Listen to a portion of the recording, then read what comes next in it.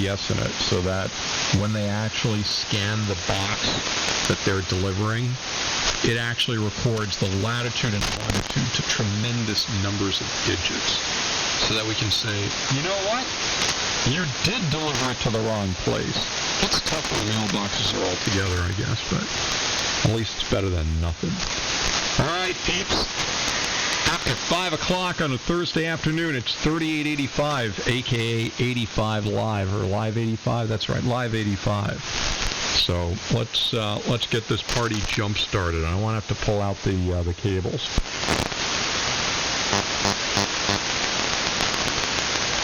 Hold on a minute. Not you.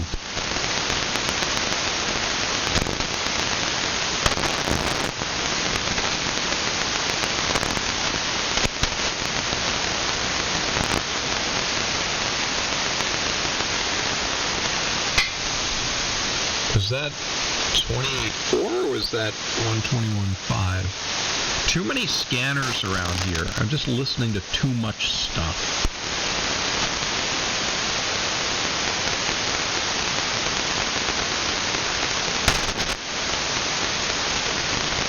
W2BTK, is that 10 minutes or what? I gotta eat something, man. I'm gonna eat. I could do it on the air. I have no problem with that. Why don't you give it a shot? That would allow me to go do other stuff.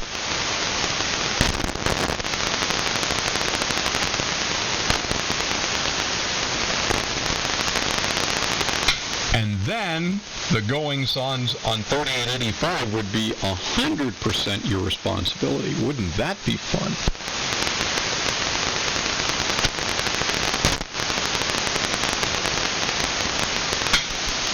He went to go stuff his face. All right, all these things happen.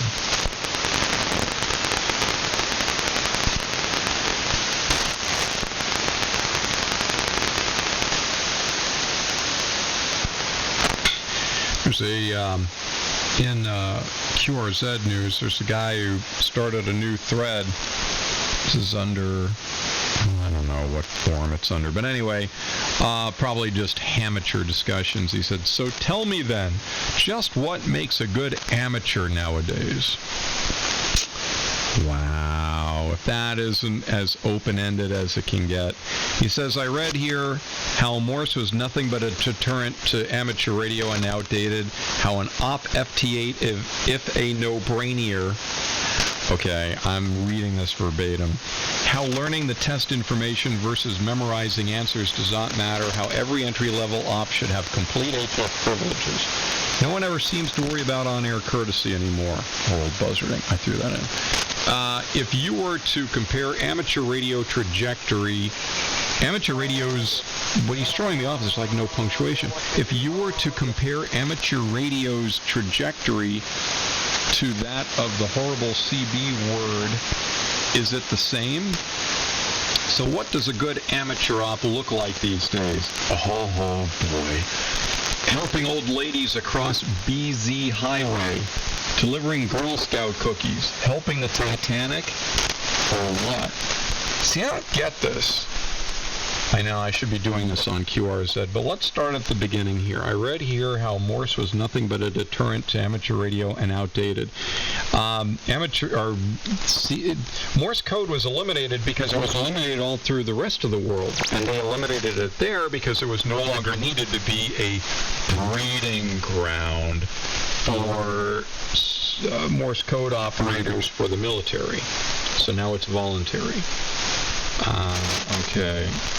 How a op FT8 if a no-brainier.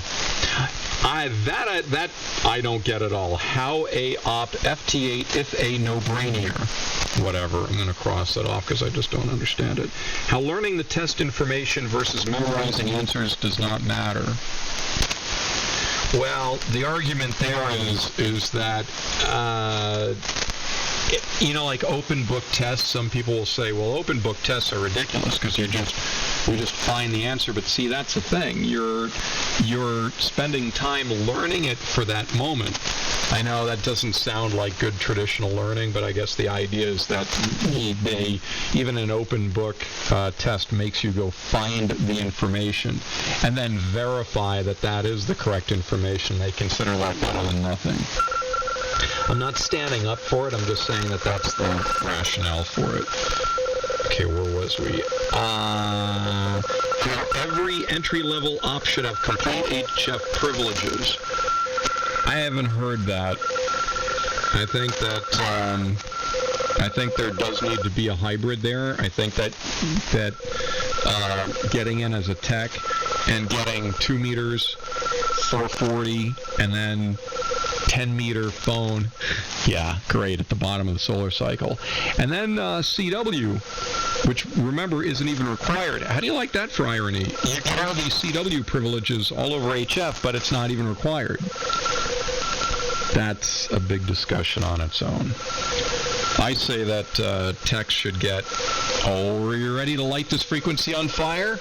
I think tech should get FT8 privileges on the HF bands. Oh my God! What did he just say? Yeah, right. Because otherwise, where do you get a taste of HF? You don't. There's no learning about propagation. There's no incentive to buy an HF rig. Think about that. You end up with this wall. You're a tech. You get 2 meter and 440. So what are you going to do? What are you going to do? 10 meters is like, except for May and June, is shut down. I know if you listen more than, if you listen and try to operate, you actually make contacts. That's true. 10 meters is open a lot more than the populace says it is. However, the majority of the time, there's not a lot of people on there. And who's to say that you don't get your license, your tech license in August? Now you're pretty much done for until April, May of next year.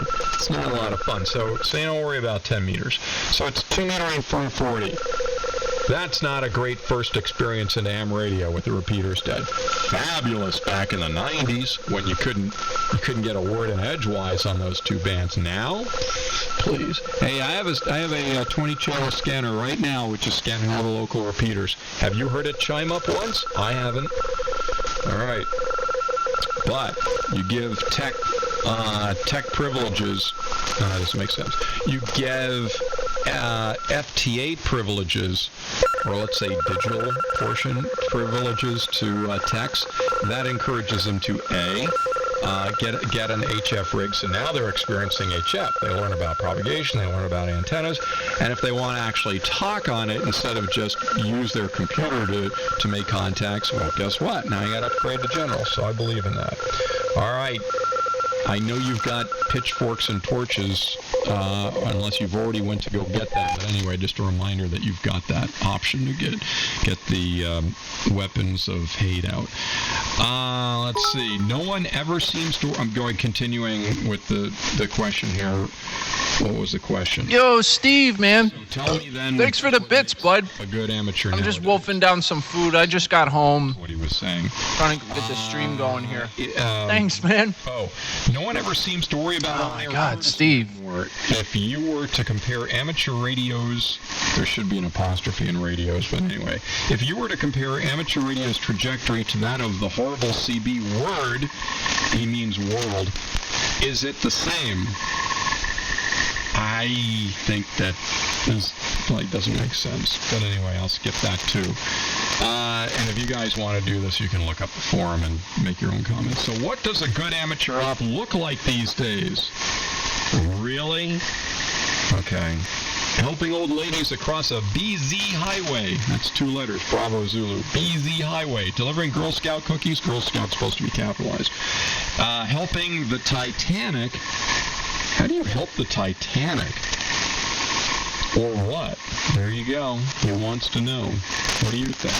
All right, N1 BCG, because I really have old buzzer.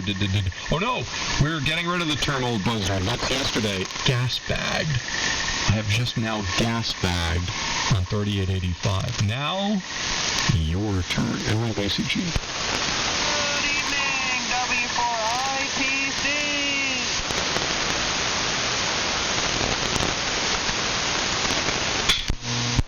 No one? What a shame.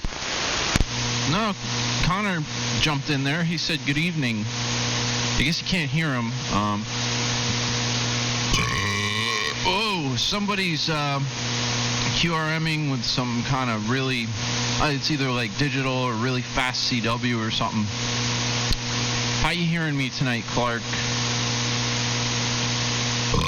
Oh, are signals down, up? What's going on? Well, I hear you generally okay, except someone was quirming you with belching. No, that was me. There was some Riddy in there. Well, do you guys hear me? This is WQITC. I'm running about 300 watts of carrier. 300 watts of carrier. And almost about 700, 800 watts of peak power. Why do you have your chest pumped out like that, puffed out when you say that? That's an accomplishment for me. All right, more gold stars dispensing them like Pez on this frequency, I guess. Good job, Connor. Hopefully you'll be able to freaking hear me tonight. Hey, we don't use that F word on this. Fucking. Hey now.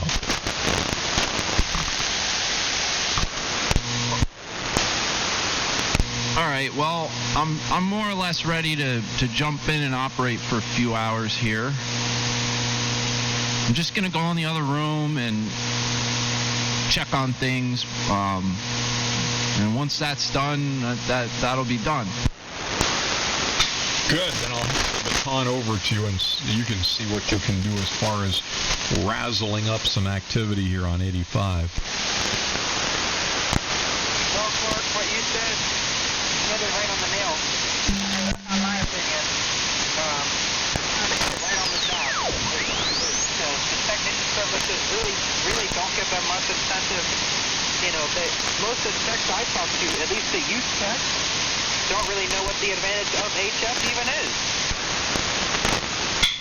Well, I get what the classic generation of amateur radio operators say when they're saying, well, you just need to be, tempted by the carrot of HF privileges. You shouldn't get any HF privileges. CW is enough.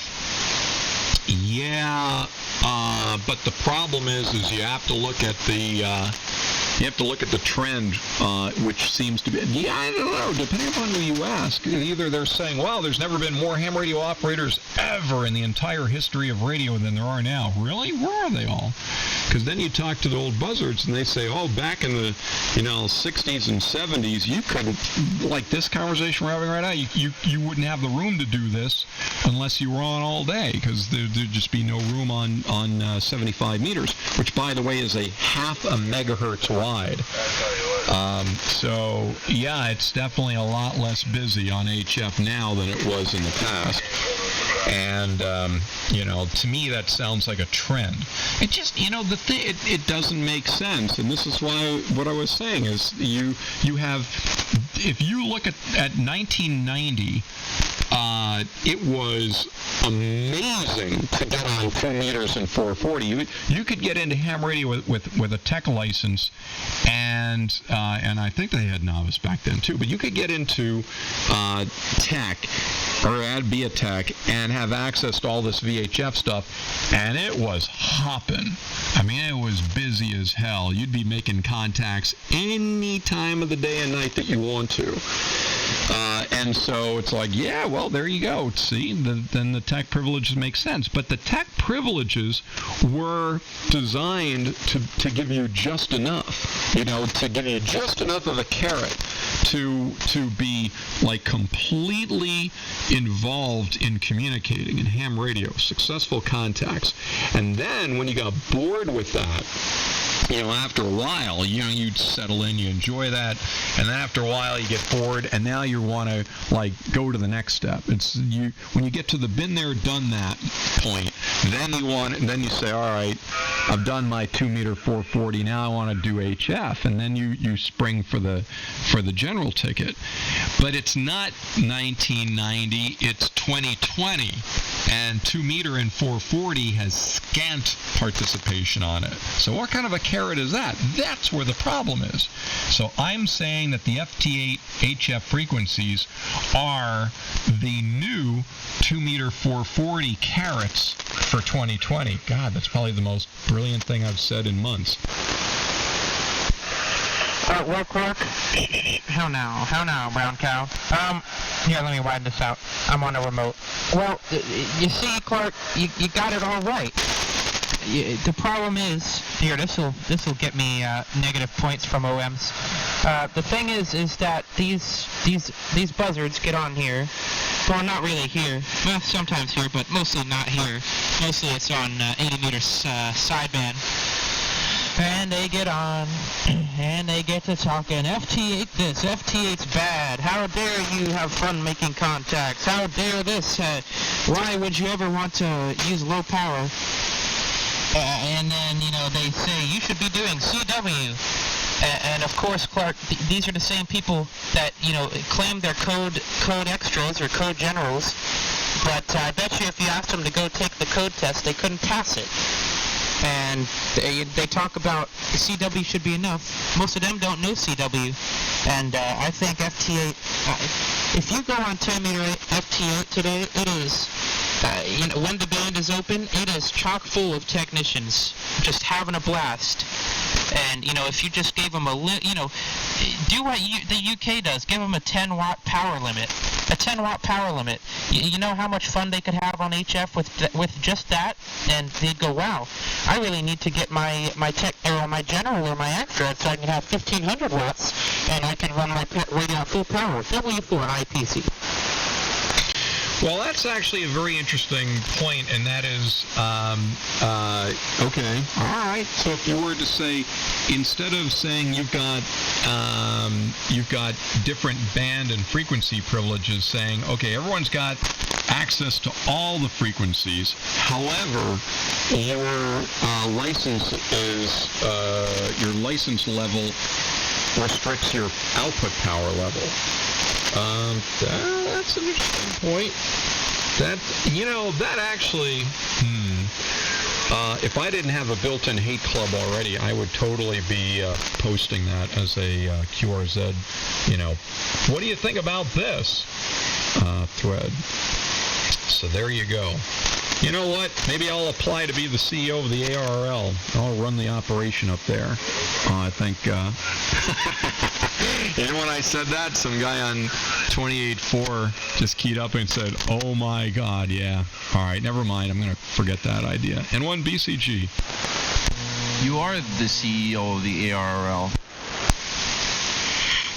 Clark. Yeah, well, Corona. So... I'll say it if you want me to say it. I'll post it on QRZ. Yay. Well, to a certain extent, I really don't care what people think of me.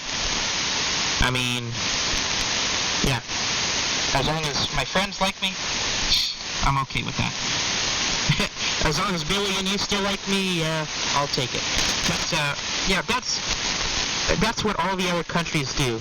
And, in my opinion, close your ears, sensitive ones. The FCC and ARRL are years, decades behind the other countries. Like UK has, they have their 400 watt output, which is their legal limit. And, they do that. But then their licenses are restricted. So the first level is the foundation. You're allowed 10 watts, and you're restricted to certain bands. And then there is the 2E0, which I think is the intermediate. I think that's the intermediate license, and you're allowed 50 watts, but you're allowed all the bands. And then you get your full license, which is everything. You get 400 watts, all the bands, all of it. And Australia does it, the UK does it, and the most of the European countries, even though it's not exactly the same, their different license classes have different power levels, instead of in the U.S. how you get this segment of band and you get this segment of band. And I think that giving people segments of the band is kind of old. But that's just me.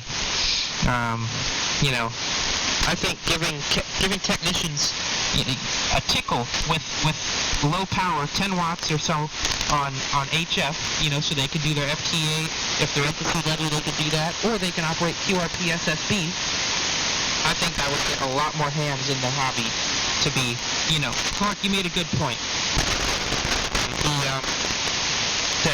The people say there's more hams now than there's ever been. Well, that is true. However, that there's more licensed hams. Keyword licensed hams. That does not factor in those who got their license and went, well, shoot, I don't really like this. This isn't for me. I'm going to just sell all my radios and I'll go do CB or something.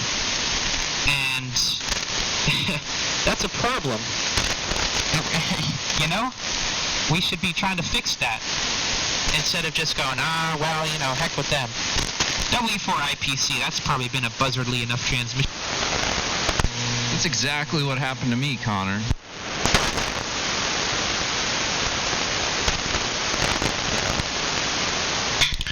Gary says it's not enforceable. There's always some naysayer out there.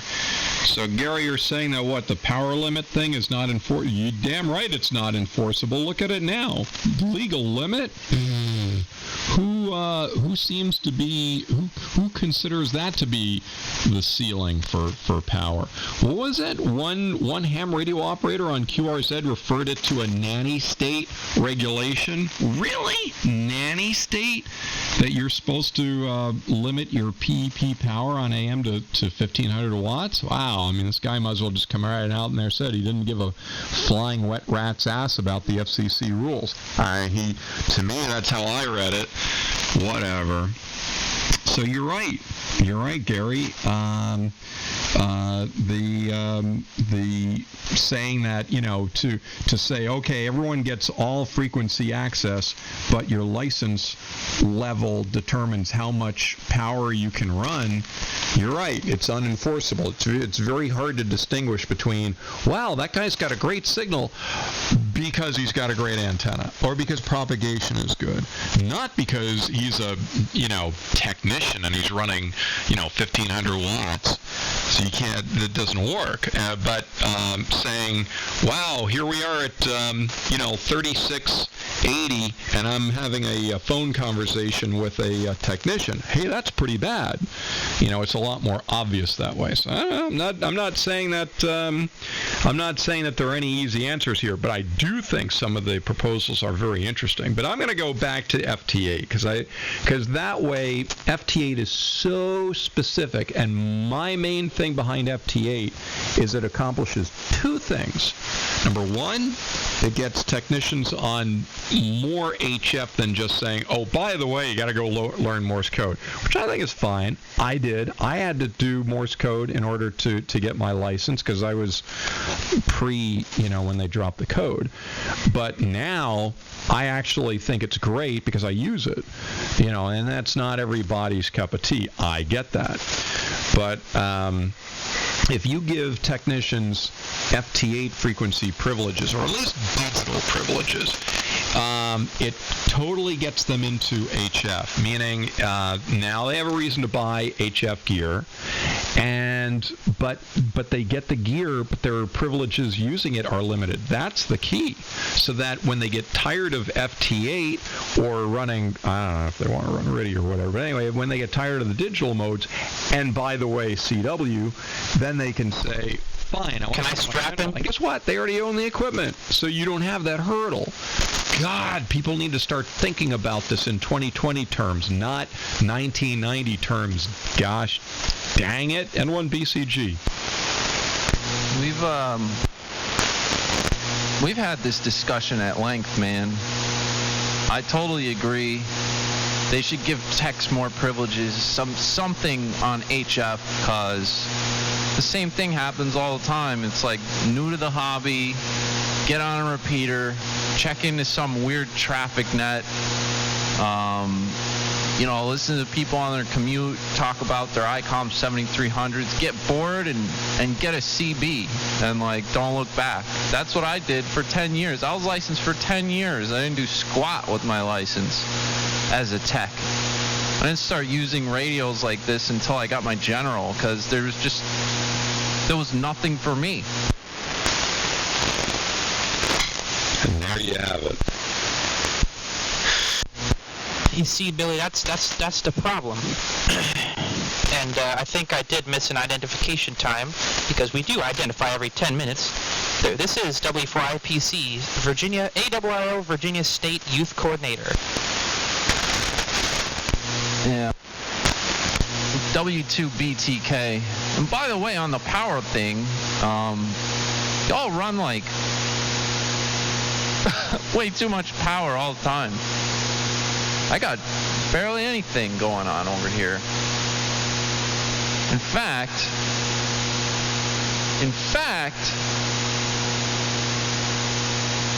y'all got hundreds more watts than me, man. Do you hear me?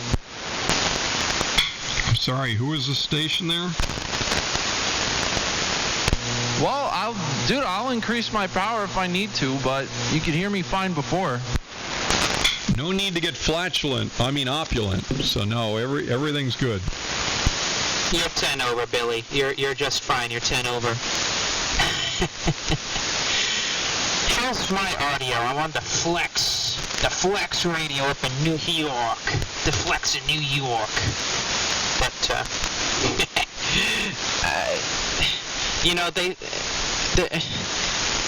that same argument. Sorry, I'm stuttering here. The same argument of, well, they can't enforce the power. I mean, that's the same. I mean, I could say you can't enforce the band restrictions. I mean, my VFI, I can go transmit in on 3.65 if I want to. It's illegal, but I still can do it, and most likely no one would bat an eye. And I don't know. And I could also run 5 kilowatts, and no one would be the wiser. W4IPC. Now, if you could just back into that audio, you'd have a monster signal and great audio, but the audio is too loud. Too loud as in what? Am I over my... Here, let me turn my processor off. How's this? W4IPC. A lot better. I'll take that. The processor is off now. But that's my thing, is you can't be like that to young hams. I mean, these are probably most of the same people that say we need new hams in the hobby. We need new hams in the hobby and all that. And I won't say that over the air. W4IPC.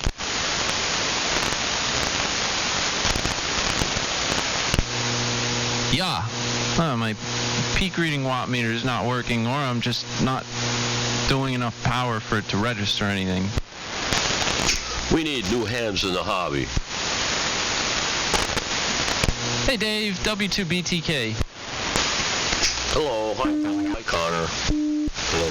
Hi, Dave. I doubled him. Did I strap him? Hi, Dave. IPC. All right, what is it? What was my I-Piss champagne? Something like that? Connor, you're acting up. Well, I could say worse. But yeah, there's my comments in the Twitch chat. I won't say them over the air because they are quite controversial. I got banned off some Facebook pages for saying that. Anyway, good evening, everybody. And Clark, my goodness, your signal is large. Okay. Connor, you know why you got banned from Facebook? Because AM Facebook sucks. Nah, it wasn't even AM Facebook. It was regular ham Facebook. Well, Billy, let's start a trend. Ham radio Facebook sucks. How's that?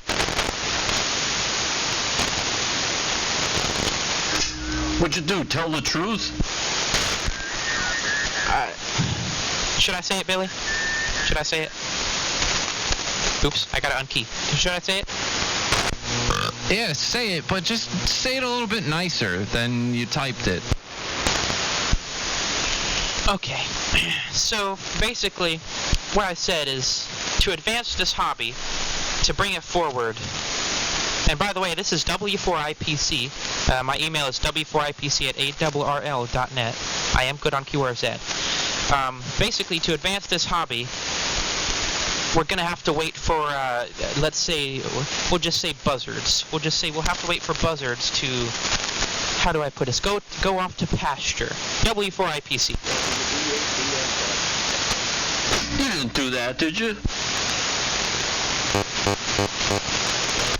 Oh, they firing up the pre-net. It might be time for Papa Smurf. You think Papa Smurf is out there? Oh, I reckon, I don't know. But I could go see. Papa Smurf's in the other room. And I reckon it's ready to go. I just have to hit 2 black buttons and plug in a blower. And then Papa Smurf will come out.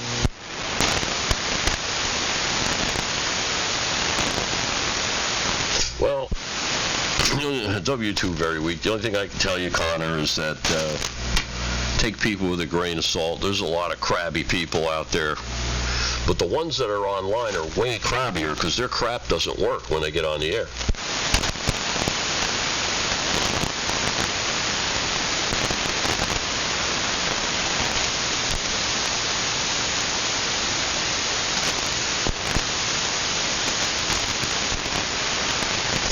He said crabby, but you could substitute the other word, sir. LOCQ, CQ, CQ75,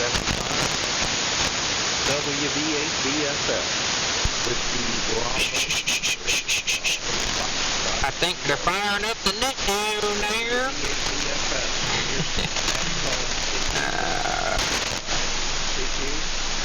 Anyway, well, Billy, we got. Let's see here. What are we doing for our output power? Wow, we're doing. Man. What are we doing for output power? I don't know. Let me see. Oh, my peak reading meter is working, by the way. There, Connor. See?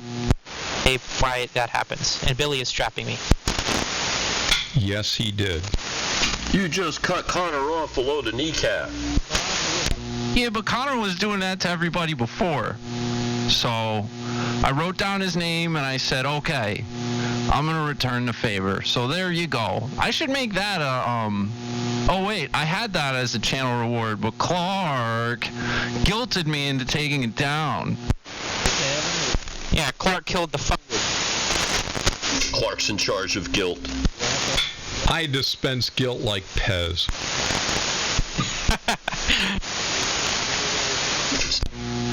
I got a lot more Variac to go there too, shiny boy. You're quite wide there, Billy the Kid. Well, once I get my Flex connected here with this amplification device, maybe I'll be able to steer the good old boy's net away from the frequency, if you know what I mean. It was actually exceeding 100% negative modulation. Let me fix that. That's the problem with the old Variac. You gotta whoop 55555555555. There we go. Proof that a lot of millennials should be fixed. You need a Variac stepper motor control and an Arduino program to put another stepper motor on a Davin attenuator at the same time. And you run it all through its range and you set it up and you just have it for every Variac number. There's a corresponding number on the attenuator and you're golden, man. That's it. It's resetability. Like I was trying to tell Brett on QRZ today. But anyway. No, me and Clark talked about that. I need a photo cell or some fancy gizmo, and then Bear came and ruined the conversation And, well, you know how that goes. Wait a minute, Bear came on and ruined the conversation. I can't believe that. He plugged up the hole in the honey tree. Bear could never do that, even if he tried. I don't think. I mean, he's not a conversation ruiner. No, but he interjected, and it was fatiguing. You know what I mean? And by the time he was done, I no longer wished to discuss it, and the original point was lost. So it wasn't ruining, more or less just overbearing. Maybe you should switch to Motrin. Nuprin, little, yellow. You gotta watch that stuff, though, if you're drinking. Well, this is good. You know all the drugs. You'll fit in real well in ham radio. Thorazine. I'm gonna drink some wine, but the problem with that is, if I drink a little bit of wine, I am gonna fall asleep like real quick. So I have to drink a lot of wine, and then I'll be up all night. How does that work? It gets you drunk. Hey, Billy, can you use some mint plants? They keep rodents away almost. Yeah, they do, and also it's basically catnip. So there was a whole bunch of mint growing behind one of the job sites. They like fenced off this area, and it just went to the earth like reclaimed it, and there was all these mint plants back there. So I picked a bunch of them and dried them out and crushed them up, and Boo Boo loved it. Yeah, I got live ones, though, man. I have way more than I need. We're trying to figure out who to give extra plants. Like every plant that we have here has multiplied. Like every single one. W2 very weak. I had a nice garden going in my backyard, and then some workers came to do some work, and that poor garden didn't have a chance.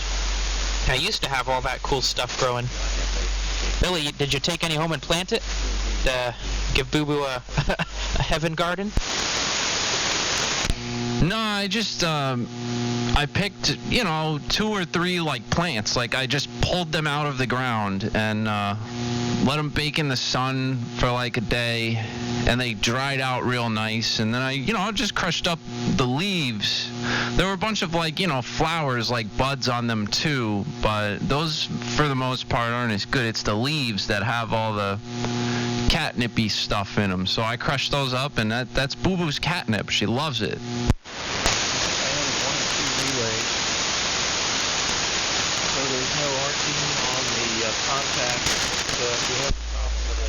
You're getting a little crazy there again. Well, yeah, I don't have cats.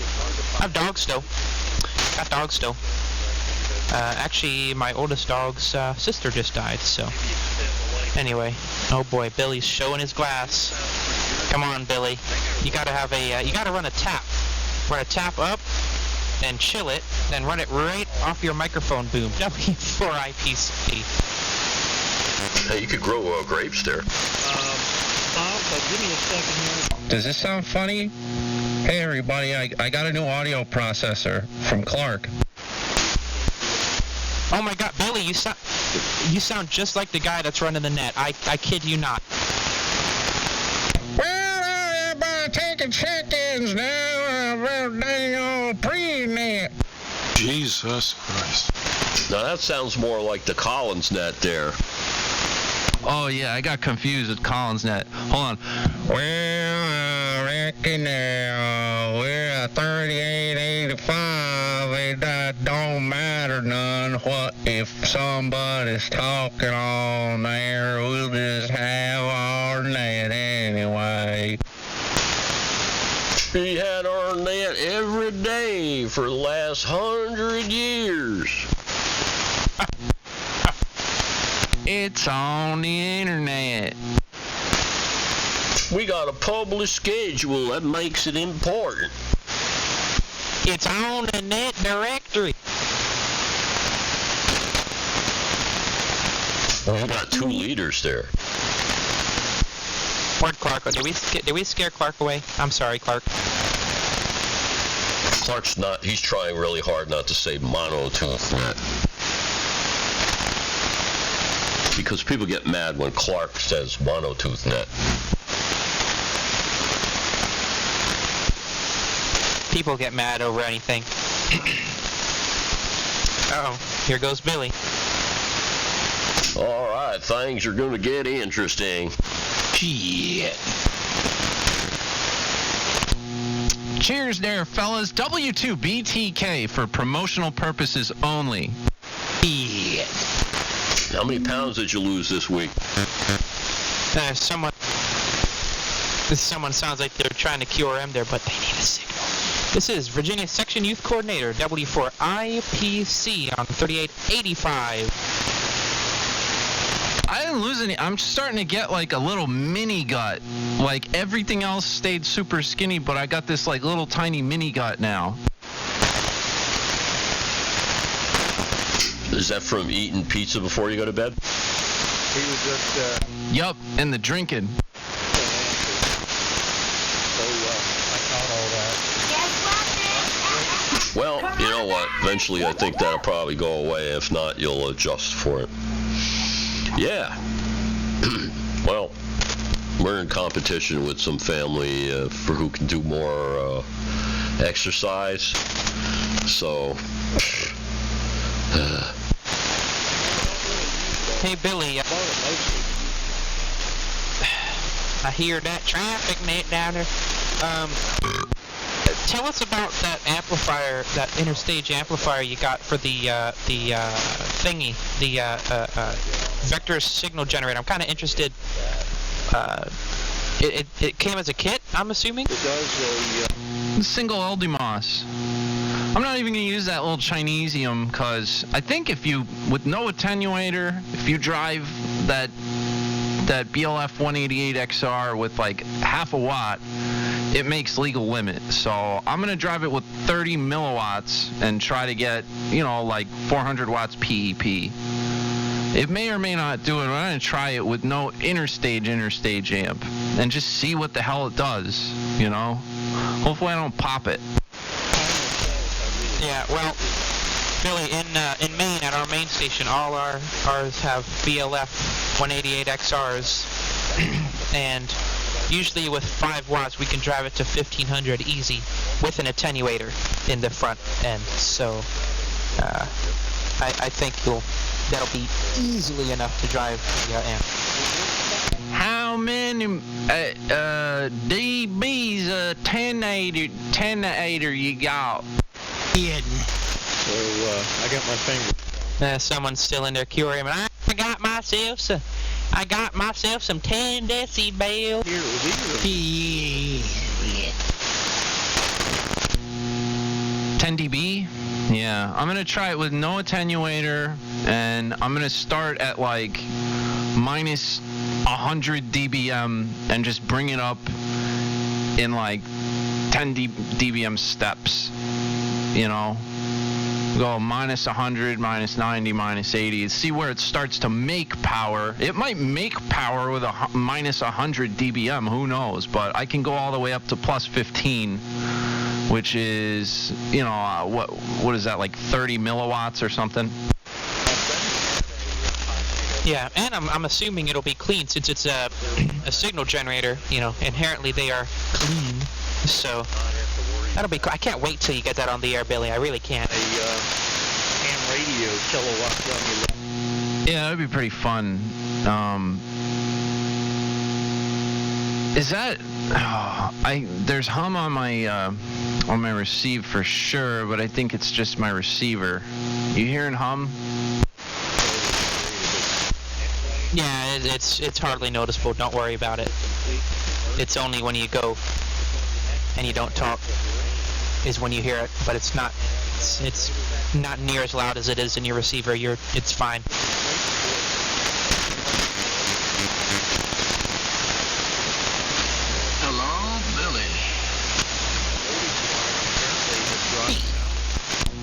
The glass from the past. Jesus. You got it right. The glass from the past. And here I am. Good evening to you. Howdy, Daryl. Hey there. That's you, Carter?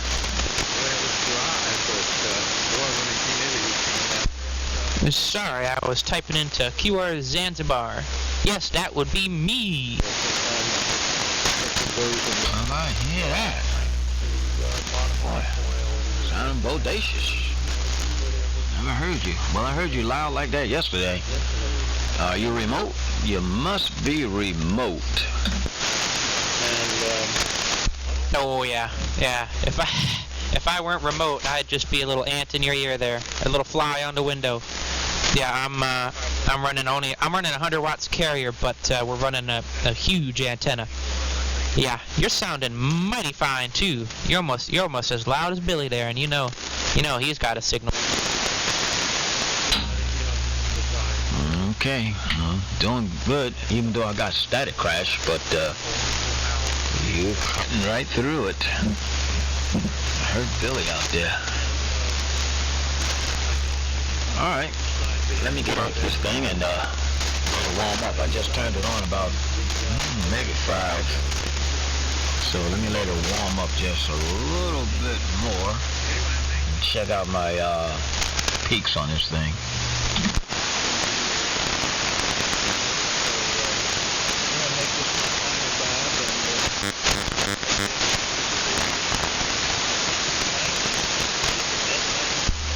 Don't everybody talk at once. And hello, Dave. I heard you out there too. Negative peaks. 90, 85, 90. That ain't bad. Let's see. 85 right there. 90. I guess I'm doing okay. Hello, Dave, if you still out there. The glass from the past. You made me run in from the kitchen there. I was stripping some celery down. All right, Daryl. Good to hear you coming through here. Very, very well. Sounded great as usual.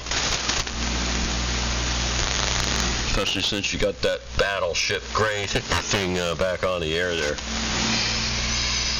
Although it was labeled hearing you on a civilian radio there a couple of times, you know. That's always fun. One question I have, W2VW, you say you're warming up your radio. I never heard you once say that it was fully warmed up. Does that thing ever really warm up? Oh yeah. Room get a little bit hot. And I touch the side panel and I can feel it's warm. But right now it's cold. It's definitely cold, but you know, I'm old school. That's why I say I gotta let it warm up. But I'm looking at the scope and she's doing her thing and bird meter is swinging just right. I got negative 90, 85 and 90. I didn't check the positive side, but I'm looking at the scope and she's telling me she's percolating. Is she percolating, Dave? Yeah, don't touch a thing. You're doing great. Sounds great. Yeah, that last couple of % on the negative is very important. A lot of people will tell you otherwise. There's a lot of weird stuff out there in sales land for AM broadcasting and processors and all that. A lot of weird science. Anyway, yeah, don't change the thing. Sounds good. Let me finish my celery out there in the galley, and I'll be back in a minute. Billy, remind me a little bit later. We'll figure that out. You know, if you know this, what the Gazinta and the Gazzetta, those amplifiers is, we can reduce it down to how many dB of gain they have, and that will hold true at any power level right on up until you start running into the gain compression when you're in the when you're at the limit. So we'll figure that out. I'll tell you exactly what that thing's going to make when you're done. I'll just be listening. W2 very weak. Nice.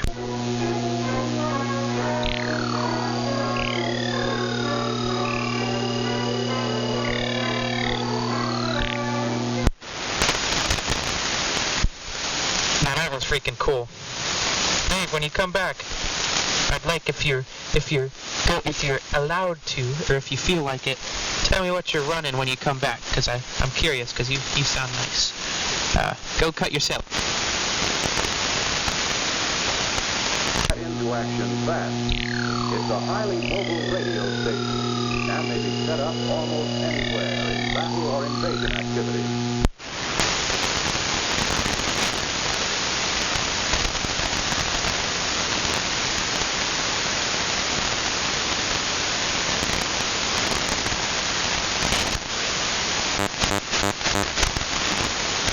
And the modulation's a little low on that, isn't it?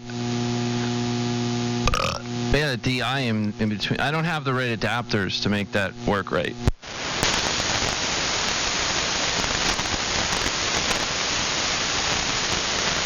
Did you see this? It's a little, the modulation's a little weak, but it is pretty cool, I must say. It is pretty cool. Well, finally got an O-scope bought away.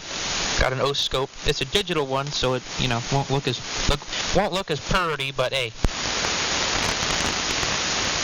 Could you see the smiley face? Yeah, it was. I could see it clear as day. I also heard one had someone singing, or not singing, like a military band song, and then the other one had someone talking.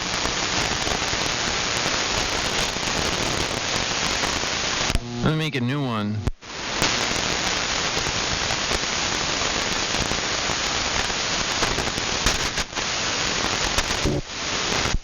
It'd be really cool if you could figure out with the colors on the Spectrum's display, or on the waterfall display, if you could figure out how to actually draw a picture, like a real, like be able to take a picture of yourself and actually draw it with somewhat any detail on the waterfall. Now, by varying the amount of signal you give per pixel, that would be really complex. But gosh, would that be awesome? Yeah, I can do that.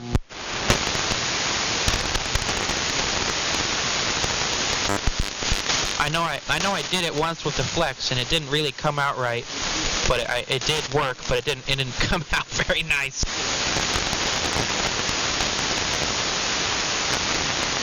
I'm opening up MATLAB. I'm gonna make something. Thanks for the call, Bob, and the chat. My buddy just got here. Well, the Southerners are getting stronger there on the net, but this is W4 IPC on 3885 at 601. Oopsie. I just gotta get the right file location path there. Connor documents IQ modulation.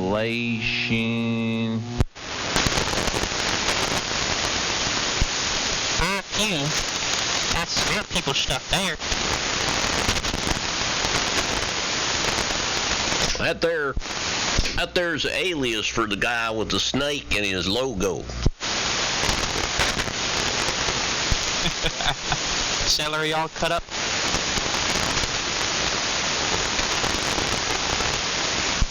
I haven't had dinner yet. Gosh darn, why is this out every time? Why does this always happen, Billy? Every time. I never eat dinner, and then I get on AM, and I don't want to leave, but I'm fat and hungry. Who gives a shit? That falls in the "that's quite a message" category. That's nice. What was I saying earlier about the people pushing young hams out of the hobby? Oh, right. Oh, well, in answer to that uninvited person, we do. We care about Connor. We don't care if you don't care. As a matter of fact, we do care if you don't care. Why don't you take a flying leap and go play in traffic?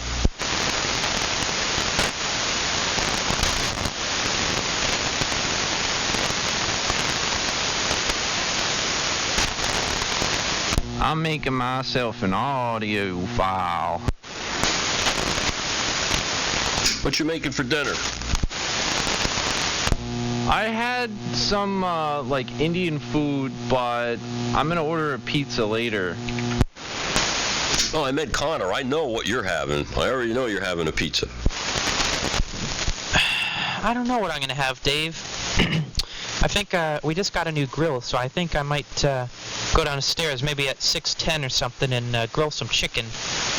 Yeah, maybe that's what I'll do. I'll go season up some chicken. I got this really good stuff. It's got all these spices and got lemon and some herbs, and I think I'll throw that up on the grill.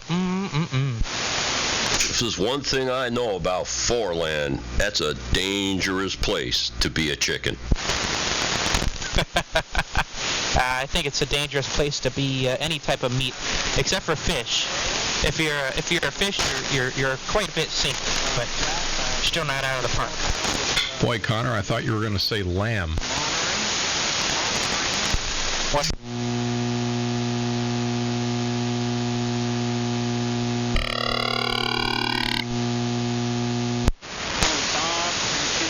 I mean, you see the chicken trucks, chicken farms, yeah. Oh yeah, actually, I'm very near to Tyson. Actually, I'm near to Tyson and what's the other one? Purdue. They're just a few miles away. Wow, that reminds me of an Ernie Onassis blunder.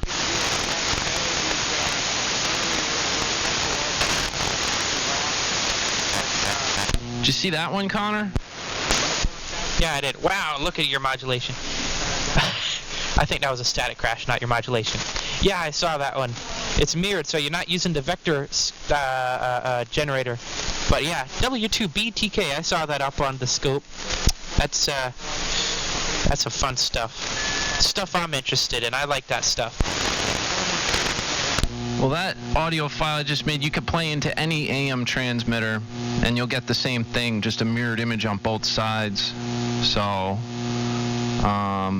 you have MATLAB? No, actually, I found a program. Let me fire it up here. I found a program. My friend showed me this. Let's see. It is called EasyPal. EASYPAL. And it basically, you take it, you give it, a sound card, and you give it a sound card, and then you tell it where you want it to go to that sound card, and then you can upload a picture, you can upload, you can type text in there, and you hit send, and it'll send it over the air. It's a whole program that does it. I'll have to maybe send you a link, or you'll have to look it up. What's it called? EasyPal? Sounds perfect for millennials. No, it's called EasyPal. EASY Papa Alpha Lima. You mean lemur? That's right. There's got to be an L at the end. W2VW. I mean an R. W2BTK. W4IPC. Wow, caving to herd mentality. And when BCG said, Bill, I want to see that thing now. I finally got the TV on. Well, I just did it. I gotta go change some XLRs around. You want me to do it again? No. Okay, fine. I'd do it, but I can't get the program to play ball here after I updated the software on my computer. Yay! I should open up FEF and see what it looks like there. It might be upside down because some waterfalls scroll from top down, some scroll from the bottom up. And I can compensate for that, but it just I don't know. There's a lot of people on the air who are compensating. It's right on the flex, Billy. It's correct on the flex. On FEF, it's not. I was watching. Yeah, because FEF is weird. Thing goes. Yeah, look. See, it goes from the bottom up. What? Let me try hanging from the ceiling like a bat and see if it looks better then.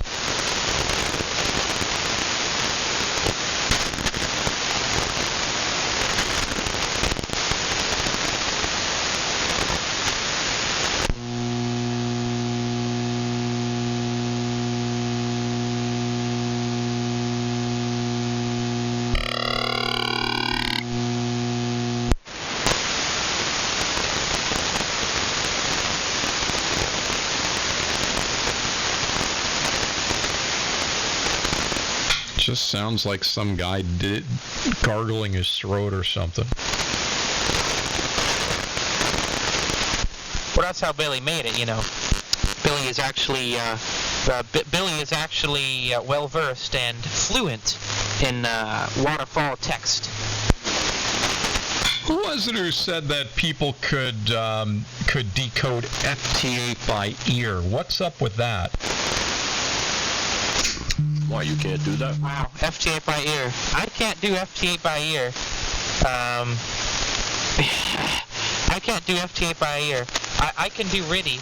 I mean, I can't really do RTTY, but I can tell what my call sign and the CQ, but that's it.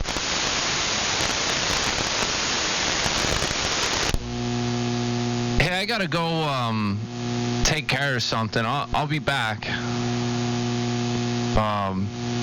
This is that roast beef for lunch. That's all I'm gonna say about that. It's repeating on you. Oh, you got a net coming up. Yeah, I'm gonna go fire up the pre-net. I'll be right back. W2BTK.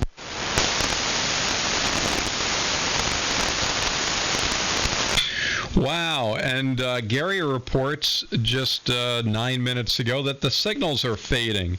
I gotta find out where he is. Are you like in the Northwest Territories of Canada or something? Because that's just amazing. And Dirty Pickle Lover, yeah, go fall into the sun. Okay, fabulous. I guess he was hearing the reports about, what is it, that NASA probe thing that's getting the close-up shots of the sun? And they've got this new thing that, whatever it is, that documented these flare-ups on the surface that they kind of nicknamed as campfires. Anyway, maybe that's what he's talking about. Signals are fading. Oh Lord, are those spots harmful? Please, it's 2020. We've already had enough issues. Yeah, Clark, you've gone down to 20 over, where you were over 30 over. I mean, you're still fine, but it doesn't feel like 6:11 at night. I'm on PSA pattern and power right now, but it'll probably come back up once it switches to night. I would hope so.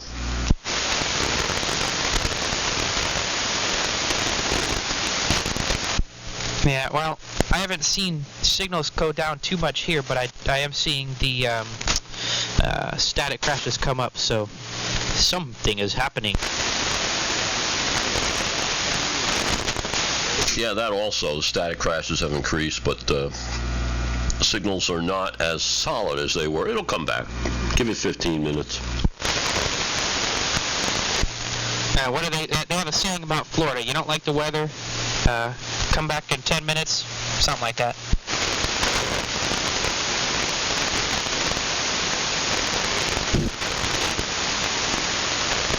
Wow. This guy, W3ATV, says tune across 75 meters in the evening or 7,200 during the day to look up the call signs of all those extra class ops and emulate their behavior. That should get you an ARL A1 op certificate. I have never received one. I guess I need to act more like them. I don't know what he's talking about with 75 meters. Oh, he's in, well, what the hell? He's in 3-land. Really? 75 meters you consider to be, you compare that to 7,200? Holy cow. Well, Clark, not AM usually, but 75 meters sideband. if you take a good listen on there, you'll hear some stuff that's comparable. I think that's the direct way. And that's why I'm here. Common sense.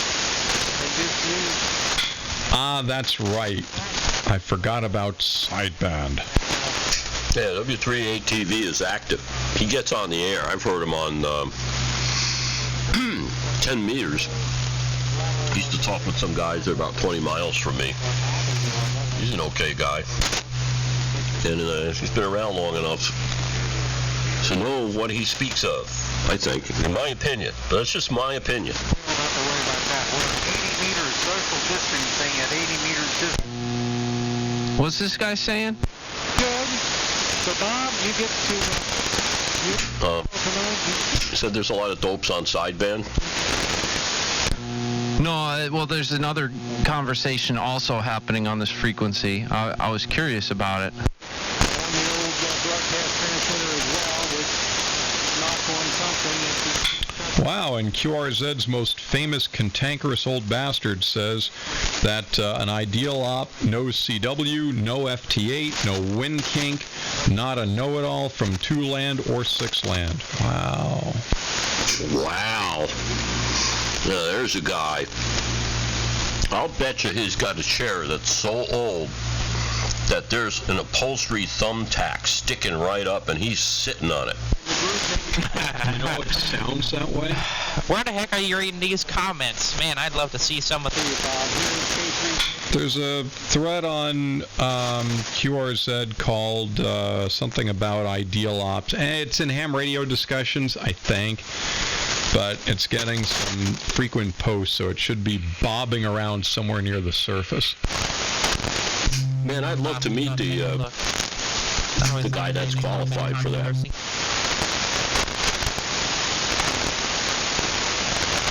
Yeah, it's called So Tell Me Then, ... Just what makes a good amateur nowadays. Very easy to find. That's good clickbait.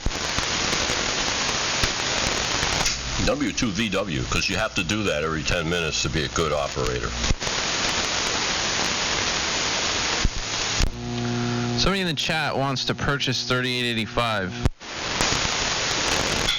It was up on eBay for 7 days as an auction and no one bid on it, so tell him he's too late. Hey, I will sell you 3885. If you're going to buy 3885, I'll sell you a bridge in New York.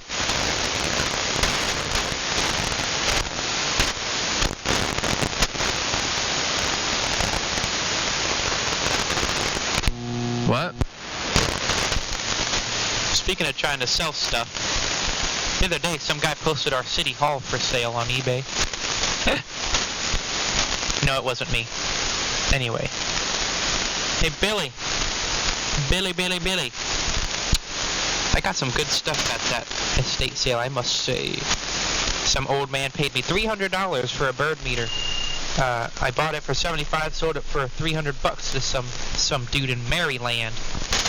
Man, I didn't know them things were that expensive. Good Lord. Careful what you see about old men. Oh no, he is a true old man. When I say old, I mean Billy's transmitter.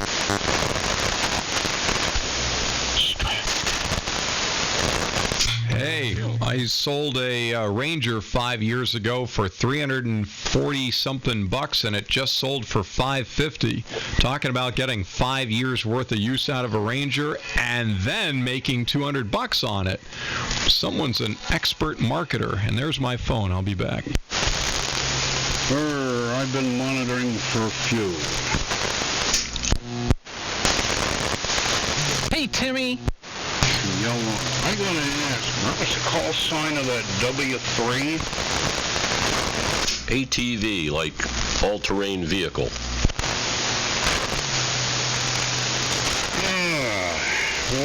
What's his name? Jim something. I don't think he did anything weird. I just looked at it.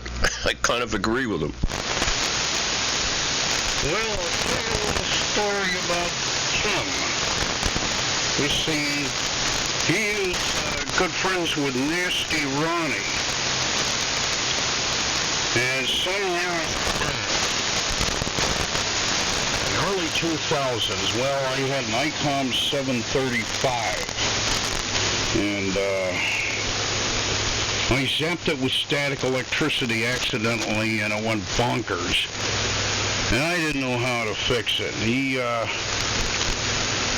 used to be on here, and he offered to fix it for free. We used to work for, I think it was someplace like Hamtronics. Used to,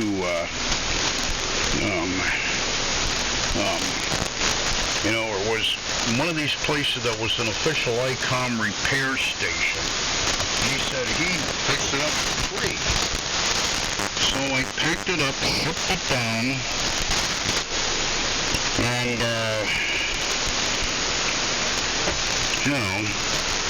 I packed it very well.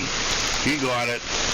A couple of weeks later, I contacted him. Oh, yeah, he fixed it. The microprocessor and the radio consist of 4 chips, and one of them was blown out, and he never seen anything like that. Well, I'll tell you, he had a BTA 1R that he was looking for parts for, and I told him I would give him a hand with converting that thing to work on 75, and all this. Well, and then I seemed to be having problems getting him to pack it and ship it up to me. And he was going on about how his dad was in rough health and all that, and he was taking a break from everything, so I cut him slack. Well, time keeps going by, and he keeps tap dancing around. Finally, I'm working up at BCQ, and I said, all right, here's a mailing address where you can ship the thing to, and I'll guarantee you I'll get it. Then he started tap dancing around and disappeared. To put it bluntly, the fucker ripped me off of a radio.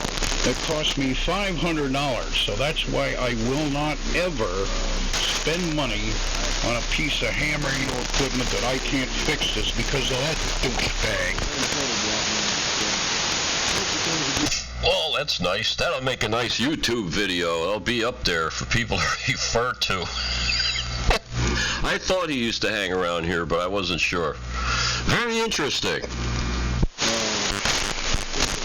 Well, the only way I would have accepted him back as being a human is if he goes out, buys me a 735, and sends it up to me. A friend of mine had a similar experience with somebody who shows up on AM, mostly on 10 meters, and complains about CB activity out west in 7-land. Oh, really? Anyway, there's more than one of the same story. Yeah? I'm not going to get into it here. Maybe in an email or at a Hamfest. If we ever have them again. Yep. 7-land, eh? You mean like, Nevada? No. Where's this guy? I think he's in Arizona. Yeah, I see. Okay. Well, all right. Yeah, just let me know in an email. Maybe the lines will cross up, or maybe they won't. But in any case, I'm not real happy, with Jim.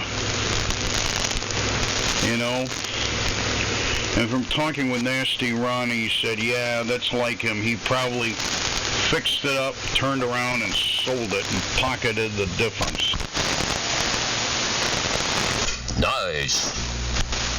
Oh, friends like that. Who needs friends? Yeah, I know. That's, my ears pricked up when I heard that call sign. It was like, uh-huh. Yeah, do things to people, and run away and hide for too long. I guess that's a way of life for some people. Hey, maybe I'll ask him on 10 meters if I hear him again. Yeah, I asked him, saying, hey, what about Tim's ICOM 735 that you have?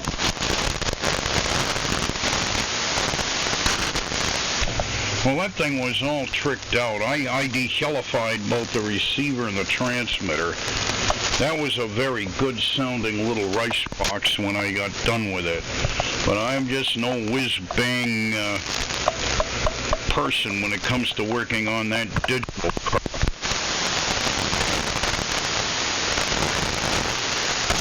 Yeah, I hear you. Plus, people who work on certain brands and all, they have access to technical service bulletins, and the homework's already been done half the time, and it's a lot easier. Understandable. There's like a stigma to people that get certain radios worked on, even if they're competent. I've noticed that. If somebody gets a radio fixed by somebody else, it's like they want to keep it a secret. Yep. You know, I was very skittish about just sending it out to have it fixed, you know, when I fix everything myself. Yeah, perfectly understandable. There ain't no hollow state devices in that thing. Anyway, a lot of guys in here, so I'm not going to hog it. W2, very weak, and I mean that. It's WA1H and y'all are sitting by.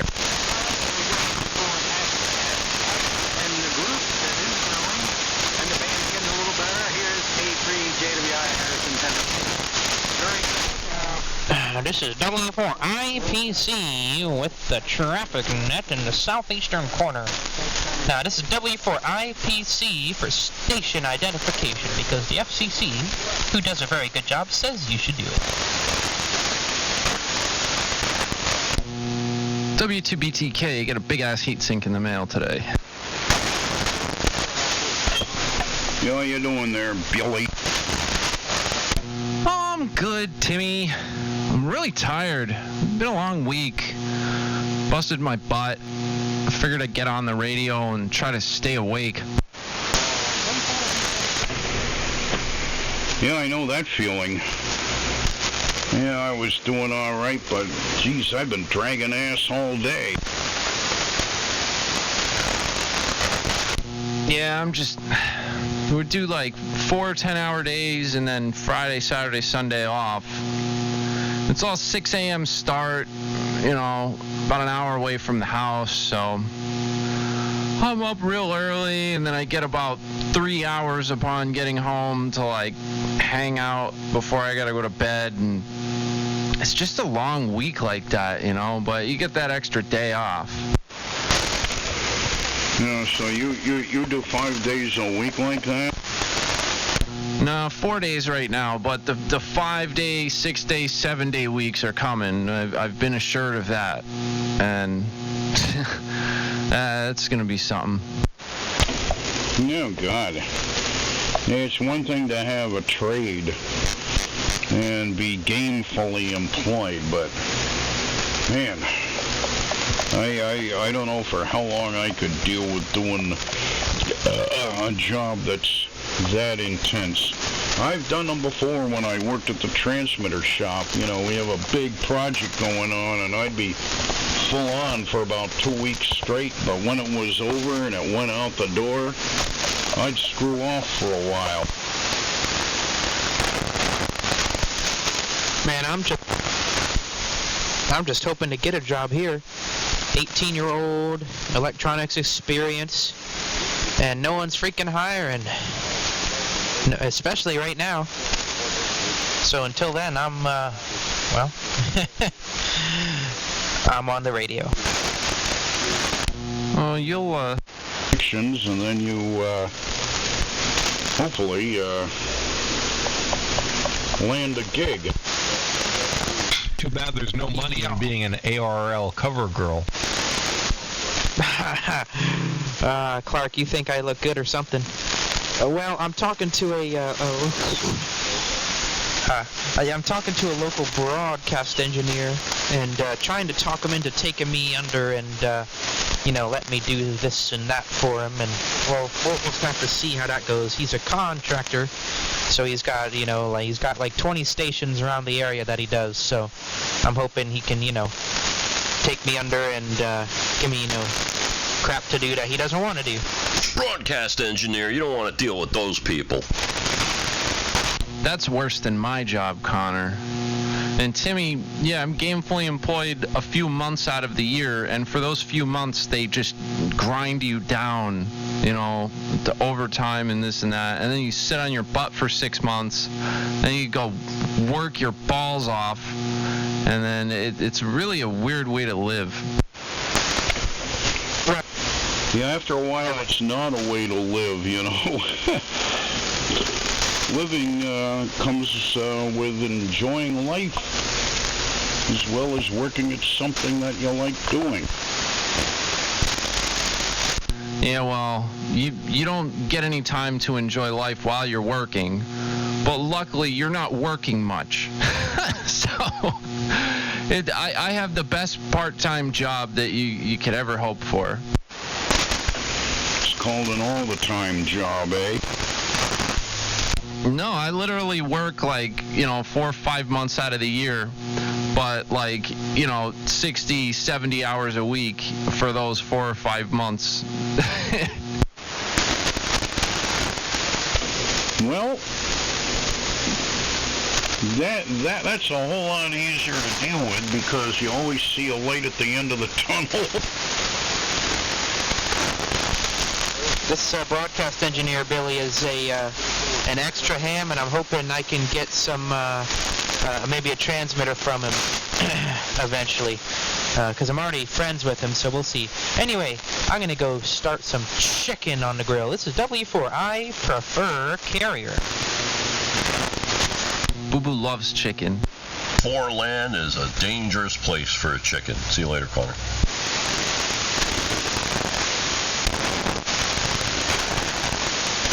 Yeah, see you, Connor. Got chicken processing plants, chicken trucks, chicken flatbed, chicken lifts, chicken coops, chicken piles of,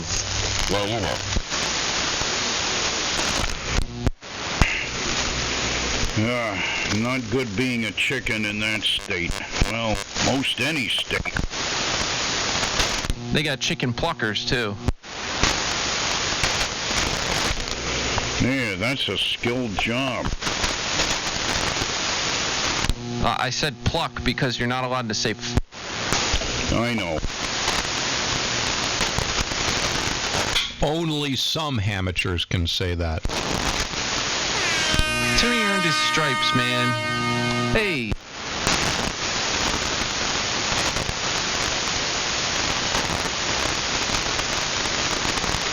I'm just a private, maybe a private first class in the 3885 Army.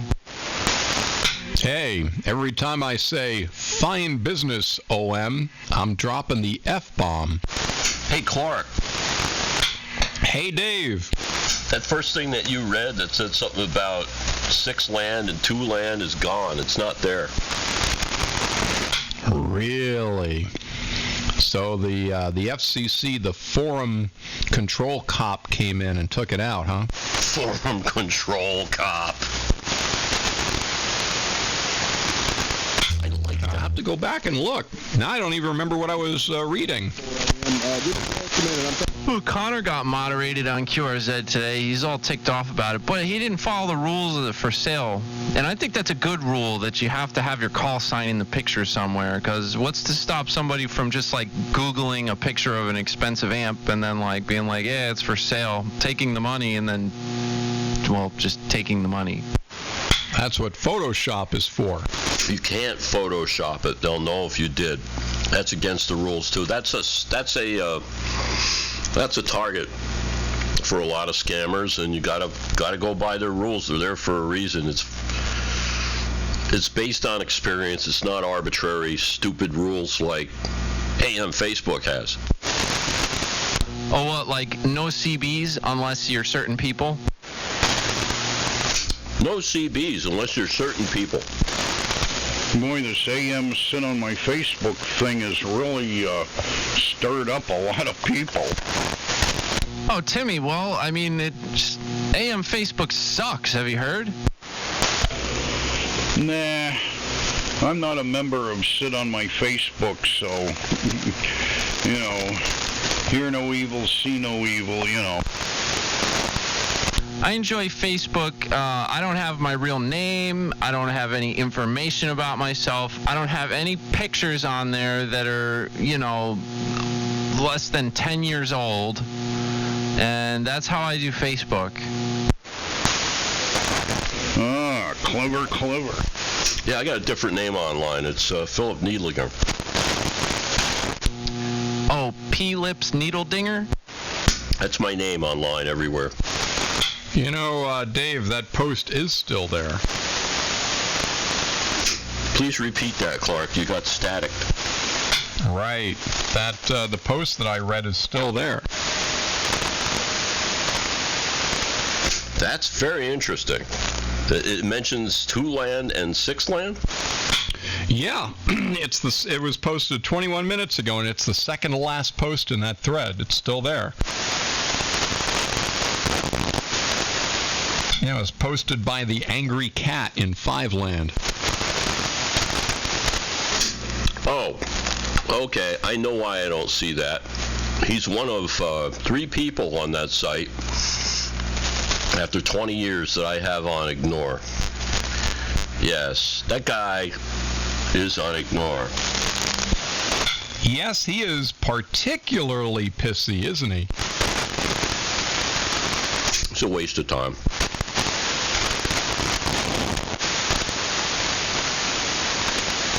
Well, just so you guys know, I got the kitty cam going.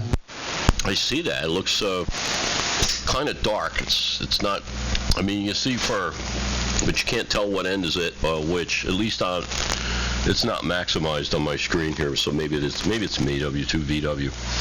Did you know that since AM Facebook started, the monetary value of Facebook has gone down something like 32%? I wonder if that has anything to do. It probably does.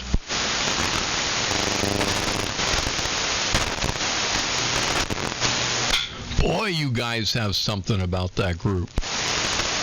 Well, AM Facebook has no value except to provide a service for people who just suck at radio, who want to be involved in radio, and have power, you know? Like, they can't...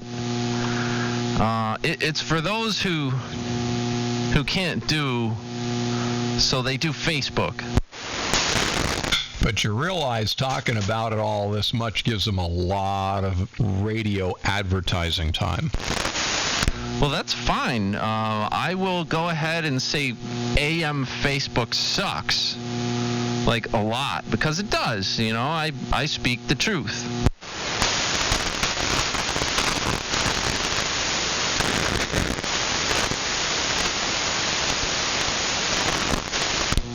You just don't like confrontation, Clark.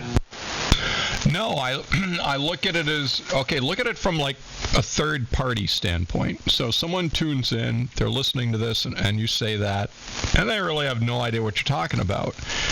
See, it's like you do, but they don't. Well, all right, how about this? I'll just advertise for my stuff. I'm streaming live on Twitch right now. Go to my QRZ profile, find the link. W2BTK. Who doesn't suck? There you go. And then you can promote your Pantheon and your GoFundMe and your, and all the other fundraising operations you have. You being the media mogul that you are, or the up-and-coming media mogul. Subscribe to get Clark's OnlyFans. Am I hearing things, or is there another QSO on this frequency along with us? No, there is, Timmy. That's the pre-net. That's the monotooth net down there in Georgia. And we got on the air, me and Clark, and about a half an hour later, they all fired up, right on top of us. I could check the web SDR down in Georgia. I'm sure they're hearing us just fine. Usually once the propagation changes a little bit, it gets kind of hairy and then it ends. Yeah, that's funny, the monotooth net. Yeah, the Gullet Coast monotooth net or whatever the hell it is.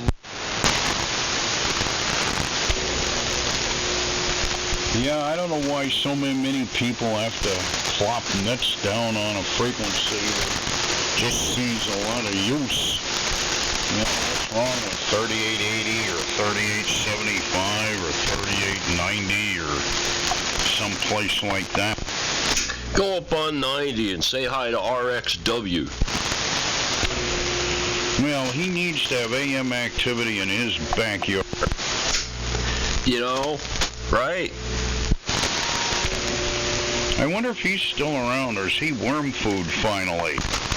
Are you kidding? Only the good die young. He's got a different call sign, though.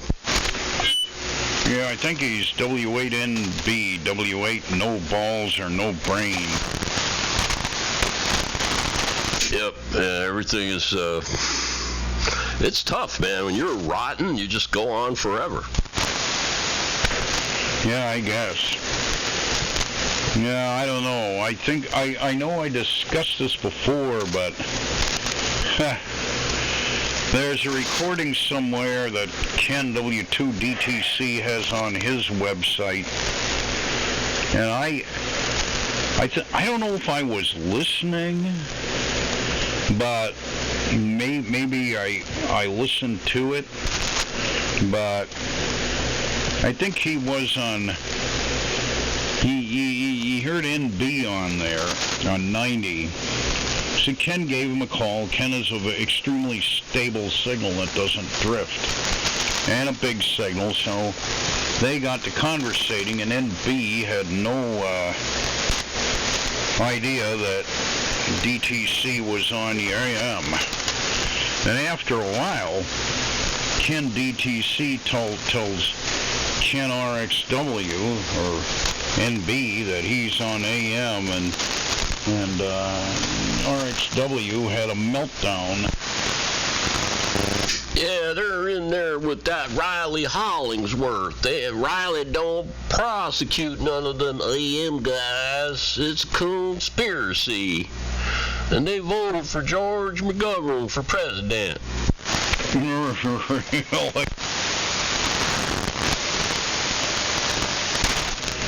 Well, I haven't heard him on, but I guess he's become part of that group of idiots on 92.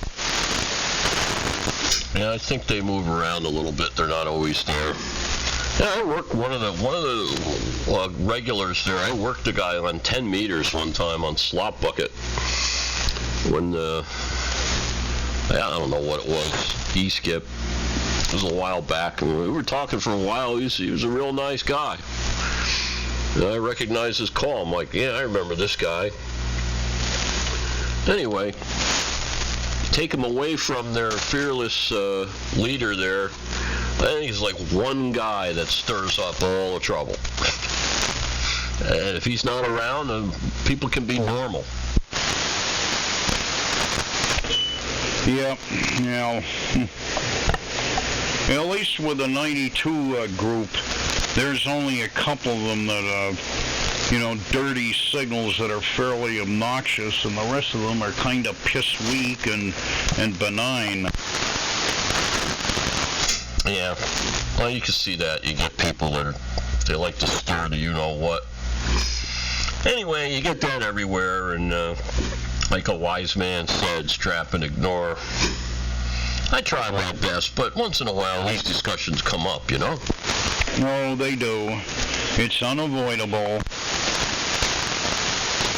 By the way, I heard you on last night calling CQ for a half hour, and I just gotten back from like a 4-mile hike, so I wasn't gonna fire up. Yeah, well, it was a rough night in the trenches, and I bellowed out CQ after CQ. And, there were 2 rounds. Round 1, it seemed like there were all these piss-weakers calling me that I just could not hear. So I just kept calling and calling, or maybe it was on 40 meters I ran into a similar situation. And finally, Joe WA2PJP calls me, and we're talking for a little while, and my wife and I previously were talking about the comet. Said, well, if we hike up to the top of the hill, it's just at sunset, and there still is a little bit of twilight left, you might be able to see it. So we hiked up the hill, and you couldn't see much of anything because the residual light was just washing everything away. So we came down here, and that's when I started playing radio, and she talked about, well, maybe in 45 minutes or so we should check it out. So I'd already pissed away at least a half hour bellowing out CQs. Joe comes back, and we're getting into a little bit of a conversation, and then Marcy reminds me that, well, aren't we going to look at the comet? And I wasn't going to say no. I mean, I was the one who proposed the idea, so I signed, and we finally saw the thing. Kind of bleached out, but it was there. Came back home, fired up, got on, bellowed out CQs till I was blue in the face, and, finally got a response. And, by that time, I was just too tired to stay up. Yeah, I missed when Joe answered you, but I heard W2VW. I heard a bunch of guys answering you. There was guys on sideband. There was guys on AM that had too much sideband that were also off frequency. There was like 5 different guys calling you. Not one of them had a readable signal unless you turned on the prod duct detector. So you saw the comet. You got a good look at it. Did it have chlorinol? Yep. What was that last comment, Dave? So did the comet contain chlorinol? It may. That's that bluish-green color to it. I need to find that pair of binoculars, and then I can see if there's chloroform in the or chlorophyll in the colors. Oh, it's chlorinol, man. You were around in the 60s. You remember that? And then if you really look hard, you might have even seen the Tidy Bowl Man. JTD. Yes. They're having a date with a Tidy Bowl Man. Chlorophyll? More like borophyll. You ever see that movie? No. Oh.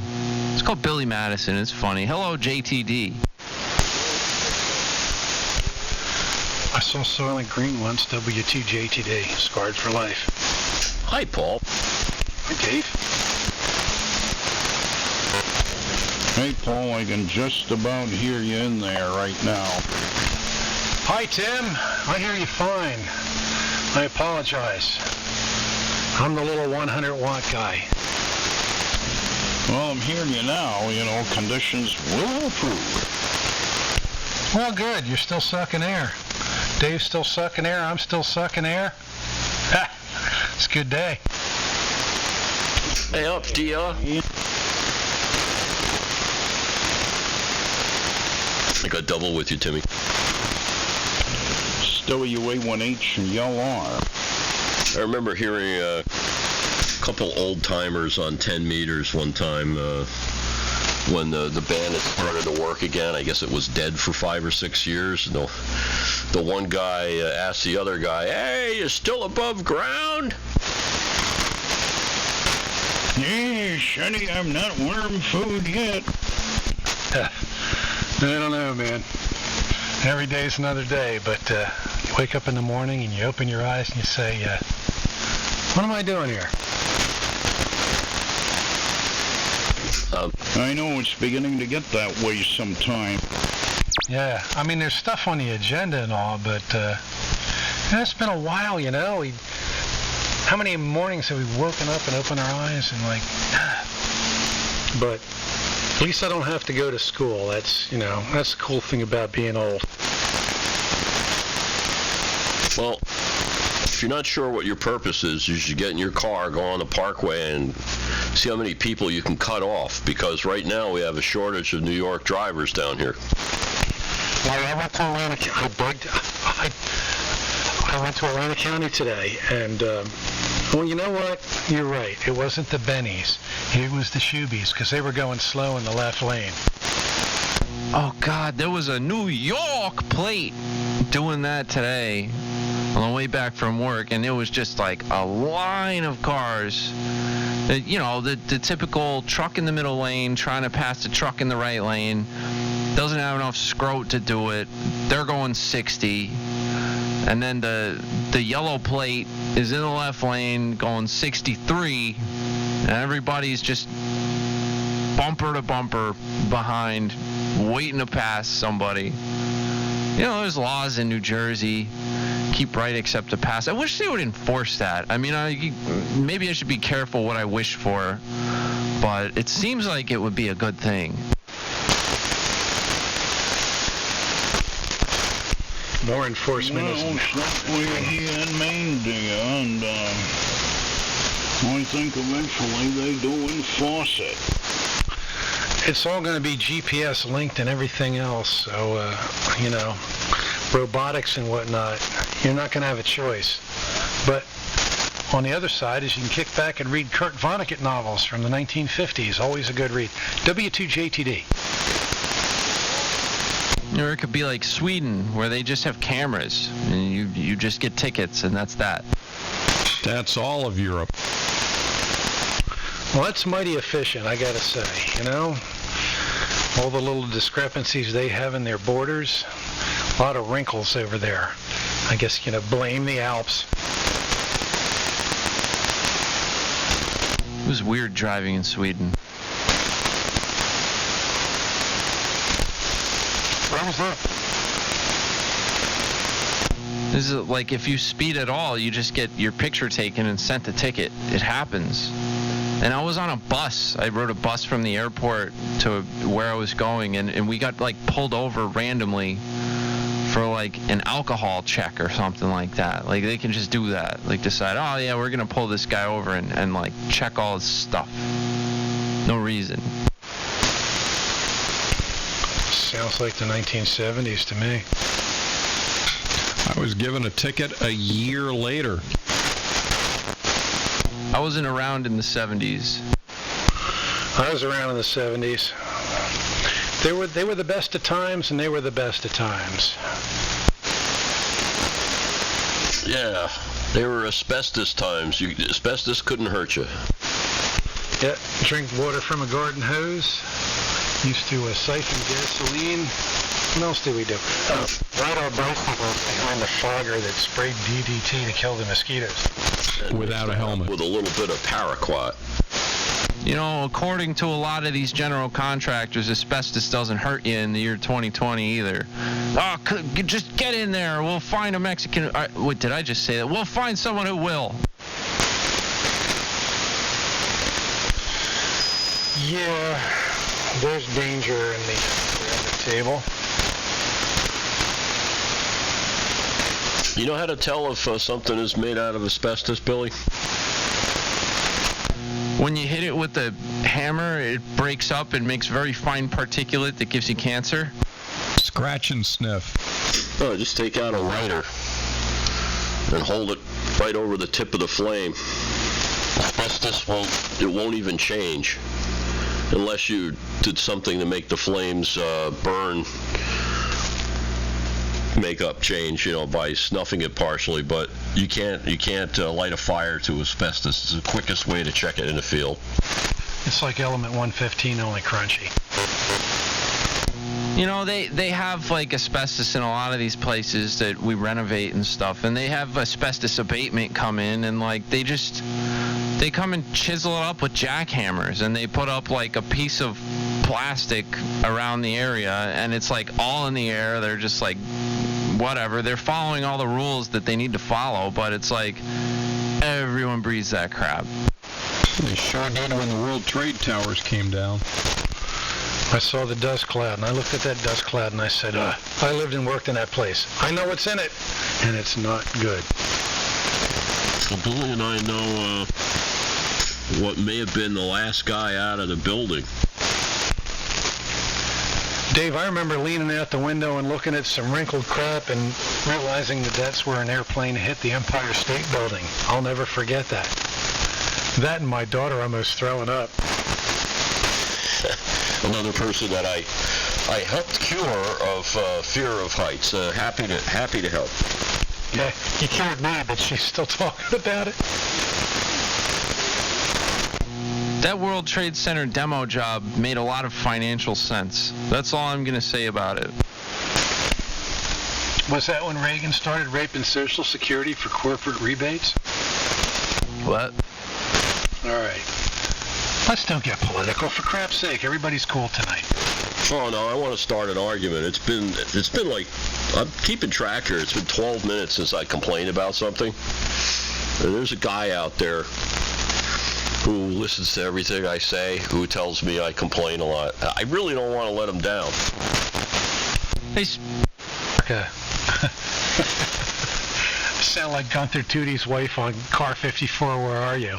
Listen, America! I've known Dave a long time. He's not a whiner. Hey, speaking of complaints, I think it was Agnes Pons. What was her name? Played Gunther Tootie's wife. Want to start the piss and moan net again. I'm telling you. Would thou please, son? He's a quick keyer, isn't he? We do need a piss and moan net. I can't think of the woman's name. And no, I'm not a whiner. But I am a complainer. I want to piss and moan that with the theme song from some boot. Speaking of complaints, the complaint department for the W2BTK Twitch page, I'm just throwing it out there. We do an edition of the piss and moan net. What is this? From a historical perspective, I think it's a high fine business idea, and the old man would approve. This is W2JTD. W2 very weak. It's WA1H. Yell on. And W2BTK. This is rough. It's like a mosh pit. I started writing that right away, Billy. I just been busy. Yeah, Roger right on tempo. Static's been a mosh pit, man. This band's been nuts for a while. Had a guy drop a tube socket off from God knows where in the universe this thing was built today. I got to put it in for him. It's going to be fun. Hey, word around here says you fix stuff. Well, yeah, I do sometimes. Send me an email. Yeah, okay. Yeah. I don't know. I have a lot of cool stuff around here I'd like to get fired up. I'm just, there's only 3 things I'm lacking. Energy, and something that happens after the biopsy when you're in bed for a while. Energy! Yeah, man. I can help. Be happy to do it. That'd be fun.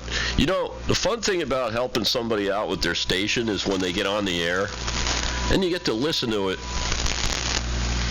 and it's like working well and all. You know, to me, that's a big part of this whole thing. What else am I doing here?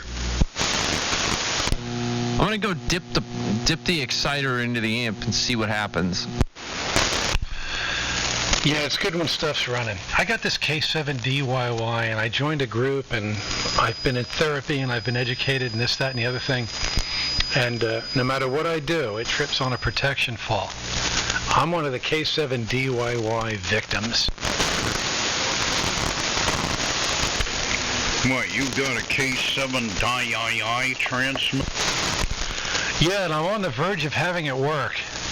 I have to do a lot of experimentation because A, I've got a terrible antenna system. B, my tuners are coffee that nobody would drink, cans and baling wire. And C, I don't know what I'm doing, but I'm getting closer. It's dropping less on voice peaks. Seaman, is it my imagination or is there a lot of fade on signals? Yeah. Now.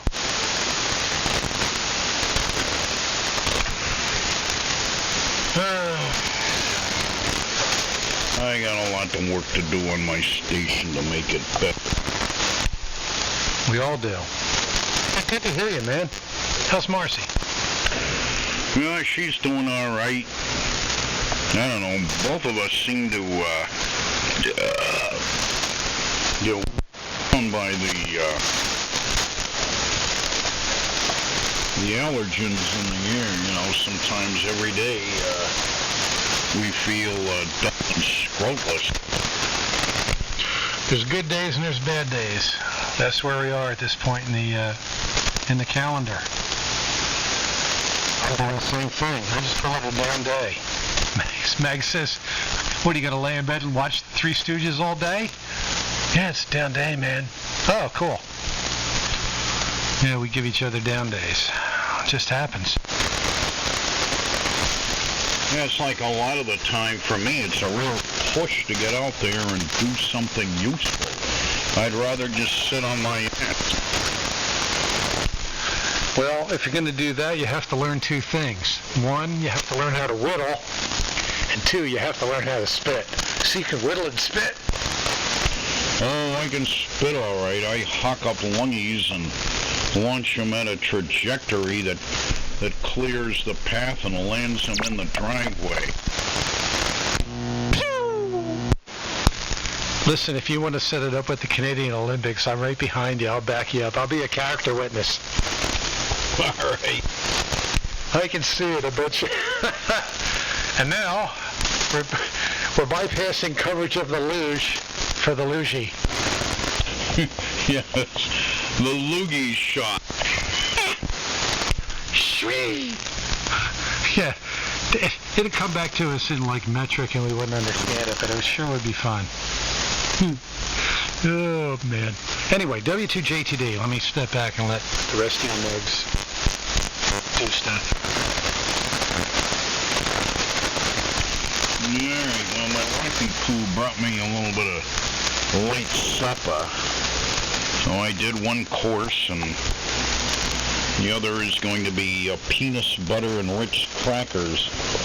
I got the crackers, but I gotta go in the famous other room and get the jar of penis butter and a spreading implement.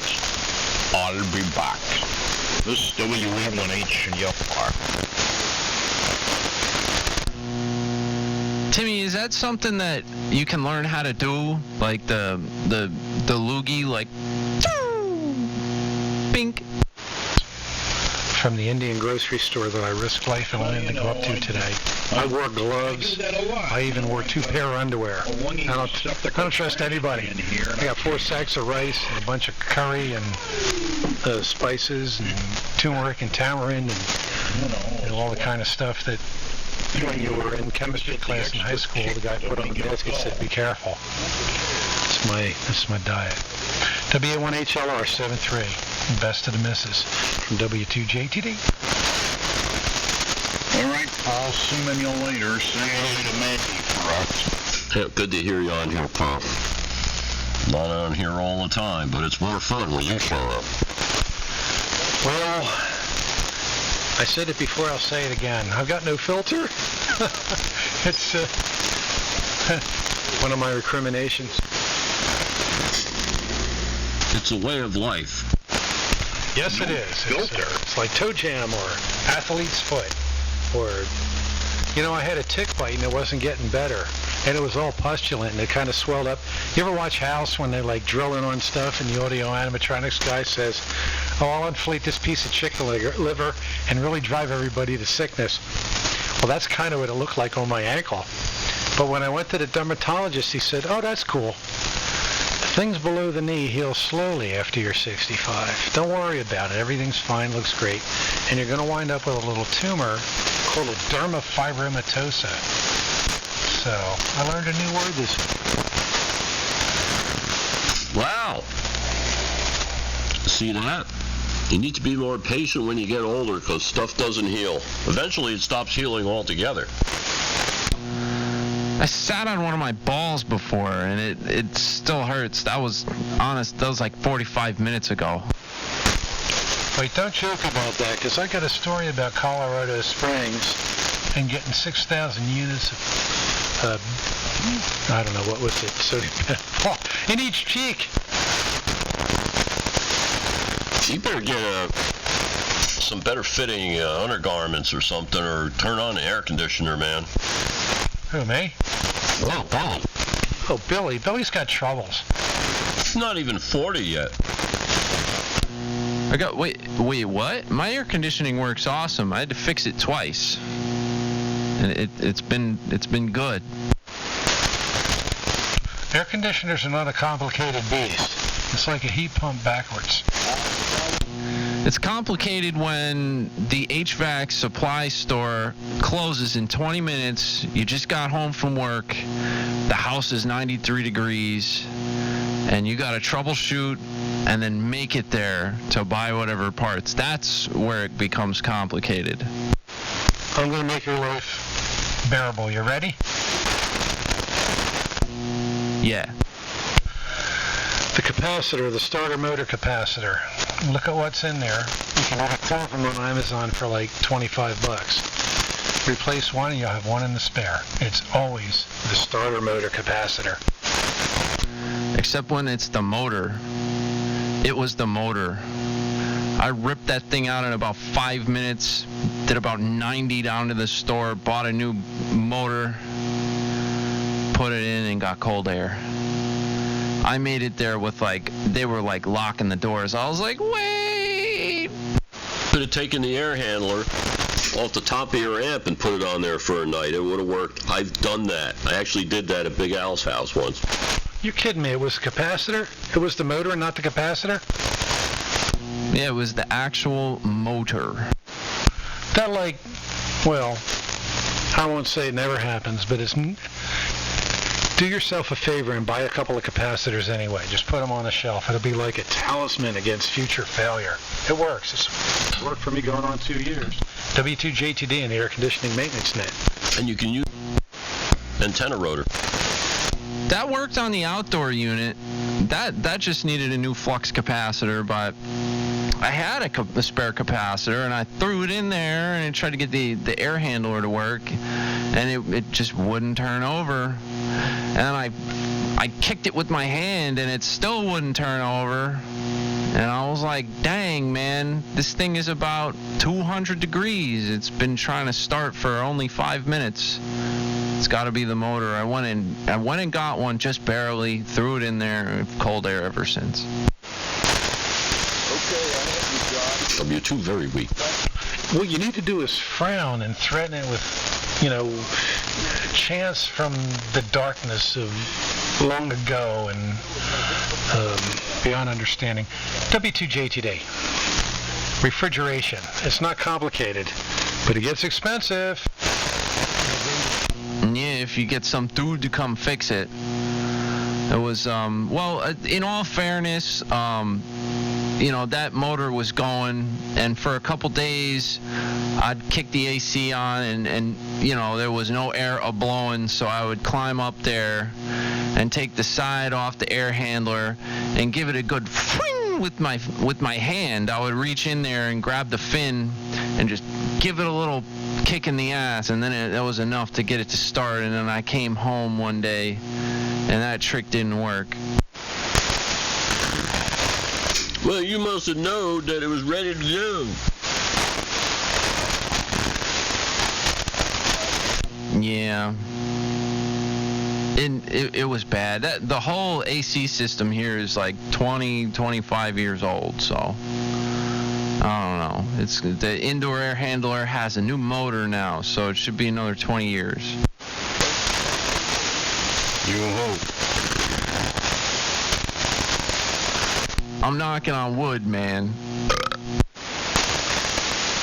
It reminded me that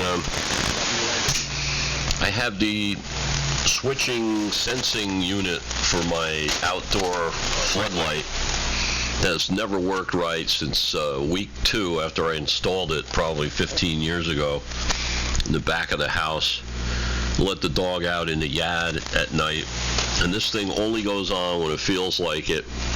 And if you walk out in the middle of the yard, it will shut off and leave you in the middle of stuff that you don't want to step on. There's all kinds of things growing there. And I really decided, I'm going to get rid of the thing, so I finally replaced it 2 days ago. And the whole rest of the light fixture is fine, so I just kind of rebuilt it. Put it all back up, focused the lights. It's beautiful. It works great. Even the dog loved it. And I left that sensor unit sitting on the picnic table in back. And I got my 48-ounce ball peen hammer. And maybe later on, I'll get my face shield. I'll go out there and I'll thank it properly. Face shield, I like that kind of talk. Safety. Yeah, that's no joke. You hit stuff with hammers like that. I learned that lesson. I was a very young child, and I would go over to my buddy's house, who was like, it was a different kind of family, not a lot of supervision, and there were some plates of glass, and we decided to jump on them. And that's when I learned, that's like stuff flies around. Oh, my pizza's here. Can you hear my Ring doorbell going off? It's about to. I gotta go out and get that thing. All right, you guys, you're doing fine. I'll be back. W2BTK. I have a pee. I never heard of it. I heard that Ring doorbell. It's the same thing that happens to me. I could be out in the outer squeedunk, and the Walmart throws a package on my porch, and it plays the fairies in my pocket. It's getting old. Yeah, you got to turn the vibrator on, man. I don't need a vibrator. Dave, you know my medical history. Nobody really needs a vibrator. I worked with... There was an individual that had to deal with a bunch of 4x6 cards with maps on them and stuff, and basically she needed a vibrator 24/7. Hey, probably doesn't make her a bad person.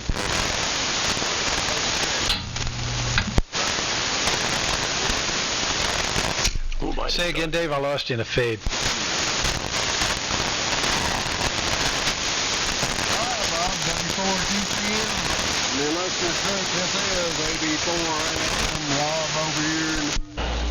I hope I'm not too late for the net.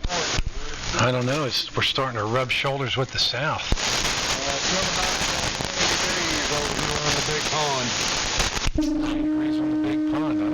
Yeah, that must be the net. So I'm in time. Okay, very good. Actually, no, I'm a little bit late. Is that Chris? You sound like Chris. Hey, that's me. I still insist there's a resemblance. Say again? Yeah, I don't know if you're hearing the guys down south. Hey, Chris, JBL, Paul, W2JTD. Howdy do. Oh, hi, Paul. Of course, I recognized you. Yeah, I hear the guys down south. It's propagation. Project here. This house, I think that's why keeps putting get on there. And the weather here today was I'm really stupid, and we're going to hold our ground there. 2 landers, 1 lander, and 3 landers on here. No matter. We're just going to keep going. We're going to filibuster some more. Hey, anybody with a Yankee call? Anyone with a Yankee call? Anyone with a Yankee in their call sign? Preferably ending in Yankee. Please check in now. Oh my God, I'm about to have the garlic overload. This is going to be a Thursday night tradition from now on. It's Thursday? What do you got on your pizza? I got an extra large cheese pizza, but in addition to that, I got cheese-covered garlic bread and garlic knots. I'm probably going to eat the garlic bread and the garlic knots right now and, like, not even get to the pizza. Oh, that's great stuff. For the heart transplant early? Have you seen me? I mean, I'll be okay. Hatzel and Bueller make sure that, you know, I don't gain any weight and that my heart pumps hard all day. Yeah, I weigh 110 pounds and I live on habanero sauce. My father lived to be 92, and he ate bland food. I figure I'm going to die any day now. Oh, God. I thought I was the, well, Jesus, I'm down to 127 pounds. I lost a lot of weight since I quit work. I feel fantastic because I cut my food intake in half. Oh, boy. I take after my mom, although she was a bit tinier than me. At 4'10" and 90 pounds, she lived to be 93. Lived on peanut butter sandwiches, cottage cheese, and cream sherry. I live on pizza, hot dogs, and beer. I hope I make 93 like Mom. My father was lean. He was a lean, mean, stupid machine. He had Alzheimer's. Poor man. But he was a brilliant. Nothing he couldn't comment on. But anywho, yeah. Apparently, if you stay lean and move about from some point A, B to B, maybe walk twice or 3 times a week, you'll make it to be pretty old. W2JTD. I gave up on the walking thing. I never lost any weight walking. But I just, I don't care to. I mean, I live on a mountain. I could do it. I could get good exercise. But I have energy. I never stop moving. I'm put down more footsteps, more miles a day than the average person by a lot without going walking or running. W2VW. Well, that's your walking there, Chris. You're walking all around the cottage there, the cabin, as it were. W2VW, JBL Radio. It's W2JTD, where the men are men, the women are few, and the sheep are scared, or giving me the come hither look. Hey, Bessie, come here and stand still. You got pretty lips. Us here's W2JBL. Stand still. Come here, Bessie. W2BTK. Who among us have seen Deliverance and walked out of that theater changed? Nah. I knew what was good. I wasn't all that surprised. I know places in northern New York and central New York that are like that, and the people are like that. And I'm not kidding. Well, that's scaring me, because that rode me off the south, and I'm thinking, hey, New York, the Adirondacks, the lakes, you know. Yeah, well, I'm not talking about Tourist Alley on, the Route 9 going through Lake George. I'm talking about up there in the North Country. Same thing for Vermont and New Hampshire, WL7B. Oh, yeah. Hey, Bruce. How you doing? Yeah, they got the brand new SS Chevrolet out front. Freaking living in a mobile home that's got tarps over it. It's crazy. Yeah, Dale Earnhardt. Earnhardt is God.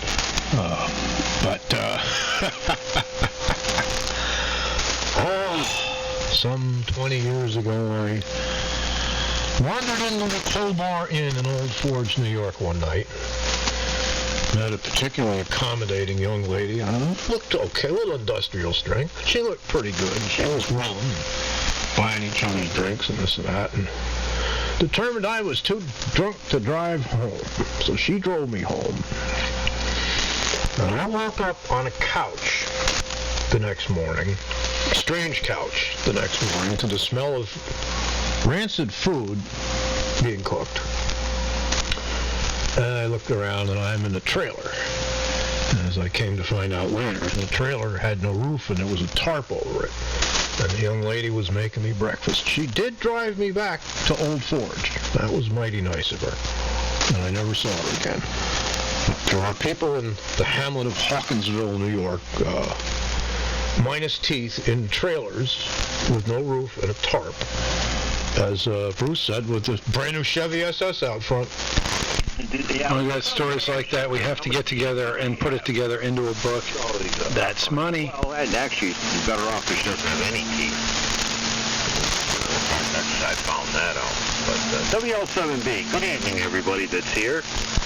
It was a bit of a double, but Paul, that's your Bruce answered it about the teeth. Oh yeah, well these stories of Humble. I always wanted to collect all the Humble stories into kind of a bag, and I think they could be linked and very entertaining, if not, illuminating. W2JTD on 3885. Slumming. Hey, Chris, the frequency's in use. Come here, Bessie. Bye. Stand still.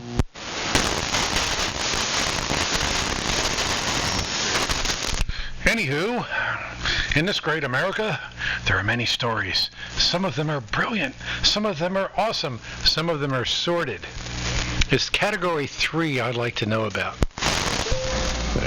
Well, in that scene in Deliverance with the kid with the banjo and the club foot sitting on that porch, that cabin, that porch and everything is almost a spitting image of my camp.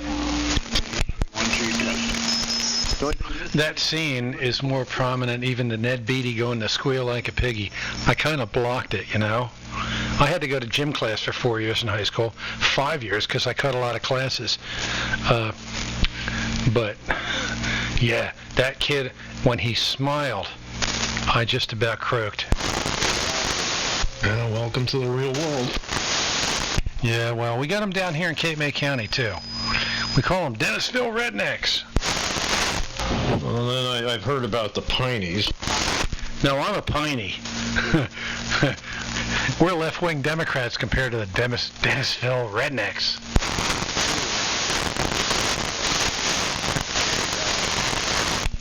The Piners are a historic kind of a culture of almost an Appalachian ignored populace that made their own way, scratching off the land between, bog iron, the Batstow bog iron forge, and pretty much,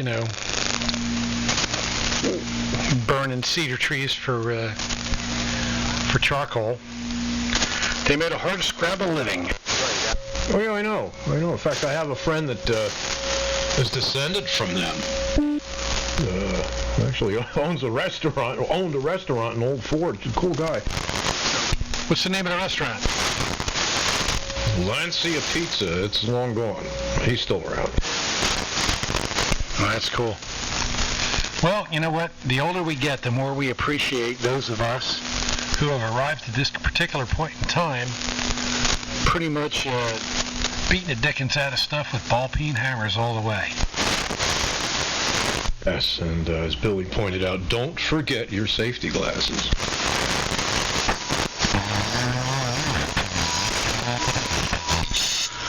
Yep.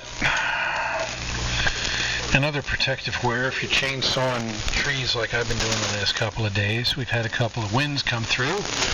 Middle Township, Cape May County. Vacation land, USA. Stay the hell out. I'm tired of following you when you're going slow in the left lane. Welcome, New Jersey, to New Jersey. Now get out. Oh, God, one of my neighbors up at Camp Old Forge had a sign made up that says right, it's at the end of the pavement where the dirt road starts, and most people in their right mind know when the pavement ends and there's that unmarked dirt road, you shouldn't go down that road in a rural area, but some do.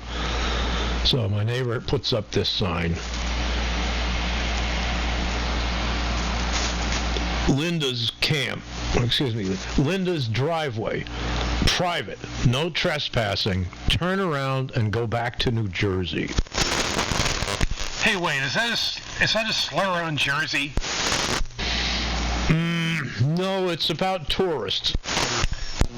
Jersey sucks, and I know that because I live there. It's so familiar and yet so vile. Jersey might suck, but not as much as AM Facebook sucks. That's right. AM Facebook sucks. Let's see how we're doing down in the Georgia web SDR. I can prove that these jerk-offs hear us. You know what I mean? Let me do it now. No, you can't say jerk-off on a net. That's for down on 3705. There's a lot of things you can't say on the air, but you're totally allowed to say jerk-off. It's not a curse word.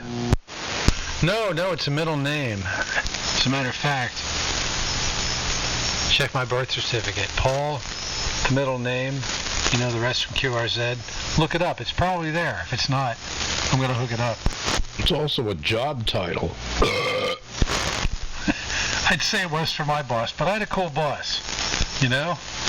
I worked for a lesbian for 20 years, and I got to tell you, I would never have changed it.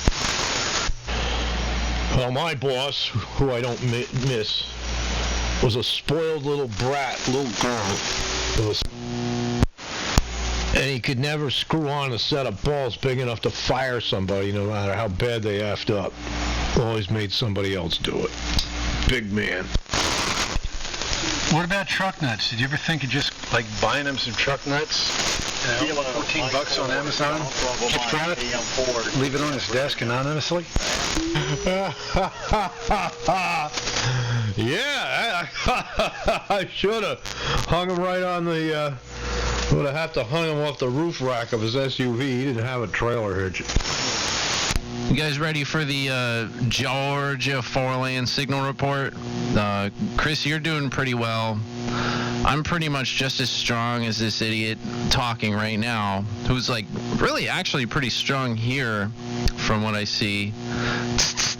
Hello, we're using the frequency. We've been on here for, let me see, just for documentation purposes. This QSO has been going on for over 2 hours, 17 minutes, and 22 seconds, right?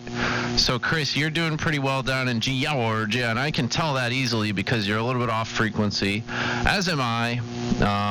So right now there's nobody talking down in Georgia. Chris, I can see that you're doubling with me right now. That's okay. Now, I would say that I might be actually, either stronger or just about the same as whoever's talking right now on the monotooth net. Oh, look, I just took a little bit of a fade there, coming back up. I'm interested to see how Dave's doing. Conditions are a little weird, but Chris, you're definitely being heard down there. I'm definitely being heard down there. Paul, you're too close to being on frequency to tell. And I'm interested to see what Dave's doing. W2BTK, been in QSO on this frequency since before your stupid net fired up, so don't get mad at me. Well, I want to know what is this thing doing. I don't know what this thing is doing. I got a Confederate flag just burst into flames there for a minute. Oh, gee, I wonder what I'm doing down there. I don't know what I'm doing down there. It's easier if you guys slide off frequency a little bit. We could all space out, a little bit apart, and then I'll be able to tell exactly who's who. Wait, I'm spaced out. I grew up in the 70s, late 60s. Don't say spaced out. I take that kind of crap seriously. Yeah. Daryl, you're making a big old skid mark down the waterfall there in Georgia. I'm on 87. I don't know what this thing is. We went over the antenna pattern, man. You let me down. What? Yeah, Dave, you and Paul are a little too... You're too on frequency for me to tell. Yeah, that's okay. This antenna system does put a lot of energy down there. We know that. Actually, you're slightly high there, and I can definitely see you're making a pretty badass skid mark down the waterfall there. Whoever keyed up and is just below me, you're doing real well too. This is fun because I can see who's doubling, you know. But we're all like, we're very, very strong in Georgia. This is ridiculous. Why are you having a net on 3885? Idiots, don't have your net on 3885. What are you doing? We've been in QSO for over 2 hours and 20 minutes. You know, we were here first. Go away. Well, Billy, that would be me. I slid right on down underneath you. KD2 AFB. You know, it's like the chronocyclastic infundibulum in Kurt Vonnegut's 1959 Sirens of Titan, where you can see 3 dimensions, but also time. And therein lies our problem. W2JTD. It's a W2JTD, jingling, tingling dingleberries. No, I moved. Middle Township, Cape May Courthouse, New Jersey, on the peninsula, halfway between here and there. I turned up the Z-axis on my phone too high. Picture 2. Right in the eye. Work on Hook Mountain. Triple UA1H Yell R from high atop Henry Yell R Mountain. It was a triple except for Tron. W2 very weak here on Beechwood Mountain. Thanks for your email. In the farmlands of New Jersey. Hi, Tim. Quick question. Short answer. Answer me with one sentence. Is there any reason one can't shut off both the high and low voltage in a Ranger by simply lifting the center tap of the voltage transformer? Depends on the insulation breakdown between the secondary of that high voltage transformer to other windings. Not a good thing to do. Okay, well, it was a thought.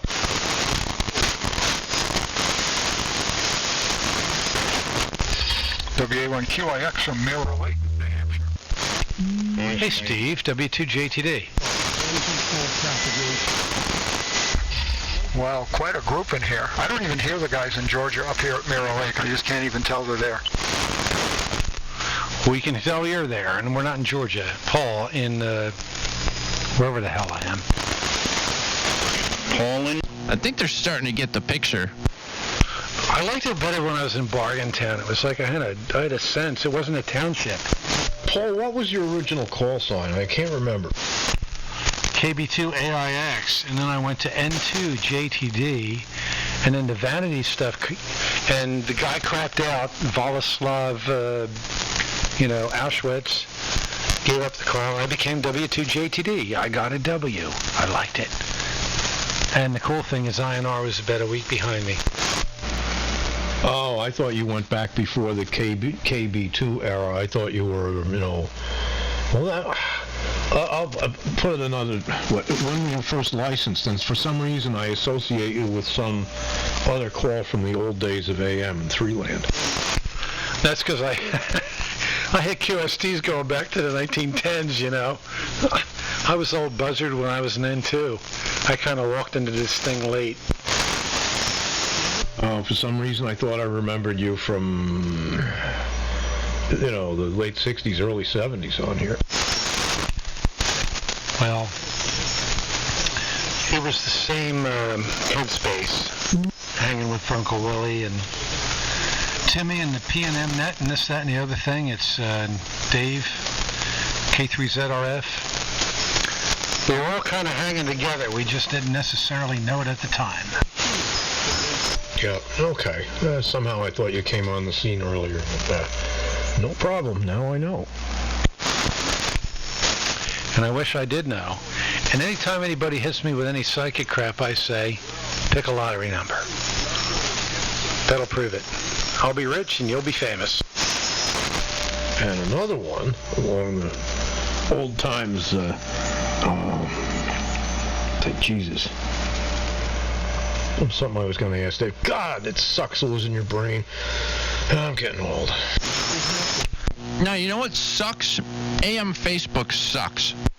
Are you noticing your left hand is giving you strife?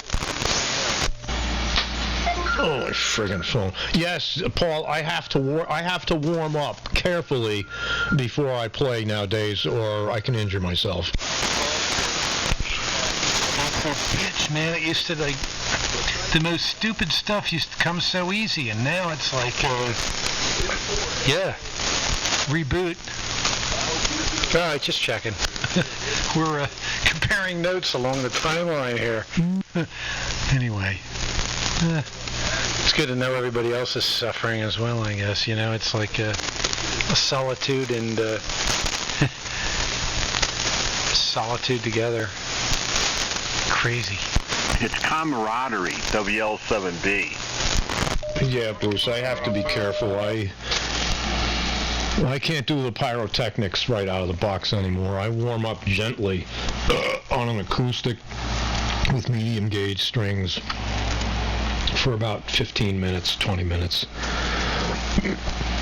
And then I switch to electric with still medium, a little bit lighter gauge strings. And then I can start doing the Wes Montgomery runs, the solo stuff. But if I jump right into trying to do that, play like Barney Kessel and shit, I'll end up in pain in about 5 minutes. I play the Beatles Come Together in A. I think they might have done it in B or whatever. They all had voices like women. I play it in A. That's what warms me up. Because it's, and I use a Jimi Hendrix approved fuzz box. Makes up for all the bad tuning, When you can play every note without ghosting any notes in a song on an acoustic guitar, without, passing through anything like that, you can distinctly pick every note. Then you can switch to electric and turn on the fuzz box. But then again, the fuzz box can be a nice thing to hide behind. Especially if it's got germanium transistors. Oh, I keep reading that. I can play Strawberry Fields Forever note for note on my Martin acoustic D. I forget the name. It's an expensive Martin. It's badass. How old is it? It's not all badass. It's new. It's new where I had some money badass. Still a fine piece. Absolutely. I finally bought my first flat top acoustic guitar when I retired. I got an Epiphone EL. It's a clone of a Gibson parlor guitar. It's an Epiphone EL 00. Cute little thing. It's got the same exact neck as my vintage Gibson arch tops. So it's been an interesting experience. I've had it 2 years now, a year and a half. And, I like it. It's totally different from the jazz boxes I play, so I warm up on that. And I'm going to warm up, and warm up to another beer. Hey, Chris, you ever use a Big Muff? It's probably my favorite fuzz pedal ever. The Russian Big Muff. You can get them as kits. They're kind of hard to find, like the OEM ones, but that is the business. The Big Muff. I have a Big Muff. What do you want to pay for it? I have an original from the 60s. Big Muff Pie. Jesus, that thing's worth a Social Security check. Make me an offer, boys. I'm the worst capitalist in the world. Anybody want it for free? Yeah, it's a serious piece of hardware. Bill, I remember playing through those back in the day when they were new. I have an MXR Distortion Plus version 2 from about 1980, which I'll use, but I don't play with distortion really. Maybe 5% of the time involves distortion if I have to play.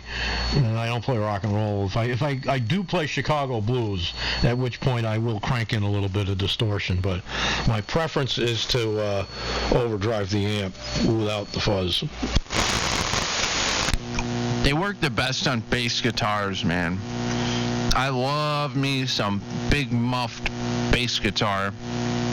And fuzzy. But, you know, it's got to be noisy music. Oh, yeah. Well, I created the ultimate distortion about 2 years ago. I took an old Bogan PA amplifier and had a pair of 6L6s in it. And I built a Timtron circuit into it. Yeah, I used the circuit I used for the audio driver in my Arc 5 mobile rig.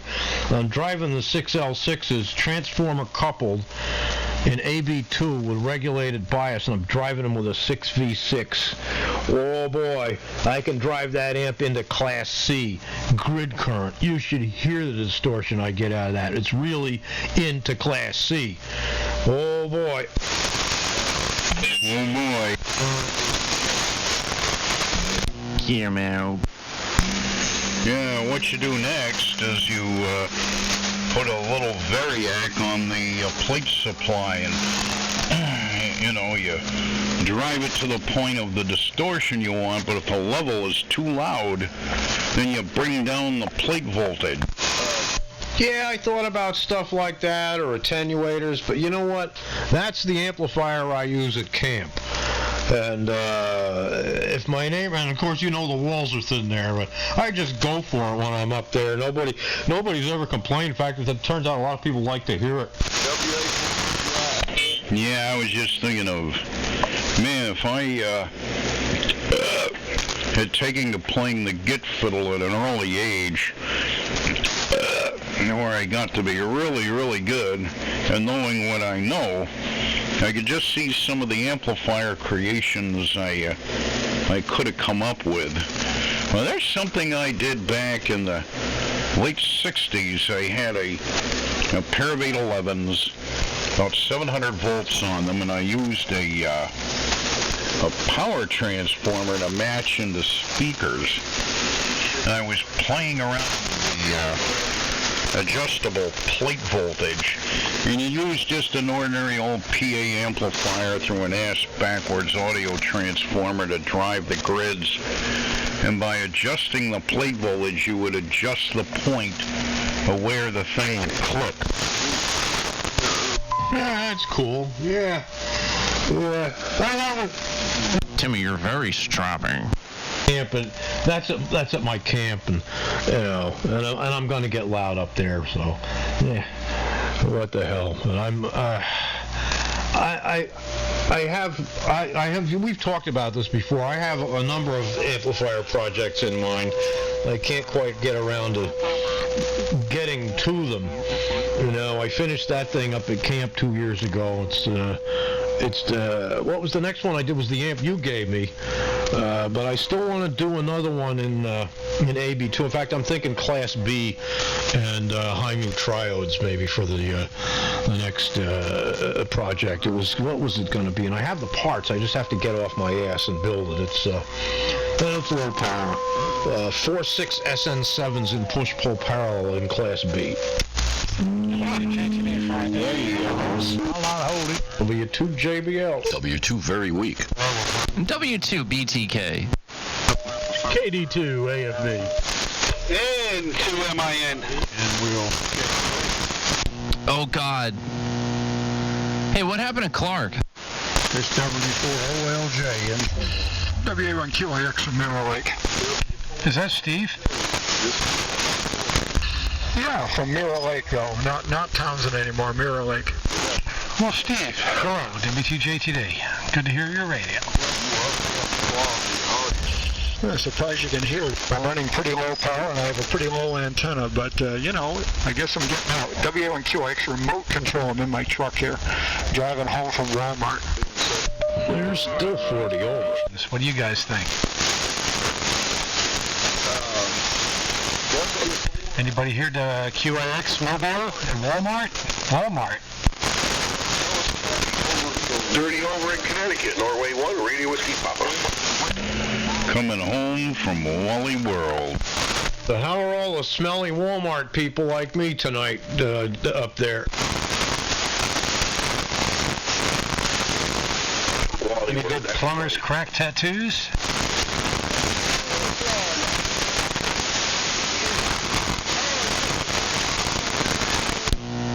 I just zero beat somebody that's on frequency. You can zero beat me on frequency, W2JTD. Middle Township, New Jersey, halfway down the peninsula between Cape May and all the Dennisville rednecks that drive me crazy. Oh, it takes a lot longer than that for me to zero beat. I need like at least 20 to 25 seconds of transmission, because I gotta walk in the other room. Well, first I gotta crank my speaker, walk in the other room, fiddle fart with my 1940s VFO, and like try to listen over the 96 decibel blower noise that's in that room, and then like get it right, which isn't that easy. The thing is like gnat's ass sensitive. I don't know. I'm gonna go do my thing. I gotta walk out of the room and try to fart with this VFO. So hopefully the person I zero beats on frequency. Well, goodbye. I just put myself on frequency, and I'm dying to know when I unkey this thing and you come back, where did you pick up the term fiddle farting? Or fiddle farting around? That was one of my father's favorites. I don't know where he got it from, but he was a farm boy from northern New York State.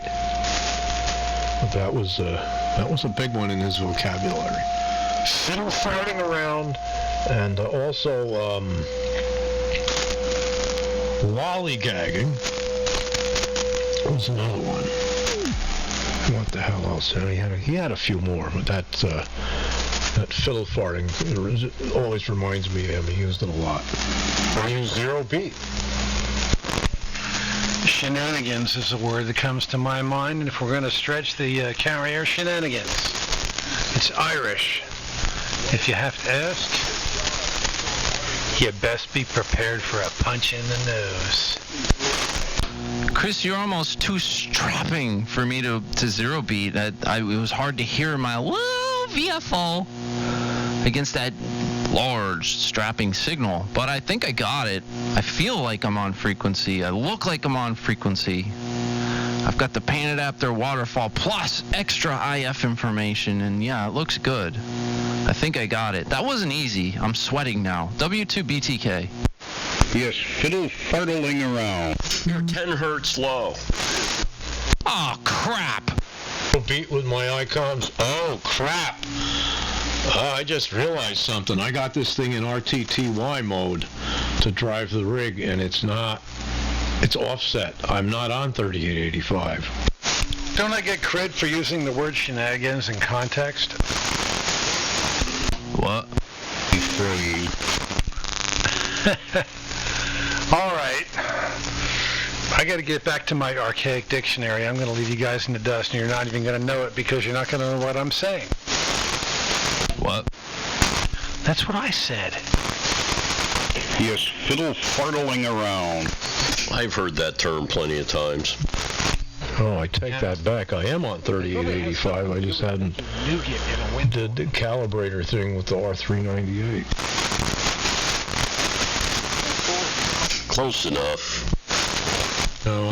I think my VFO is stable enough that I might stay here now. This is cool. I should just leave it next time I get on the air. I'll be like way too high, but I'll eventually end up here. I gotta stop messing with this stuff. But you know, for the net, I really don't like to be dead nuts on 85 for the net. Or slide down 10 KC. Oh, I know. It makes it a lot more fun for the net, especially because you can see who's who down in the Georgia SDR. Where is this thing? It's in, hold on, I'm scrolling. Dalongia? How the hell do you say that? Dalongia, Georgia, at Lumpkin County Middle School. What the hell? Am I saying that right? Dalongia, D-A-H-L-O-N-E-G-A. Dalongia. Dalonga? What? Dalonga-Helia, or Dalonga-Helia, or Dalonga-Helia. It gets corrupted by the southern draw. It's a river in the wilderness area in Georgia. But there's also, yes, there is a town by that name. The longer you transmit, the more trouble. That should be a bumper sticker with an ARRL logo.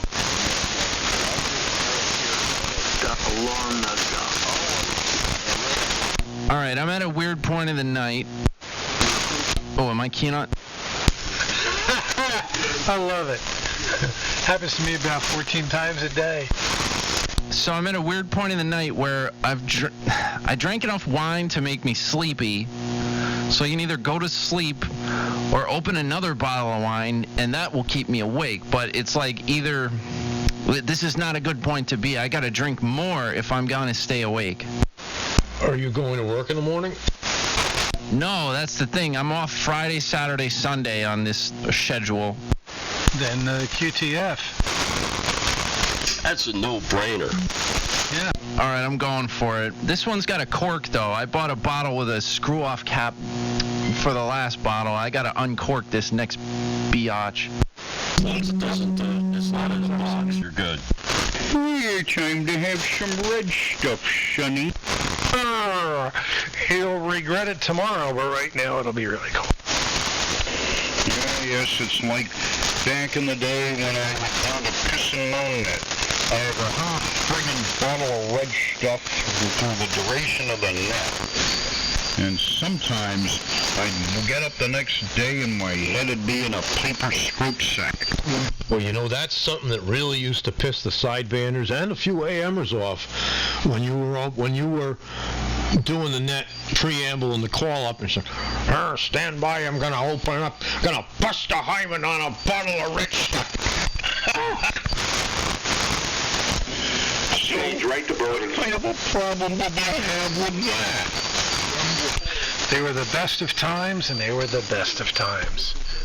Tim, let's do it again. Time to bust the hymen on an ice cold one. Yeah. I'd really love to do a Piss and Moan Net, man. Even if we wrap it around a holiday or something that brings those of us together that are still alive together for a Saturday night of something other than bad house reruns on TV. Yeah, if these old buzzards would get their burrs in an uproar over me saying, time to bust the hymen on a bottle of red stuff. I wonder what these stick-in-the-mud shortwave listeners thought when I was doing my broadcast on BCQ, and at the beginning of every show was like, well, time to bust the hymen on a cold one. I would mention, yep, another jism stain in the radio ionosphere. Oh, I like that. They're calling us out on the 10-minute rule right now in the Twitch chat, by the way. W2BTK? I need an answer. Wait, there isn't any. This is WA1HLR. Tronism did not work. W2JBL. Tron Talk. Twitch? Is it Twitch? Snitch? Snatch? Is it? You're on there? So we got to think. I got some advice. Put your clothes on. Get up. Get out of your mother's basement. Go outside. Put up an antenna. Connect it to a real receiver. That sounds like an R. Crumb comic. I've got some advice. If you're an AMer and you don't appreciate the Piss and Moan Net, maybe you should choose a different mode. Yes. If you're an AMer and you have no memory of even of the stories of the Piss and Moan Net, you should lay on the nearest railroad track and hope for a remote control mobile here controlling the Mirror Extinction. You know, I put up some vintage pissing and moanings on YouTube. Dave sent me the recording. It was from a long time ago. But if we're seriously going to do the Piss and Moan Net, I have some pissings and moanings. Oh, man, do I have some pissings and moanings. Let me know. They can't be amateur related. I got the gong twice, man. It's not pretty. Eric WB2CAU has been the official Piss and Moan Net audio radio room too. He's got a bunch of them from back in the heyday. We need a Piss and Moan net with a memorial thing for like Dino and Uncle Willie. A Piss and Moan net with like a slot for reflection, you know? Yeah. I've got non-amateur pissings and moanings, man, and man, I need to get it off my. Can I piss and moan?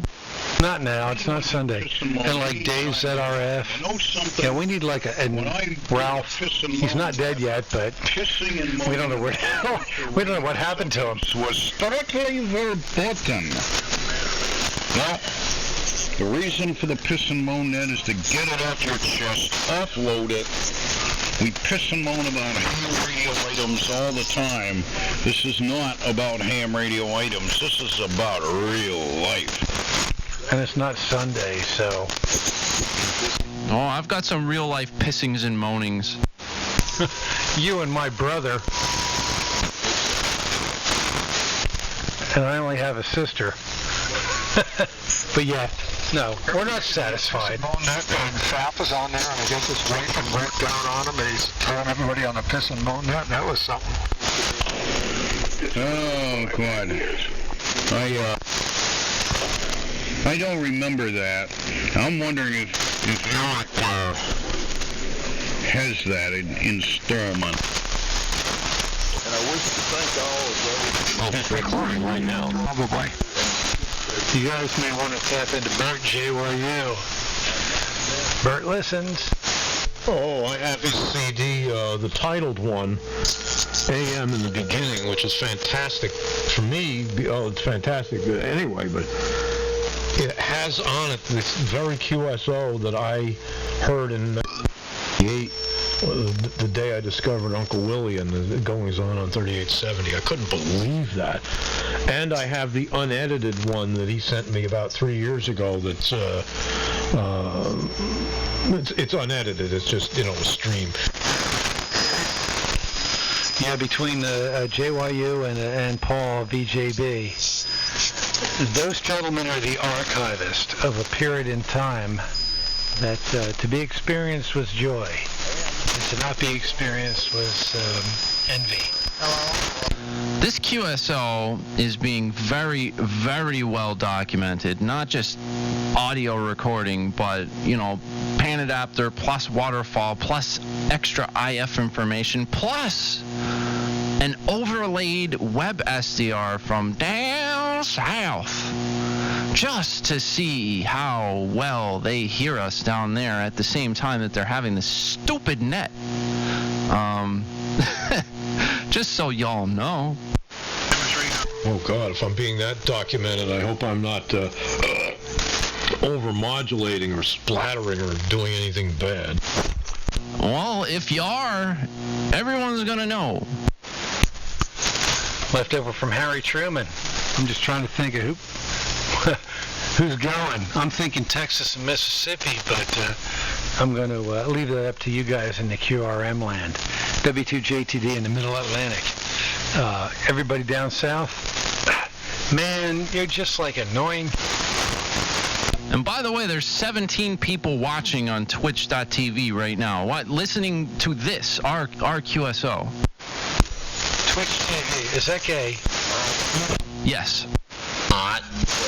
No, is it gay? Cool. It's lighthearted and carefree, if that's what you're asking. Say no more. Nudge, nudge, wink, wink. N2MIN. Billy. Twitch sounds like it has the stop or something, it's still moving. Twitch is a dumb thing, it's for gaming. Like, people play they live stream themselves playing video games. Like, who the hell wants to watch that? I just use it because it's a platform filled with people, young people, impressionable people, and I stream amateur radio on there, and I bet a lot of these people have never seen amateur radio before, and they're the kind of people that should see amateur radio. So that's what I'm doing here. Yeah, Bill, Artie, N2MIN is in there. He was asking you, I think, for the URL for Snatch. Oh, yeah, no, I can't hear him. Sorry. QRX the Snatch?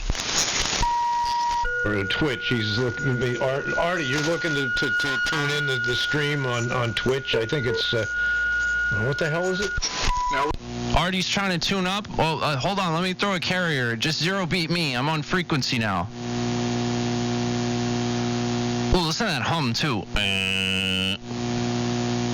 Let me know when you're zero beated. There, Mr. Minion. Yeah, the snake comes back. Let me know too. I get confused. I'm getting old. Is it Twitch or Snitch or Snatch? It's Snap My Bra. No, wait, no. Twitch.tv/amateur radio. I spelled amateur radio wrong. It's AMATUERRADIO. Twitch.tv/ what I just said.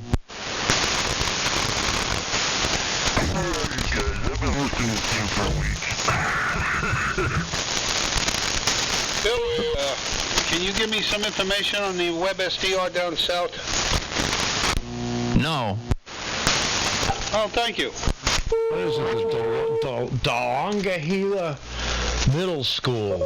Dalongahela, Georgia.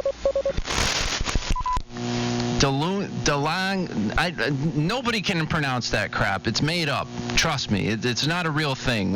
Nothing we're doing here is real. None of it makes sense. So just, that'll be fine. You can make a post about it on AM Facebook, which, by the way, sucks. No, it's a real place in a real small city in Georgia. The Oak Ridge Boys mentioned in the song. Chris, but you beat me to it. A high rise with an outhouse? Is that a small city? Don't say outhouse to me, man. I had a two-seater pump and Blacker-Decker drill. Yeah, nightmares. Two-holer up at my camp. I didn't abandon the two-holer until, what was it, 20 years ago I got my first chemical toilet. But the two-holer is still standing. Our two-holer got rising sea level.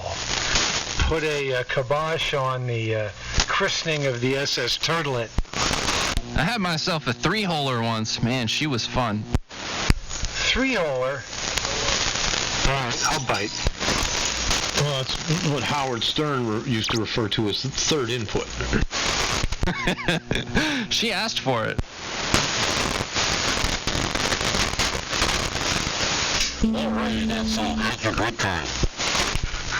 I knew I'd cross the line. W2GTD.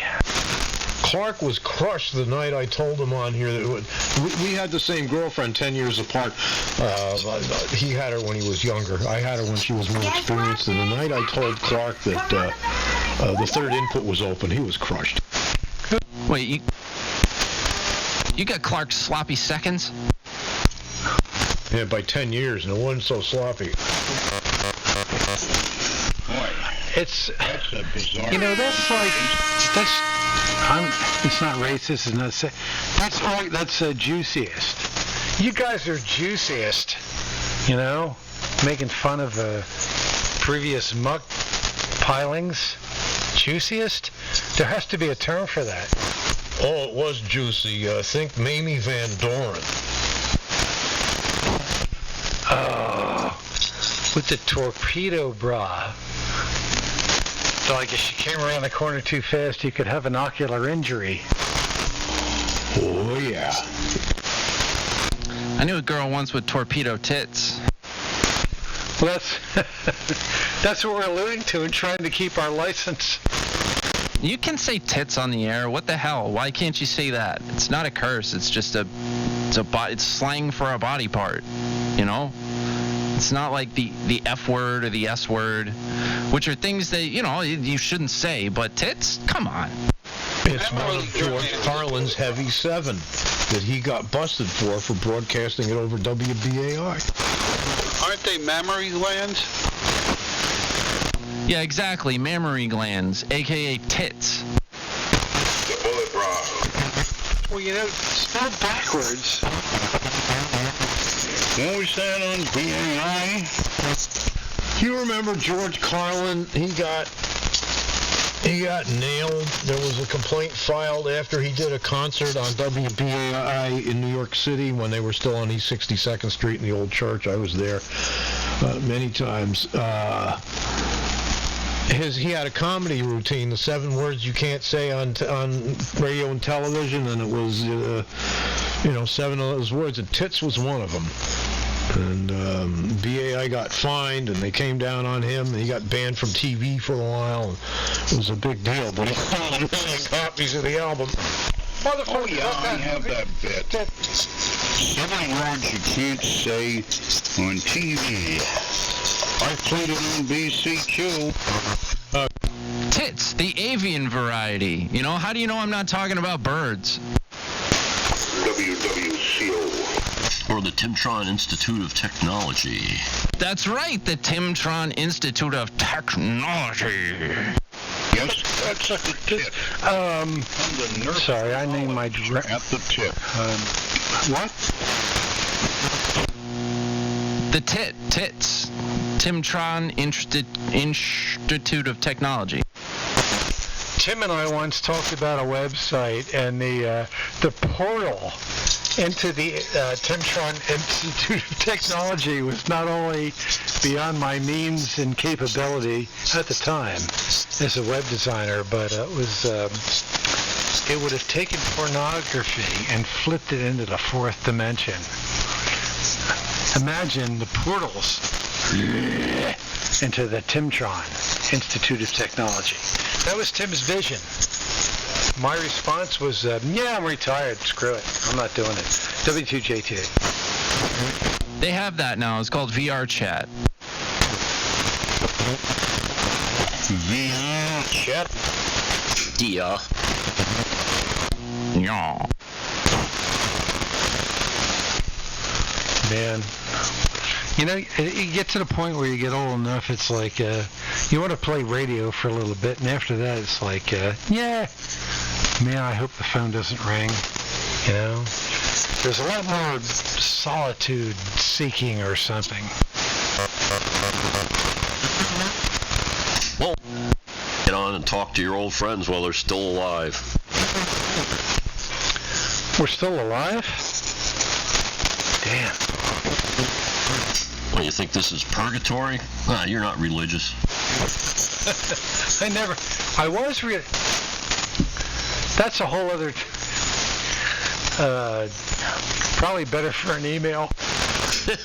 Yeah, sometime. Let's not forget that.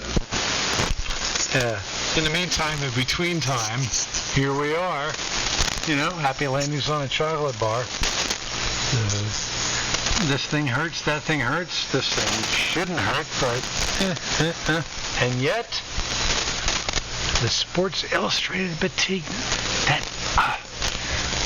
what are you going to buy, Rolling Stone or Sports Illustrated? Look out, Paul, because one of the models in the upcoming Sports Illustrated swimsuit issue is a trans. No way. I'm going to be spanking the monkey to some dude? Way. Que es rago, senor, por favor. And muchas gracias for the prehensile. Well, maybe not necessarily. We'll see. I'll report back.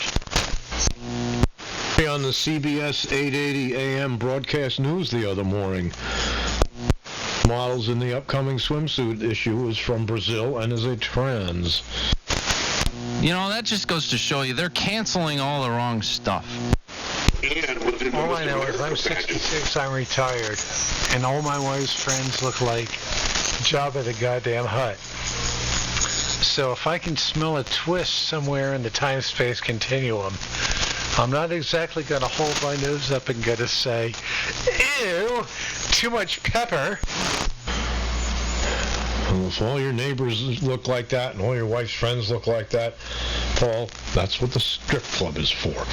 Just look for the Adam's apple and count the ribs. Hey, if I had neighbors that looked like my wife, believe me, we wouldn't be having this conversation. I'd be off ham radio permanently. Hey, just real quick. Hey, Dave, can you get Tommy to get in my Twitch chat and, like, help all these people with RTL SDRs that are trying to listen to HF frequencies? Wait a minute. Who the hell's listening to that crap? When did you discover geometry?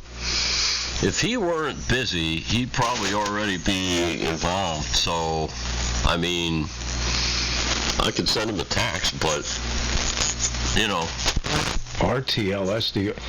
Buy a frickin' radio.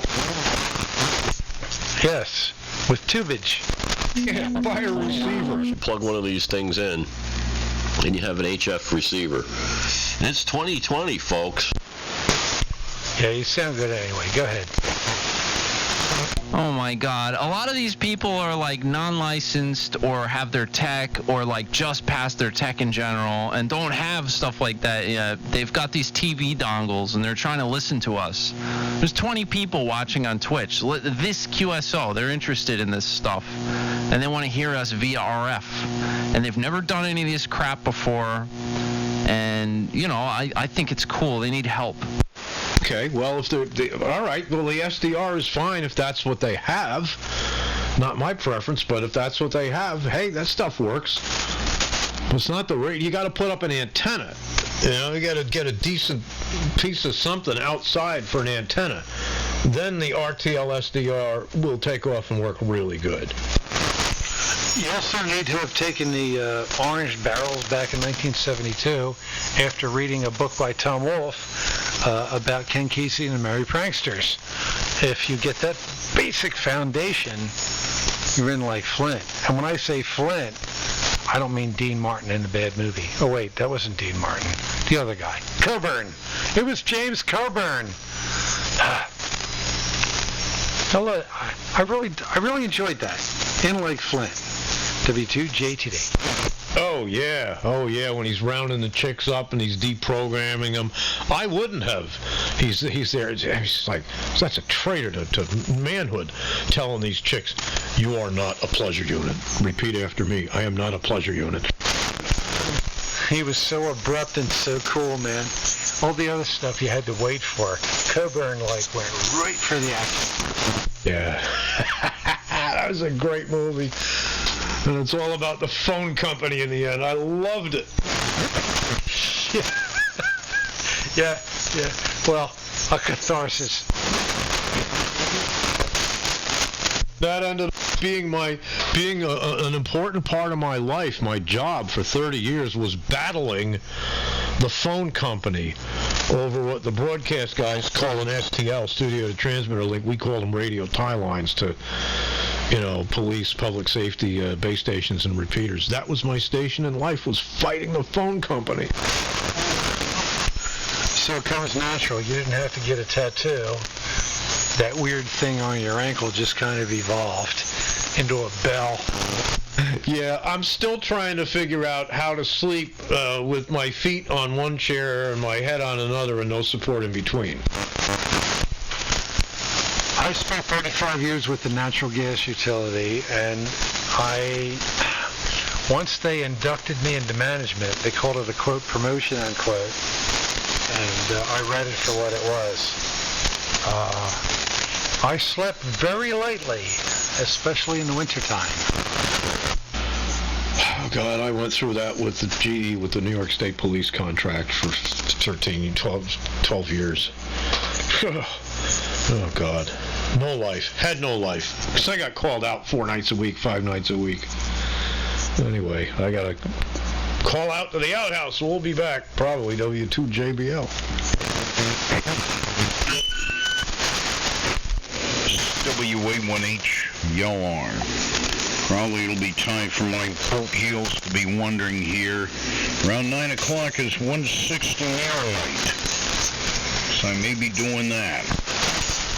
I can actually tune up down there, Tim. I don't want to freeze go away. Well, the way radio conditions have been in the summertime from here to South Jersey is an awful long stretch, considering that I don't have a readily available effective antenna. And my wire array is set up on 75. Now, if I had that thing set up on 160, it's a different story, but most of my time I spend here. Well, I'll tell you what there, Butch. If you pop up on 1885 and I pop up on 1885 and I say howdy, you can say howdy back, and I'll send you an SH Creed stamp. I say howdy ho. And I say hey ho. Woohoo! Hallelujah. There, I got a feeling in the spiller. Well, I'm sorry. My rhymes died. I got a sugar drop. Gee, you smell like flowers. Yeah, anyway, man, you pop up down below. I'll retune and, you can acknowledge me and then, brush me off as your hillbilly cousin you're kind of embarrassed about. Well, that's if we're hearing each other. Well, kind of wondering why you're not doing that now. Yeah, well, propagandization is okay on 75 now, but 160, it's strictly local until you get into the winter months. Well, be that as it may, if you sign clear here and you say you're going down there, I'm certainly going to listen. And if I can make a poke, I will do it. Otherwise, all I can do is say, best 7-3, may the wind at your back always be your own. I'm beginning to wind down, and, I go down there, and God knows how long I'm going to be around. All this talk about red stuff, I think I might pour myself a little glass of red stuff. Do it. Taking a break, so anybody that disappears, see you later. I'll be back. W2 very weak. All right, Dave. Yeah, I'm going to get out of here. I just looked at the time. 7-3's Dave. I wanted to talk to you about an automotive subject, but there's 27 people on frequency, so we'll take it up at another time. See all you folks later. This has been good. I really enjoyed the net tonight. Absolutely enjoyed the net. It's good to get on and have a nice net on 3885. 7-3's all. W2JBL now signing over off and clear.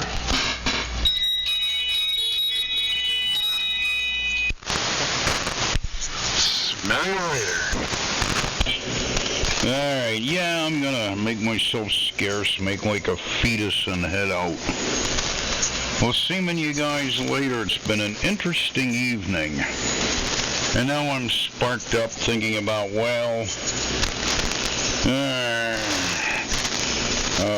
an occasional return of the Piss and Moan net. We'll see you guys later on. This is Ray1HLR. Tim, I vote for the Piss and Moan net, and I vote for not only me, but I vote for Maggie and my Shet, and my thousands of ancestors. Maybe not, but I say yay. A PNM net. Man, that would be so cool. It would be also cool if we could maybe hoodwink Bert into it to play some of his recordings of the past. It's like you have a couple of PNMs and it's like, okay, we'll replay. Oh, the old buzzards that aren't here anymore, and yank that. Yeah, that'd be great. I like the idea. Anyway, it's a yay from here. Tim, 7-3. Chris, JBL. Man, cool. 7-3 to you. W2JTD. I guess I got to go see what Maggie's crapped out. She's got 7 or 8 pillows on her already, Says I keep the air conditioning too low. What can I do? W2JTD. Oh, Paul, great suggestion. Great suggestion, yes. Classic pissings and moanings from the past. Like Scranton Johnny or Bob AJL or some of those people on the Piss and Moan net. Oh my God, W2JBL. Good night. Yeah, Herb, calling CQ America. Well, that's what started the Piss and Moan net.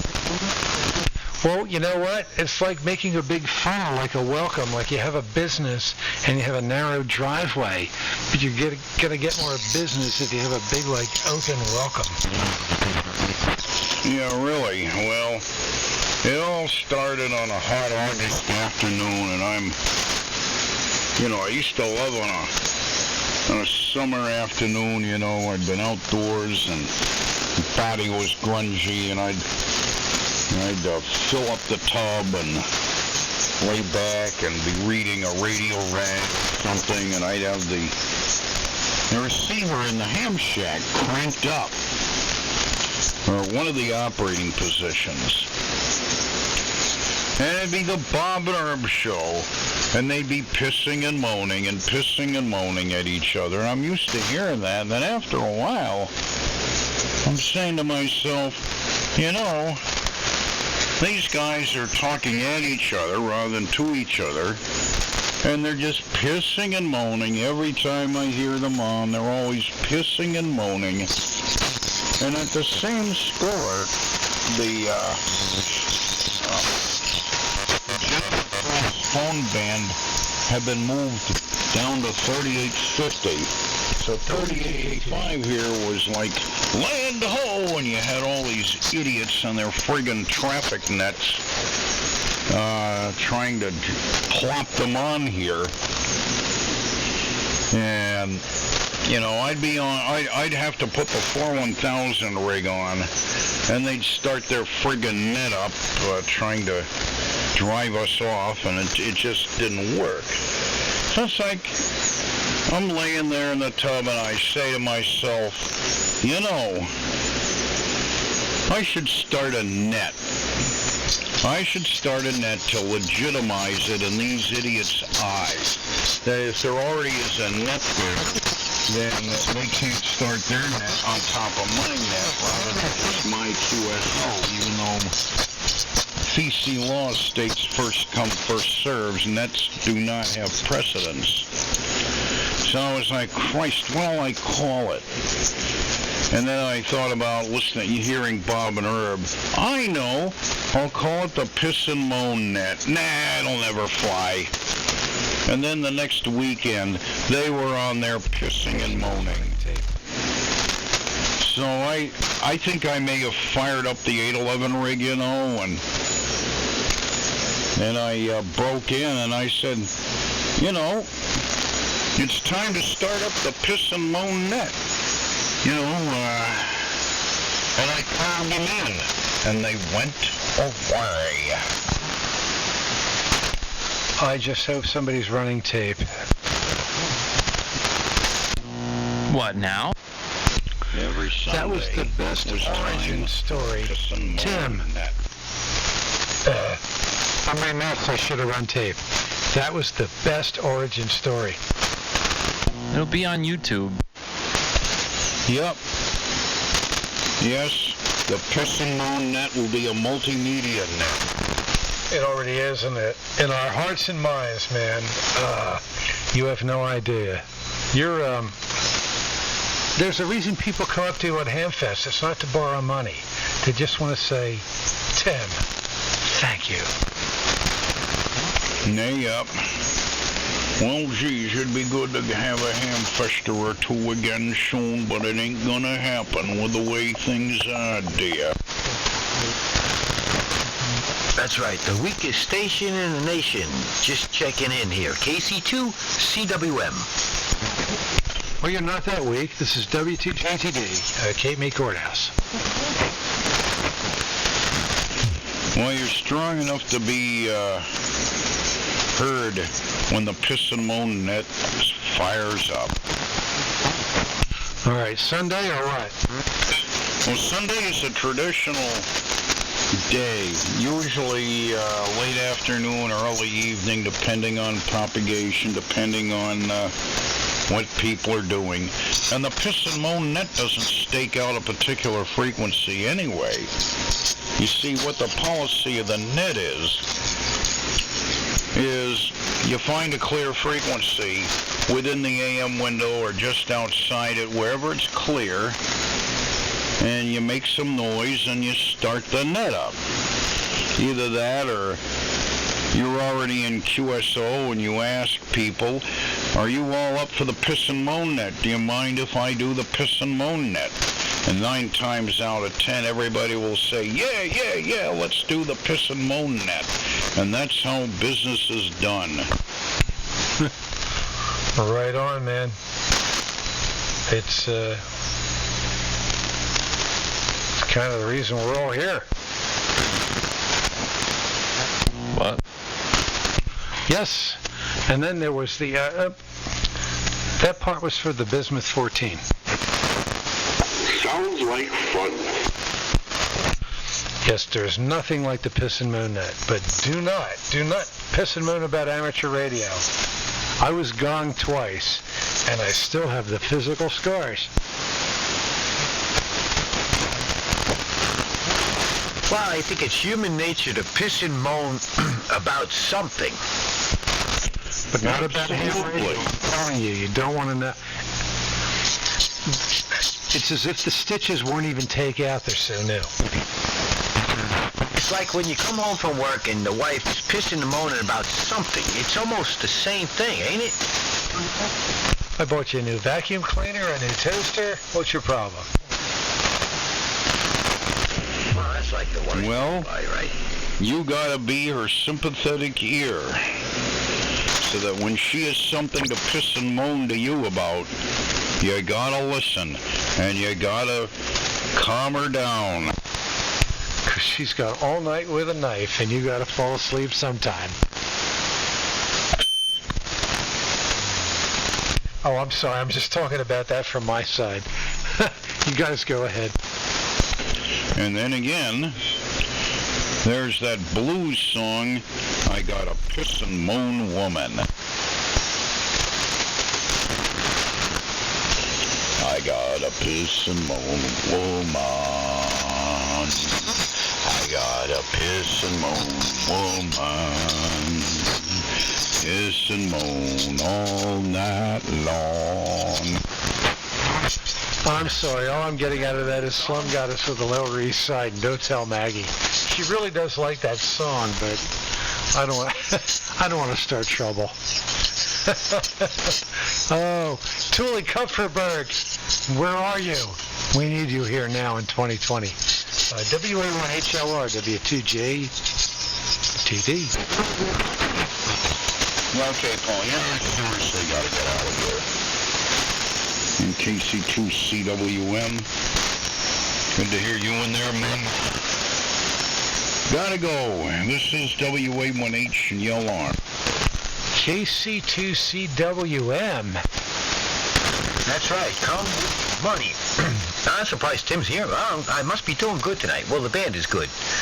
Well, I think it's okay. Viking won. So, happy day Thursday to all. Just got in from work, and after work, and then dinner, and then shower, and then what a long day. But anyway, hello, I thought I heard, no, I didn't hear Perry, but I heard Billy the Kid, and that's about it. So I'm a little out of track here. Name is Richie. Here on Long Island, East Islip, Long Island. KC2, come with money. Everybody gang banged the frequency and then dipped. Well, I'm hearing him. Richie, W2JTD. I'm down at Cape May Courthouse, halfway between Cape May and Atlantic City in New Jersey. It smells like mud. We get bit by mosquitoes. But you're 20 over. Very good. I'll take it. Why not? Halfway. Well, I got a brother who lives in, well, no, I shouldn't say that anymore. He's in between Carolina and Tom's River. No, he's going to be moving, but I think he still owns the place in Tom's River, but it's a nice area.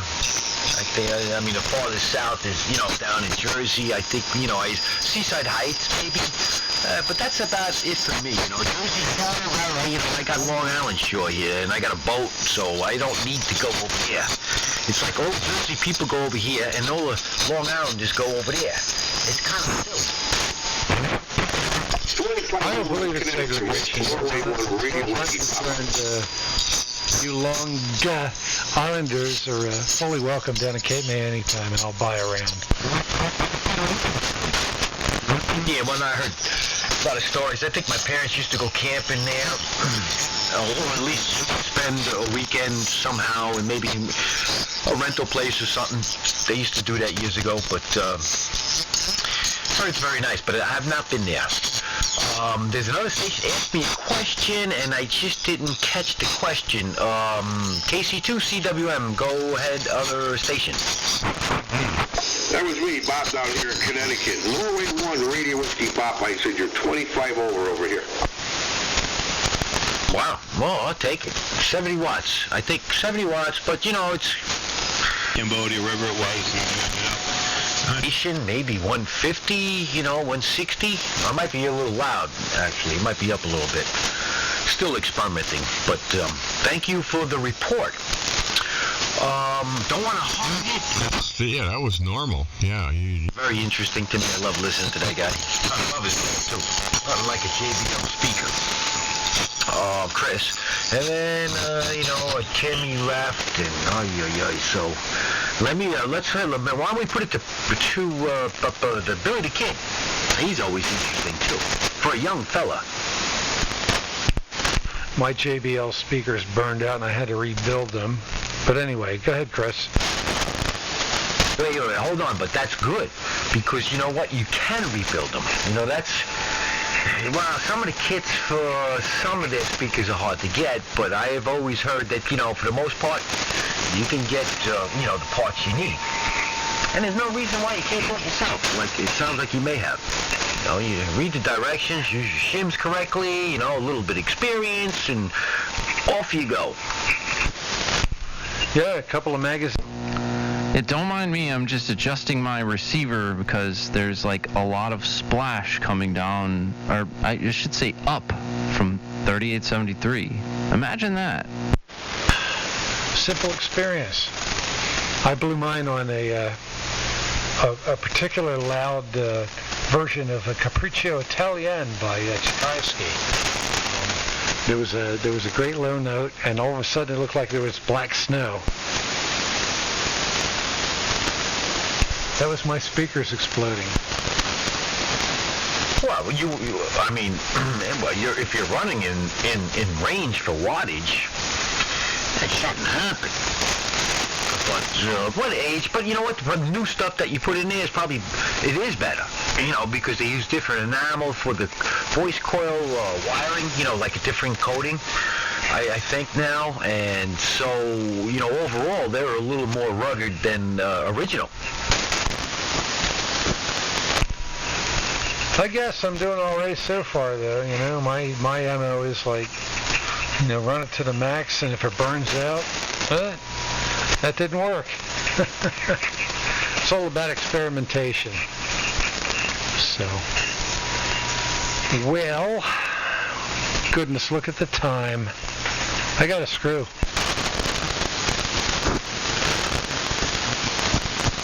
Yeah, okay, yeah, no, it is pouring, the sauce is done, and if I want spaghetti that's not cold, I hear it now. Let's make it a triple. Whatever. It is what it is. But I know, I don't even know how wide this type of transceiver goes. I ask people, and maybe they tell me, but I forget. A Viking 1, how wide can... You don't like talking to me, Paul? I don't like talking to any of you guys when I'm tired. I gotta go, man. For the most part, I hope I'm clean to other operators. I thought I'd give the blessing. All right. I'm talking about speakers blowing apart. I got a lot of stories about that, doing live sound. Just have to smear glue on the drivers. when they would spill beers into the monitors, you know, and then ask for more and more and more as the night went on, and they went more and more deaf. I got a speaker explosion thing with Ed King from Leonard Skinner, who co-wrote Sweet Home Alabama. He was my guitar teacher, and we had a problem with a set of speakers that exploded. I saw a guy blow up a really, really expensive bass cabinet with a theremin. It turned white. Like, it literally, there was lightning inside the damn thing. That was probably the most spectacular speaker explosion I've ever seen. You got to watch the frequency, you know. It isn't necessarily the power. It was funny. It was College Music Journal, and they would have this stupid like Battle of the Bands thing, and it was a real joke because basically it was like pay to play or who do you know. So my buddy's band was like really good, and they were like a noise rock band, so the CMJ didn't give a crap about them. They were better than all those guys. So the bassist like unplugs his bass and just plugs a theremin in, and it was all like all the backline was, you know, it was an advertisement. You know, they'd have like special stuff that they'd bring in, and you had to use their amps and all this stuff. So he plugged the theremin in and just lit the goddamn thing up. It was just white light emanating from this, I don't know, it must have had like 6 or 8 10-inch drivers in this bass cabinet. It just turned white, man, and they weren't allowed back. Should have just hired Sun and, you know, half a dozen smoke machines. That would have cured everybody for about 8 hours.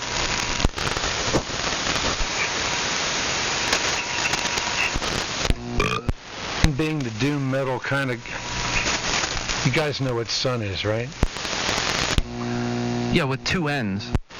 Yeah, like the amplifier, like the extinct PA system. Yeah. Man, that's some crazy drone. I like to run it in the ham shack when I'm bringing, you know, relatives down here. Oh, show me your radio station. And I have all that kind of creepy stuff going on. They think I've got, you know, new life boiling behind the corner. My buddy's dad had an old Sun amp. It was like a 4-channel something or other. He got really pissed off when we would use it to like play crappy covers and stuff in his basement. I don't know if it was because we were playing crappy covers in his basement or because we were using his really nice vintage Sun amplifier, but it was probably actually a combination now that I think of it.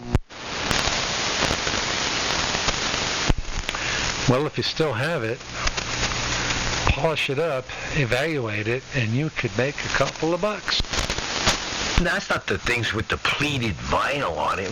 Didn't they have like the head would have pleated vinyl? Am I thinking of the right amp? Custom.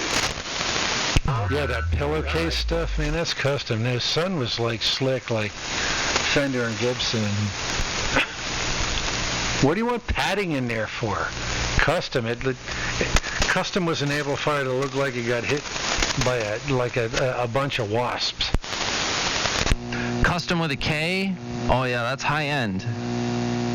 I always enjoyed those Bassman heads. For guitar, not for bass. Speaking of high end, this is W2VW. Hi, Dave.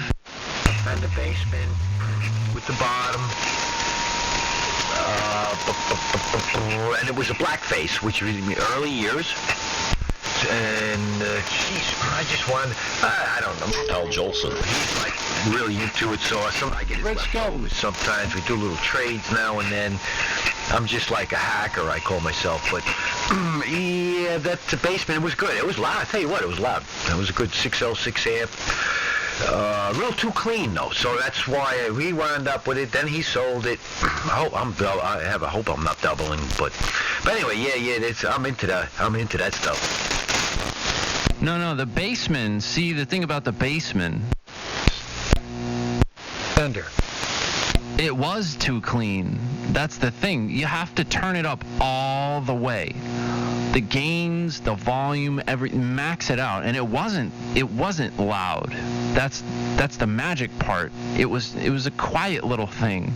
So you max every single goddamn pot on that thing, and it sounded great. And that's the only way that you use a Bassman head, Fender Bassman head. Everything turned all the way up, and that sounds good. You gotta form the guitar into the normal side. Yeah, I agree. I've had one for years. Absolutely right. Full script. Balls to the wall. And then you put some cotton in your ears. No, it's not. It isn't. Yeah. What? Hey, 6L6s, two 6L6s, let me tell you, they're loud.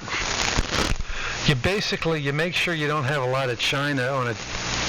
You don't want broken stuff like Inevitable.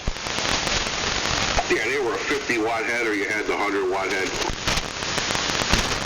Nah, the 50-watt one, all the way up, everything turned up to 11. That was a good sounding little head.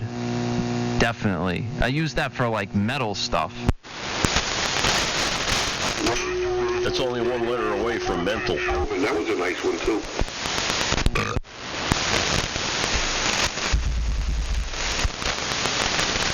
That, by the way, was straight up garlic. Like, I could taste it. You know, the Rickenbacker 4001 with a small stone pedal. Oh, 038 UTC. This is W2JTD. Yeah, right on the dial, 38. W2BTK. KC2 CWM. Radio Whiskey Papa. That's right, and I'm the weakest station in the nation. Not necessarily. Where's all the static? Is that out? Is that still Pittsburgh? Jesse. What about the JCM 800? That thing is underrated. That thing had balls. That sounds like a Marshall. Sounds obscure, and I can't yank that back to where we were talking before. That's another one. You gotta just crank it right into saturation, and that thing sounds good. Guys, you remember the Cayman amplifier, Ovation Cayman, and the power amp was inside the 410 cabinet? I dated a Presbyterian once. She put out. Wait, was she turned all the way up? Talking about master volume. I'm pretty sure she didn't know that. I don't know.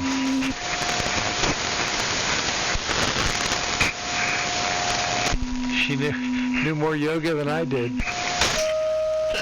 Yoga. Yeah, that paints a picture, Paul. I'd say I had bad breath for a month, but at the time it wasn't that bad. Yeah.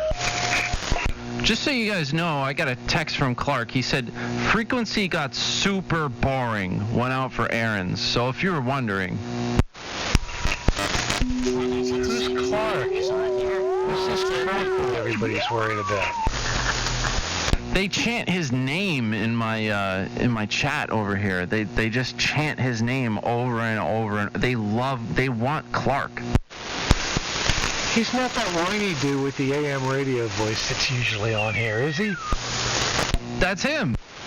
Oh, damn. Oh, sorry. Hey, Clark.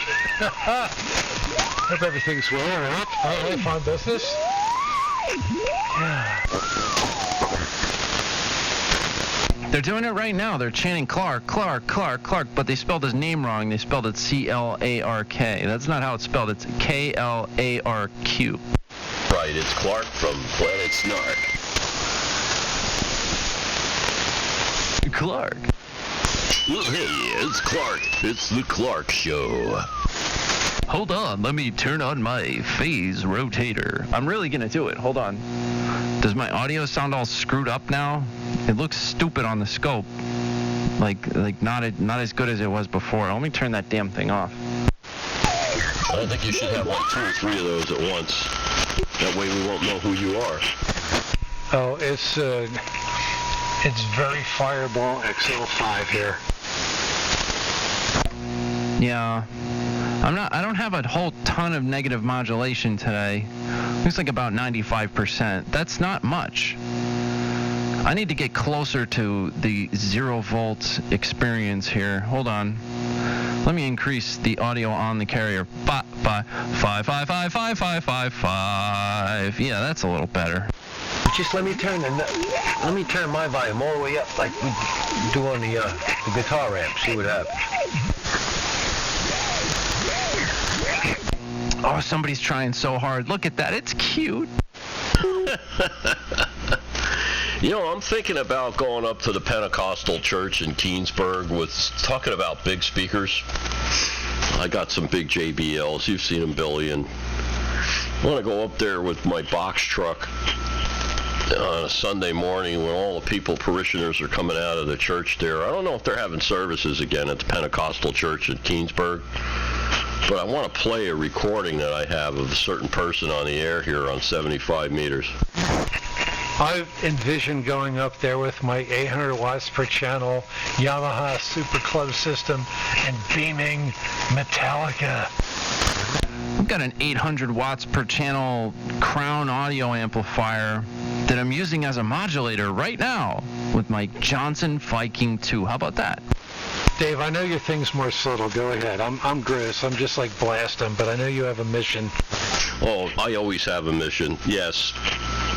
And this is a person who leads a double life. And the bad life is on the air here. Wait, it's not me, is it? I don't know. Do you have a good life somewhere, too? Not that I know. All I heard is this. Wait, is it somebody that sounds like from this frequency vantage point?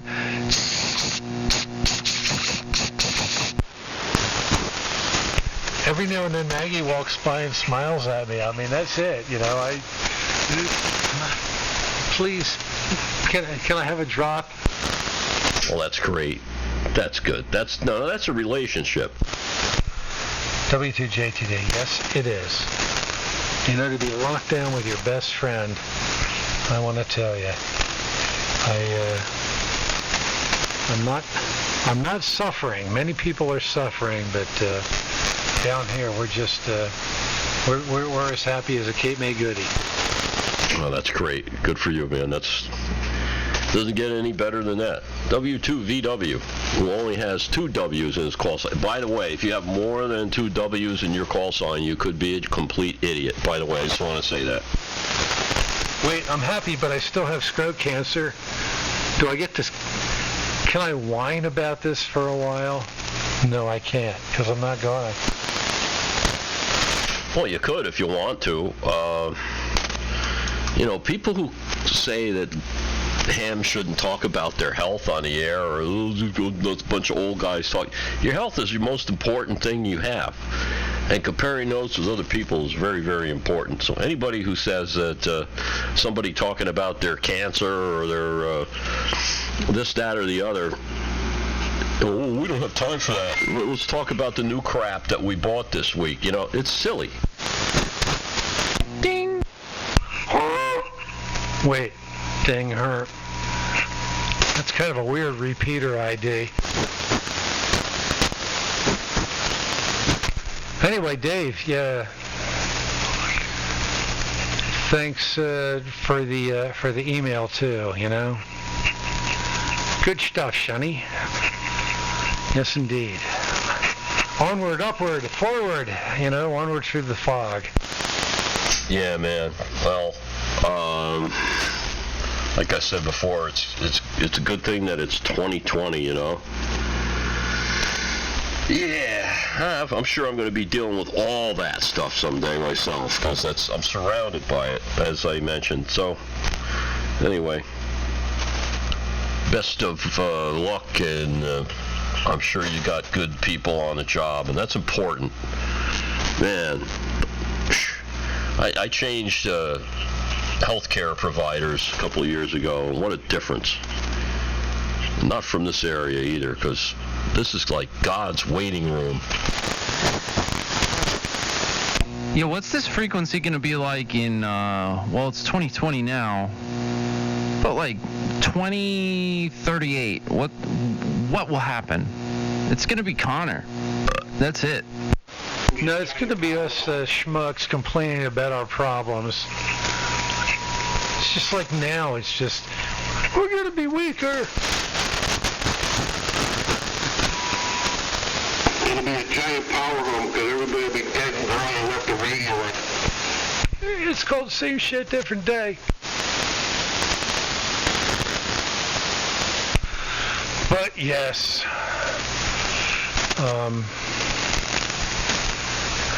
I had a comment there, Dave. I'm sorry.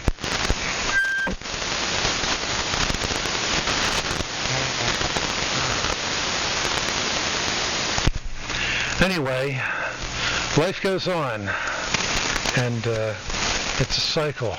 You awaken, you have breakfast, you run, you do stuff, you come home, you eat, you maybe get a couple of hours or something, go back to sleep, and it's like a big old screw drive. You're getting screwed. I'm retired. I shouldn't even be here. W2JTD. Identifying on the 8s. I like that as long as we do it every 10 minutes. W2VW. Hey, what can happen if you use a utility pole for your antenna? You can get in big trouble for that, can't you? Well, you used to could have, but they've cut back so much. People are putting flags on them, and the old thing was you couldn't like post any bills because they had the time with spikes. But now everybody's got a truck with a bucket on it. So, yeah. Rock on, man. Basketball hoop, MOK. Can't you just call, like, the utility company and have them install a utility pole? Like, they don't have to hook a service up to it or do anything. Like, they'll just come and put it in if you have money, from what I understand. But, yeah, then it's, I guess, still a gray area, but I don't know. Like, if you just called them up and were like, hey, can you put one in the smack dab middle of my backyard? I don't think they'd say no. After 35 years in the utility.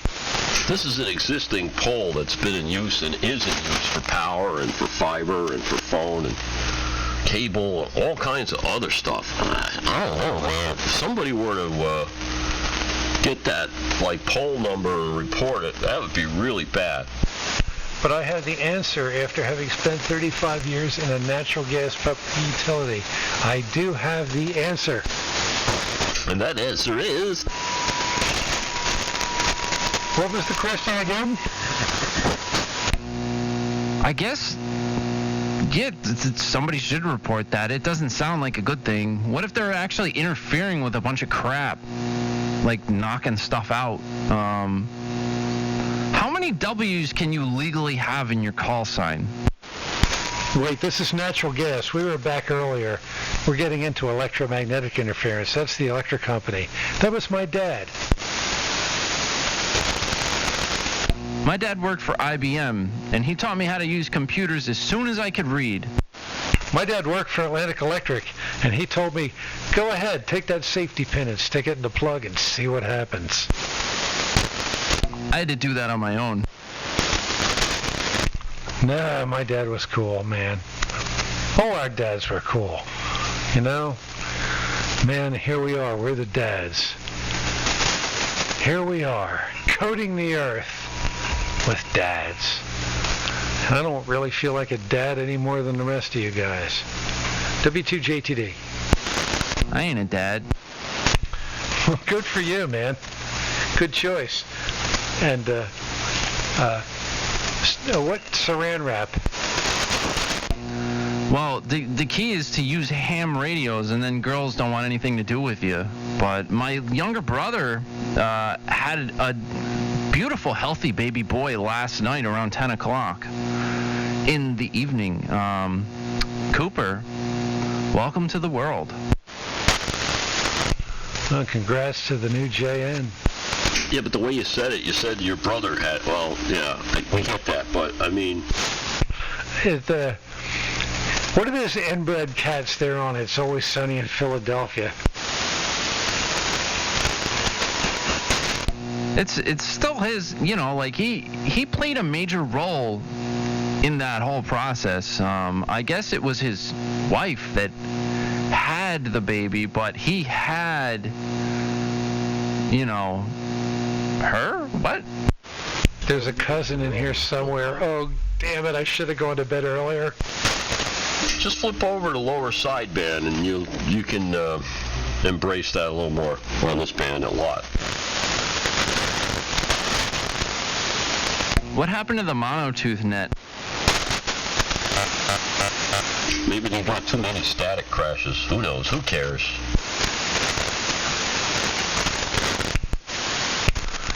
We're cool on the thunderstorms. It's like a big thing going up through Buffalo. So if you flip to the other antenna, you might be able to negate them. Well, it's better than a dioxin in the Love Canal. Or dihydrogen monoxide. Poison. Oh, yeah, that's a chemical. They put that in everything. Oh, my God. Hey, Dave, what's my signal strength at this current time? 5. Actually, you were a selective fade, and you dipped all the way down to 35 over 9. Yep. I will take that. Let's put that down on paper.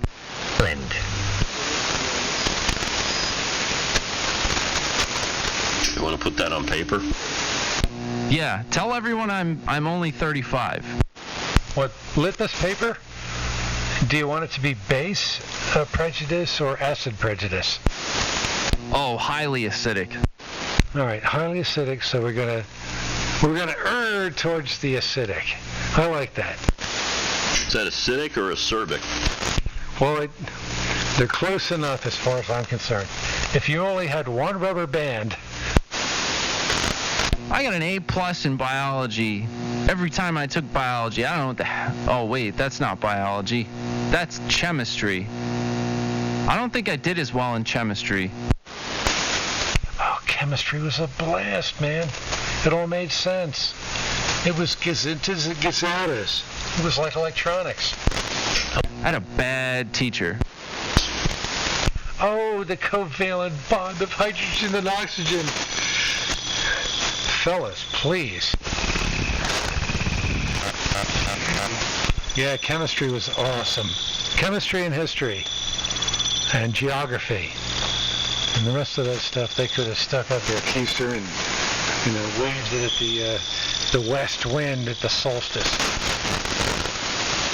Everyone told me, oh, you like music? Yeah, go to college for music. That's good. Yeah, do you have money? Oh, you have money? Yeah, definitely go to college for music. What a crappy decision. What a horrible life decision. I went for physics for a PhD. Almost every bit of it ticked me off. I got scammed. You got scammed. You should see the bubblegum wrapper they call a diploma on my wall. How old were you when you finally paid off your student loan? Well, you went to college like back in the day when college was affordable. See, I went in recent times, like, 10% interest rates and $38,000 a semester and this and that. Like, what the hell are you going to do with the music degree? Like, to pay that back? Seriously? They're laughing at the bank, man. A degree is a degree. It says you know how to learn. Don't belittle it. Whatever you have, a degree in English, Greek or Aramaic, whatever the hell. What the degree tells a potential evaluator is you learned how to learn. degree is not worth crap. College is not worth crap. You know what? You know where I learned how to do like live sound and like all the stuff that I know? That was from an internship that they paid me to be there. That's where I learned all that stuff after college. College is just laughing to the bank. Well, you missed my point there, but anyway, the college degree you get in whatever you get, basically the bottom line of the whole scene is you learn how to learn. You can adapt to change, you're flexible, you're absorptive, you know, you can regurgitate the right stuff. I guess there's also a little bit of you've learned how to play the game, and you have to balance that in with your inherent genetic predisposition to maybe being sleeping in the afternoon, and man, it's getting thick. But it's all for the good of the order. I didn't miss your point. It comes with maturity. You can either mature in college for $40,000 a year at 10% interest, or you could live at home and get a job for like 5 years. You're still going to mature, and by the time you're done with that, you're ready to learn. It doesn't matter if you're in college. It doesn't matter if you're working a job. It doesn't matter what the hell you do. Once you mature enough to be able to learn, you learn. It doesn't matter if you went to college or not. It just matters to the people that run the colleges because they want your money. Agreed. Well, there you go. Yeah, man. Can't argue with that. Not one little iota. It's a scam. See how like a heated discussion like goes from like whackety bam bam, where's the fireworks, and I'm going to poke you in the eyes, to like, oh yeah? Okay, cool. By the way. No. And I'm telling you, the last time I put a Bitcoin in that, I came up negative.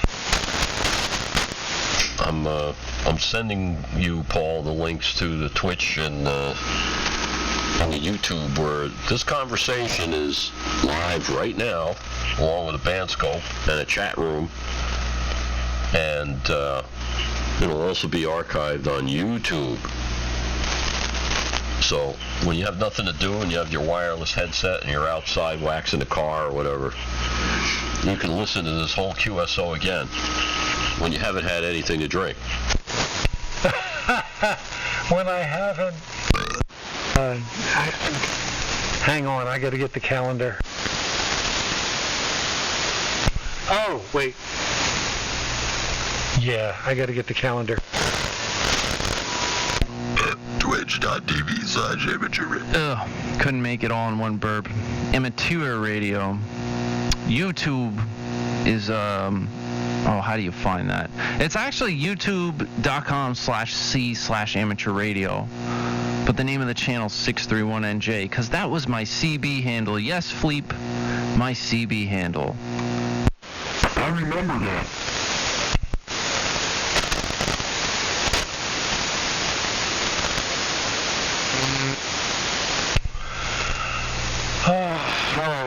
I powered up the PC here at W2JTV Radio. What am I looking for? Stand by. I'll finish composing this email, and then I'll send it to you. Is that Clark? You sound like Clark. Clark? No, Clark doesn't have those low notes. He's close, but he doesn't. Clark can't do this. Oh, yeah. The third BA. You and WWL. That's going in the museum, I'm telling you. The lowest amateur radio operator in America.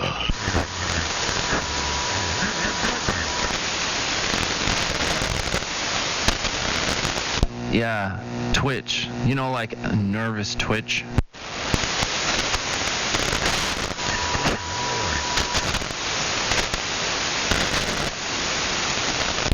Just go to my QRZ profile. It's all there. Baby. W2BTK for promotional purposes. Just trying to put the thing in a link to send it to Paul to make it easy for him. So I'm doing that. I'm not the quickest guy with a PC, but I'm okay. But I QRZ'd and clicked, and I think I'm there, Dave. So, yep, there it is. Some kind of YouTube thing coming up. Man, I hope it's not boring. Yeah, I sent you the email, too. If you click on the Twitch right now, though, you can see yourself on the air. We got a picture of you. Shit. I mean, darn. It's you can hear yourself. People are listening. There's actually a lot of people listening to us, the three of us. It's really sad, man. All right, let me check my email. I wonder if the guy with too many W's is still trying to figure out how the hell I figured out what I figured out.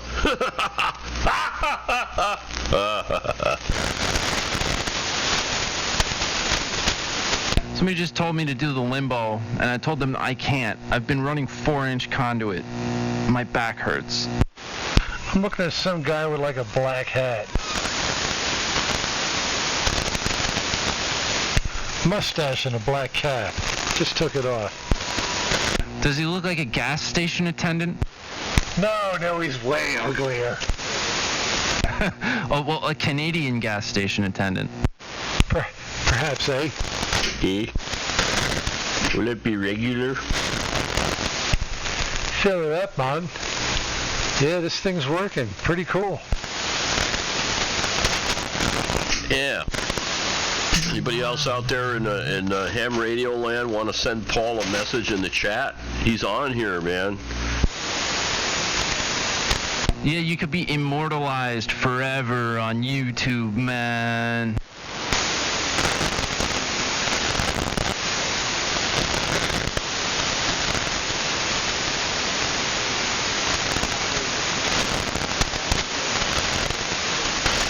Wow, dude, look at that comment. Was that Tim down there in the grass, man? That was like...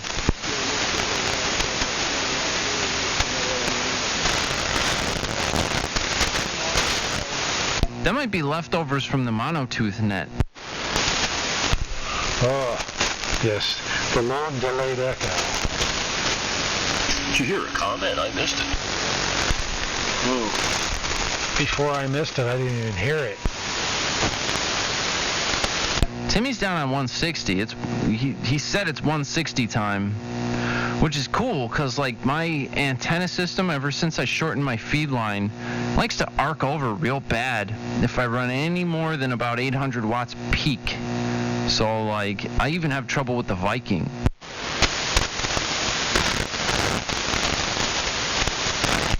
$160.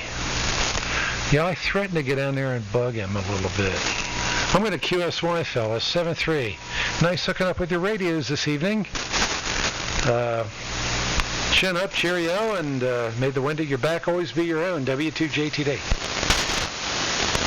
Good night, Paul. And thanks for stopping by. The only thing going on with 160 right now is some guy on 1880 whistling. But have fun.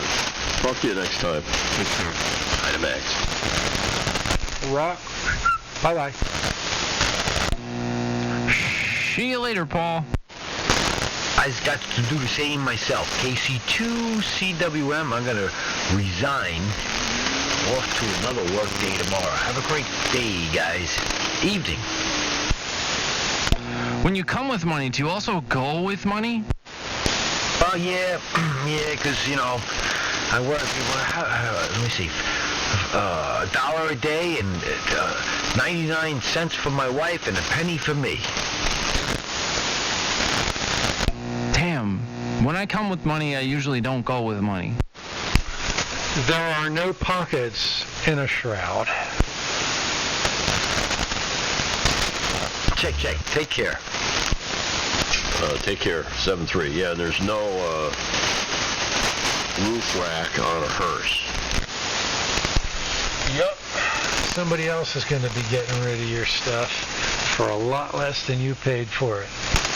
So, if you want to start spinning in your grave, tonight would be a good night to get going.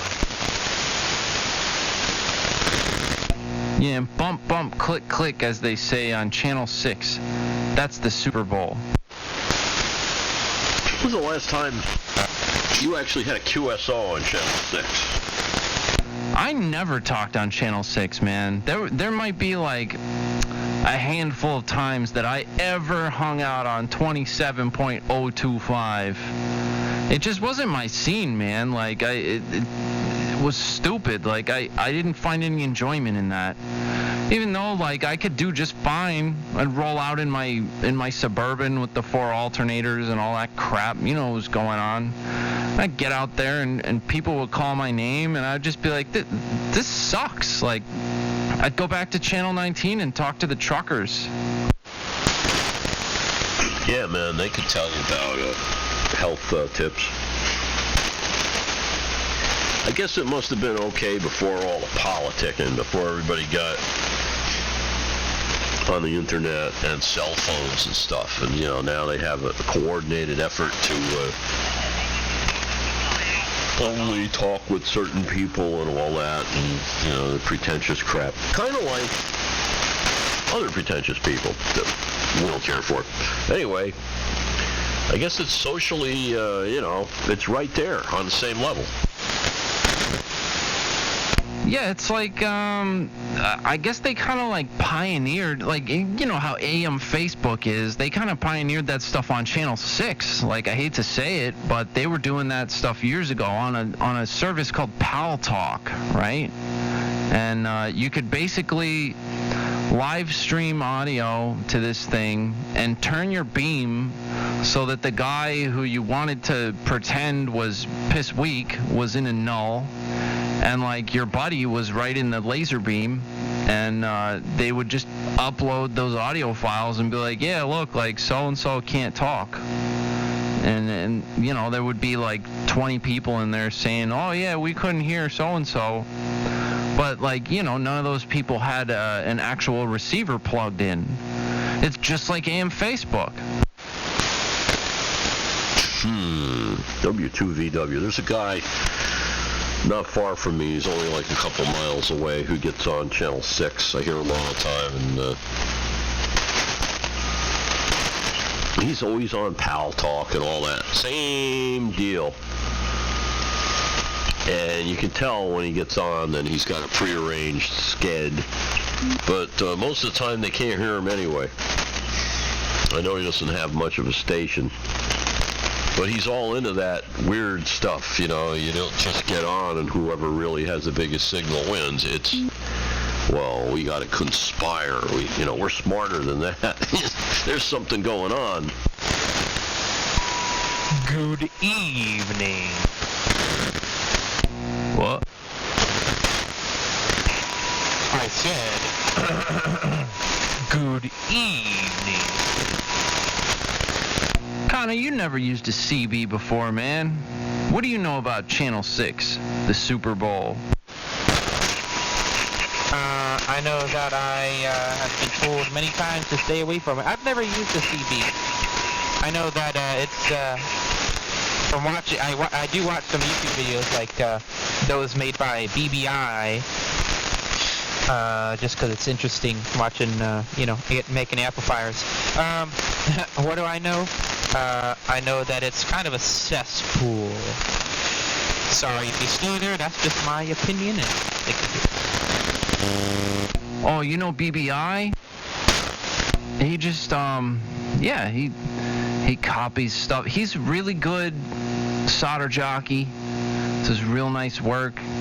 Copies everything. He doesn't have an original bone in his body. But that's fine. I mean, he does okay work, and he fixes people's crap when nobody else wants to. I guess it's good, you know. So you know what I'm saying when I say, hello.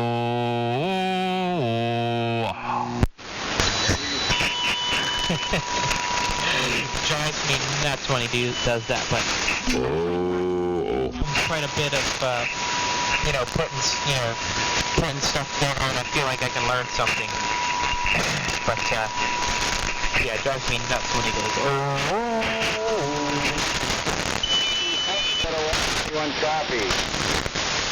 Yeah, I love his channel. He does good stuff. He does good work, but he's no technician. He's not an innovator. That guy, Prime Minister, though, holy crap, he does cool stuff, man. Have you ever seen the Skull Cracker YouTube channel? Like, that dude builds amplifiers from scratch. You know, like designs them in CAD, and you know, even makes the enclosures and stuff himself, and he knows a thing or two, man. That's Sir Mix-a-Lot, the rapper. He does cool stuff with radios. It's all on 27 megahertz, but nonetheless, he does a lot of cool stuff with the radio, and he knows stuff. I'd recommend anytime you're going to watch the BBI channel, just turn it off and go to the Skullcracker channel, because he's actually like making good content. I find that stuff very interesting. Yeah, I need to. Well, I just found BBI, and well, sometimes I just watch it to have a laugh, but yeah, I did know that. I've watched a few of Prime Minister's videos. I do know he is Sir Mix-a-Lot.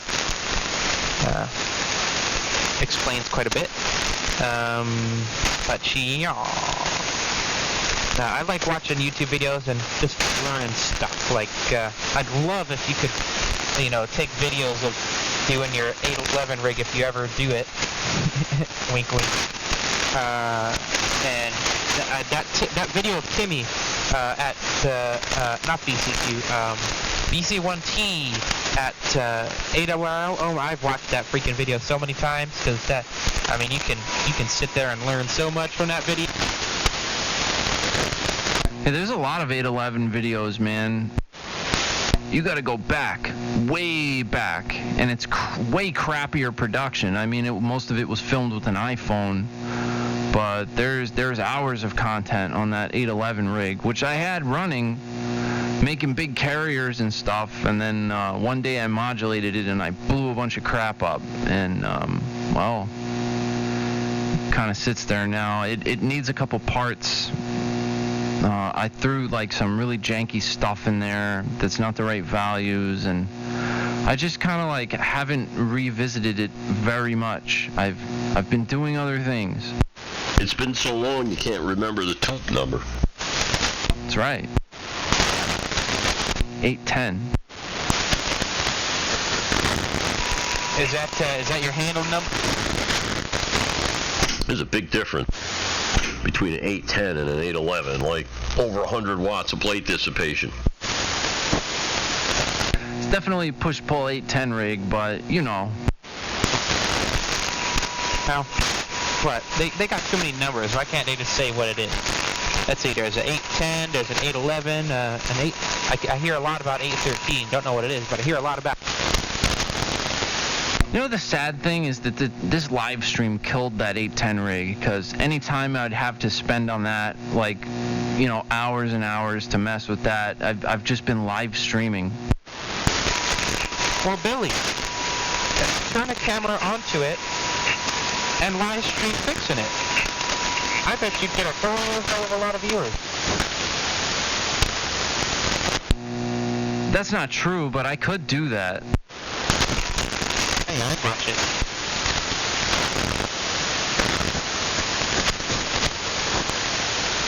I gotta completely redo the input circus, which I built from scratch once, and it's just kind of like, it's a lot of tedious crap, like drilling and tapping and like doing all this kind of stuff that I do like at work, you know? Like I come home from work and I work on that, and it's like I never left work. Well, like I said, before you struck me, well, why you struck me? What? Your real fans will watch it. I watched your thing of fixing the computer, and of course when you do that you have our support where you can vent to us about how horrible whoever built that piece of crap is, and I'd watch it. I think it'd be a good experience to watch that. I don't know if I've ID'd. This is Section Youth Coordinator for the State of Virginia, W4IPC. W2VW, Coordinator for absolutely nothing. And W2BTK, I piss people off. But I don't know. I could like work on that instead of getting on the air. Could always do that.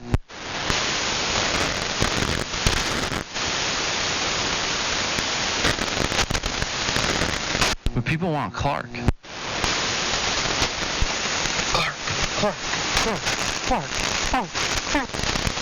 Clark didn't really say it got boring here. No way did he say that. Hold on. I will hold... well, I don't know how cool it is to, like, share a text message that somebody sent me in confidence, but this is what it says. Are you looking? Look at that. There it is. Is he still listening? Hi, Maria. Wow. I think somebody hacked Clark's phone. That can't be Clark. Clark wouldn't do that. I didn't see it. I missed it. I always be so good.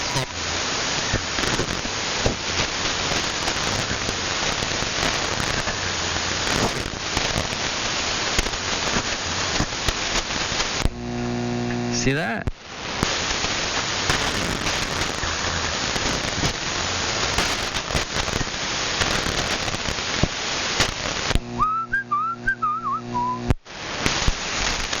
I see. Clark's a lot of focus. What has he been drinking? Tired of Mr. No bandwidth leaving it down there, if you know what I mean. Anyway, man, Billy, you are crap.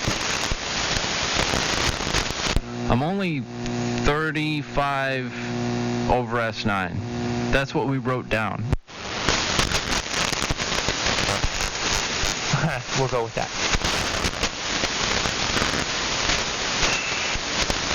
I did it before when the going got tough.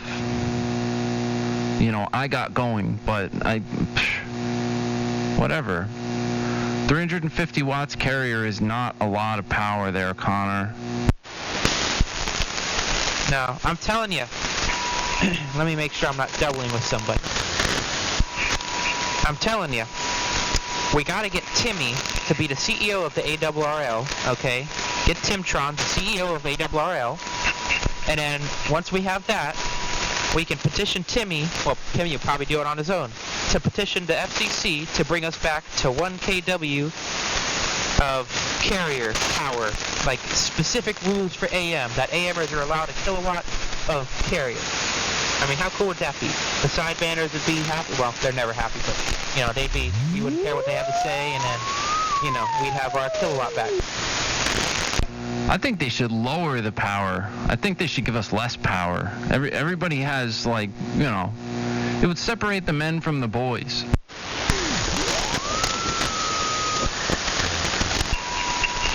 Is that your VFO that's drifting? No, that's just somebody having fun. Good on them.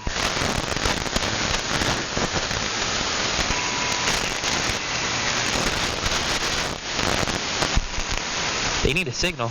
They sure do. Back in the W2. I think I said it to Timmy earlier that we need to get him in that seat. W2BTK.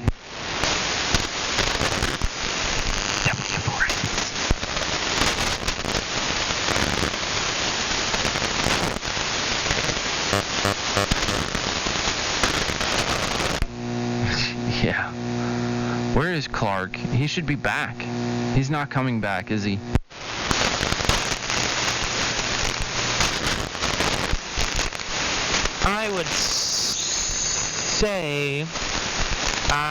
I would say that he is not coming back.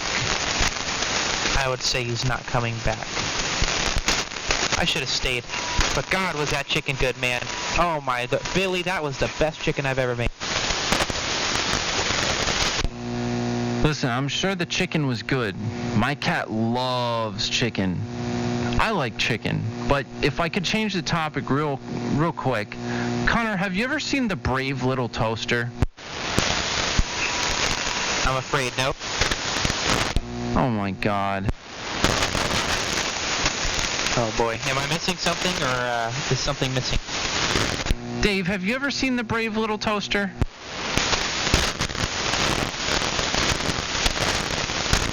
Man, we scared Dave off too.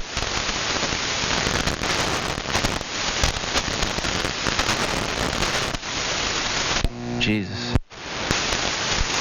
The heck did you scare him away for, Bill? He's probably in the kitchen. It's where he usually is when he doesn't key up.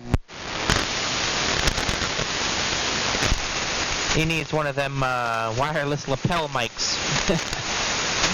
I did think about doing that for my radio here. I got a wireless mic. I thought I'd be cool and set up a remote keying switch like all the dudes that have the broadcast transmitters do. You know, they got the little key fob, the key and unkey. I thought I'd do that, but then I realized, nah.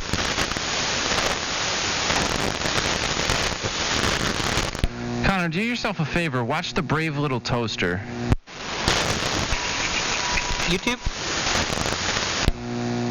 I don't think you can watch the whole thing on YouTube, but just get it somehow.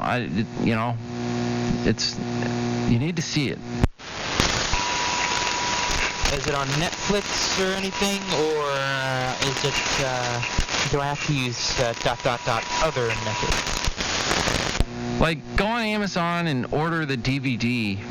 It's probably like $4 or something. You need it. Okay.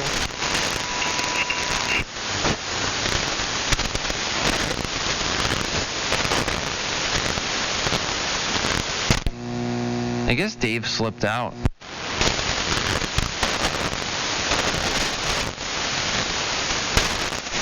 Did you like my belt? I think that's my first JM belt. What happened to your reverb? I don't hear any reverb. You don't hear my reverb? What? There it is. Yeah, it's there.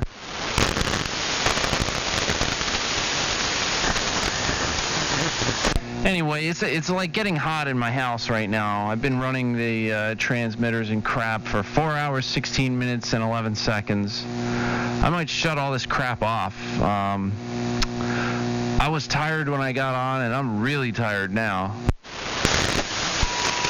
Well, turn it down. You don't need it. Billy, you're 40 over. You're as loud as, well, you get the point. Yeah, but I still, after 4 hours of operation, I think I'm ready to do something else. Well, I ain't got a ball and chain on you.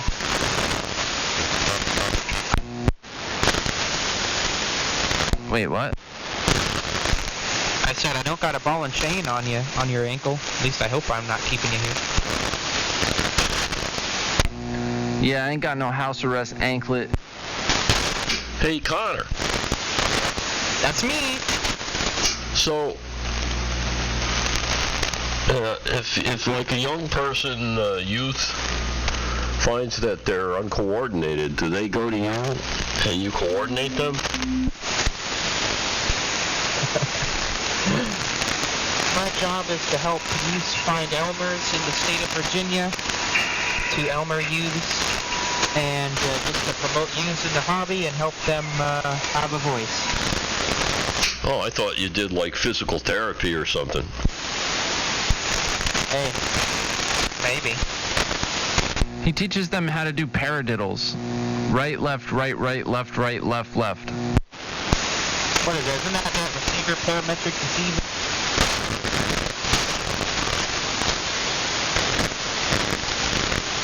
I mean, you know, somebody comes and says, I can't throw a football or something, or, you know, they trip over their shoelaces all the time, and they go see Connor and he coordinates them.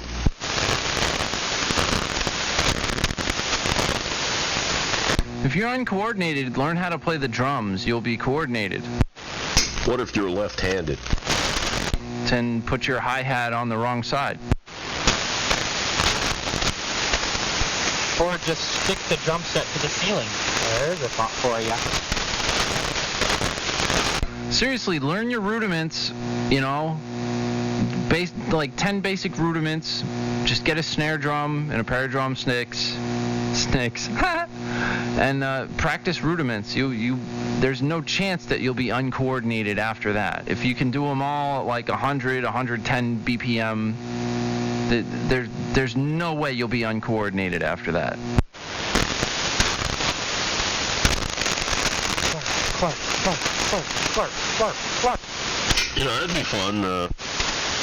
Stick up some of your drumming on there once in a while. You could show people how multi-talented you are, Billy. You're not just all about one thing. I could play the drums like a mofo, for real. That'd be interesting to watch. There you go. Some interesting hobbies, drumming and ham radioing.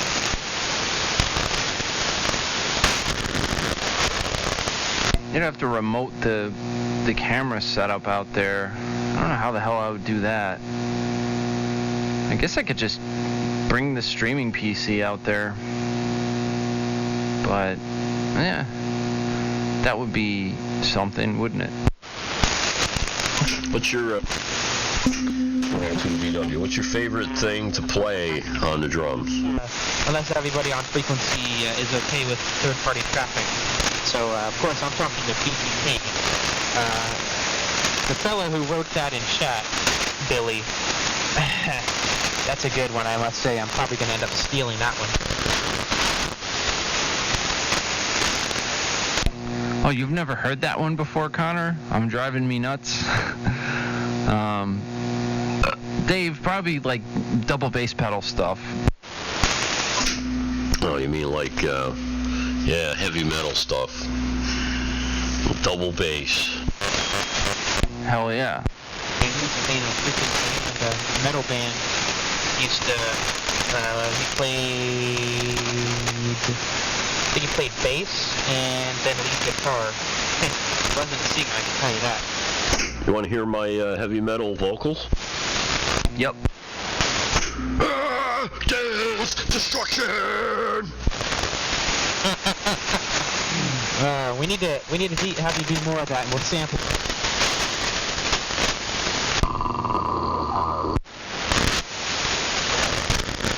No, I used to play, I had a bunch of snare drum books, like snare drum etudes and stuff, and I got real good at playing them with my hands, and then I was just like, oh, screw it, I'll play them with my feet now. So I did that. Far out. Good evening.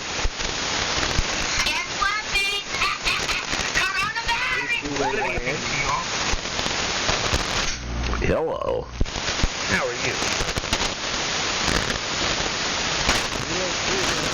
Yankee Alpha, how copy, please? Not too good.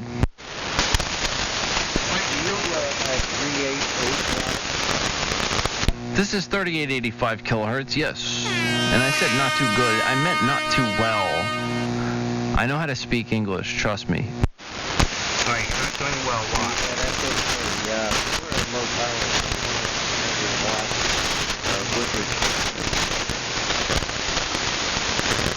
Low power would be working fine if the lightning crashes weren't there.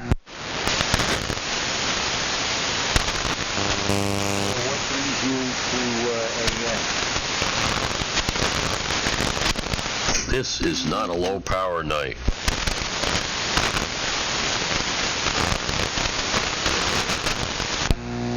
Yeah, it's a little bit of a rough copy. I didn't even get the call sign, but Connor, I'm thinking about getting a new Cardi B sample. You know that one song she has, and that one line in the song, like, if I see you and I don't speak, that means I don't with you.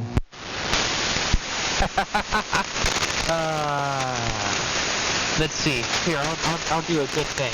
Okay, whoever is the weak station, I just narrowed my filter. If you give your call a couple of times in a row, nice and slow phonetically, and I think I could get you.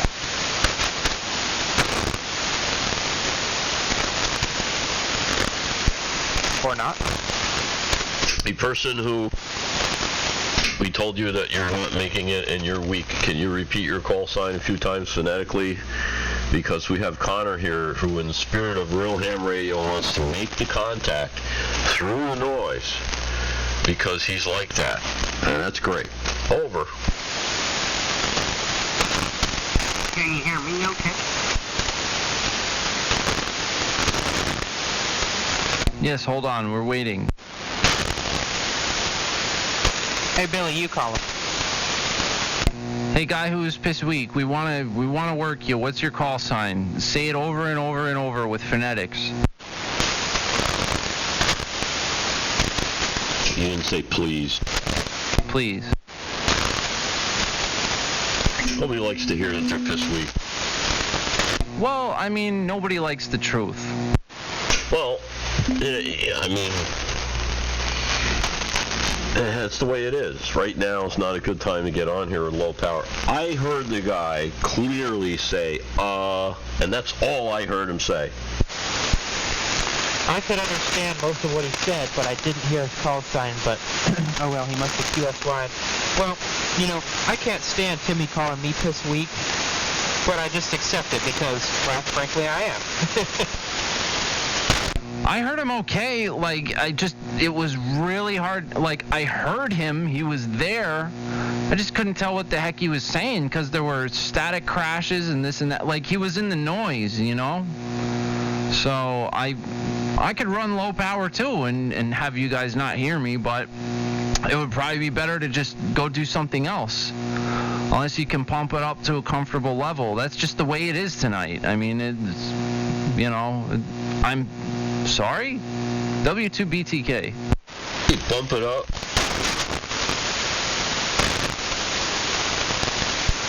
Isn't that a Black Eyed Peas song?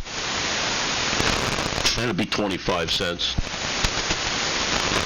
But Connor, I want to get that line from that Cardi B song. That's not like a jab toward the guy who I can't hear. That's more something directed at like another AMer. Like I could play that. Like, you know, you ever hear that happen? Like where I'm in QSO and then all of a sudden I stop talking. Yeah.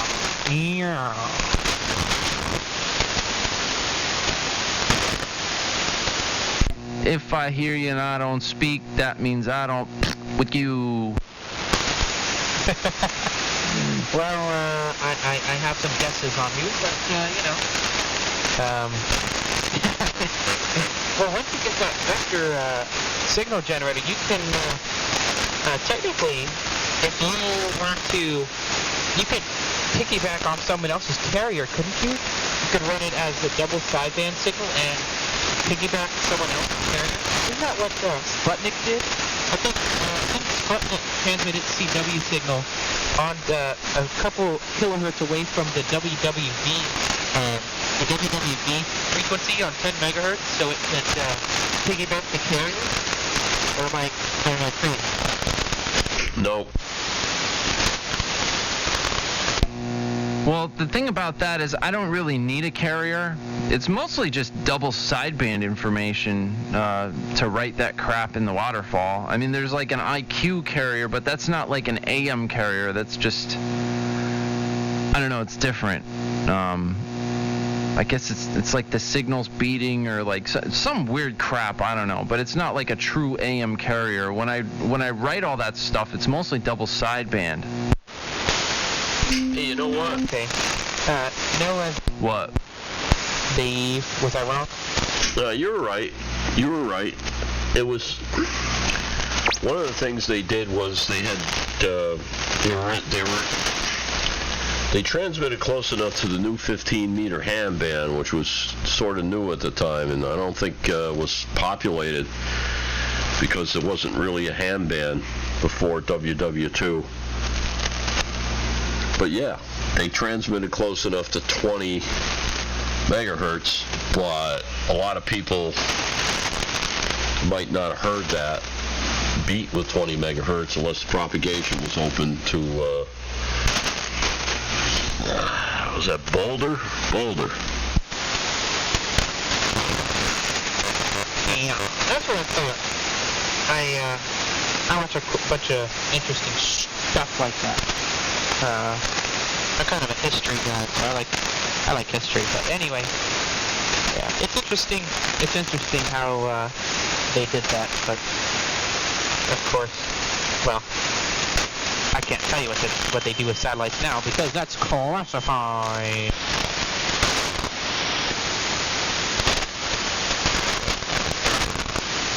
Yeah, what a great idea. Let's polarize the United States military-industrial complex.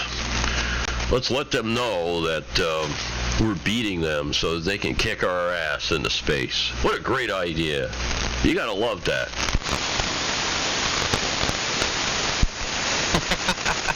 Yeah, they thought they were cool until they saw a rocket pass it. Connor, I think you should experiment with microwave. I thought about it, because the Flex has a transverter port. I could put a transverter on it. Oh, you're too very weak. Yeah, W2BTK. Who cares at this point? I do. This is all going to be on YouTube. It's all being immortalized, and anybody who does anything illegal or does anything bad, it's going to be out there for everyone to see. So there. Holy crap, if anybody makes it this far into this YouTube video, like, you are a goddamn saint. Like, you've been watching for 4 hours, 30 minutes, and 34 seconds through all the ups and downs. Like, you deserve a medal. Well, thing one probably skips around to find him in there. Well, who cares? I care, because the FCC cares. I'll be on YouTube, and I'm on Twitch, and Lord knows my rant from earlier will probably whatever. You know what I'm trying to say. Be on YouTube or AM Facebook. Or sit on my Facebook, as Timmy says. Facebook, it's a fact. Its value has gone down 32%, and that's like almost $1 billion since AM Facebook started.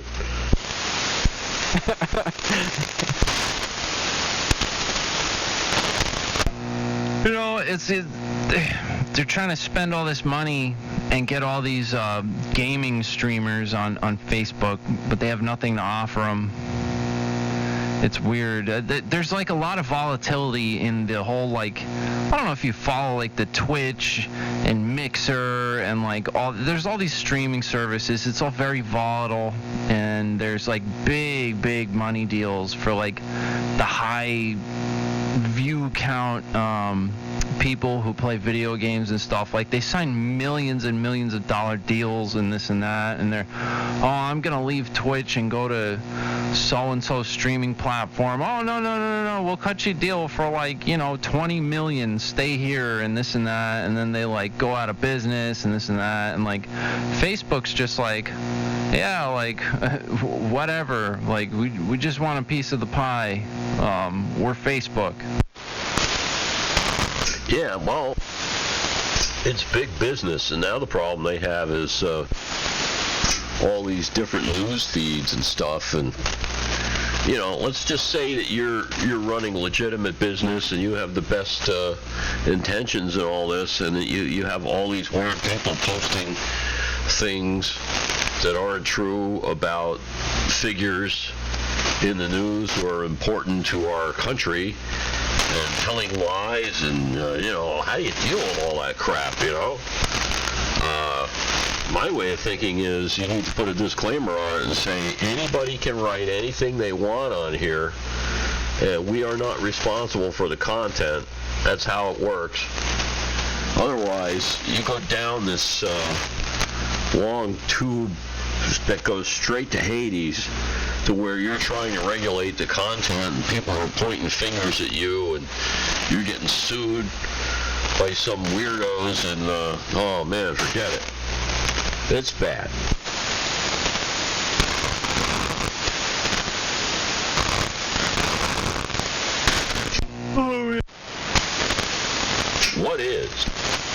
AM Facebook. So, would you like me to do that, Billy, or would you like to do that yourself?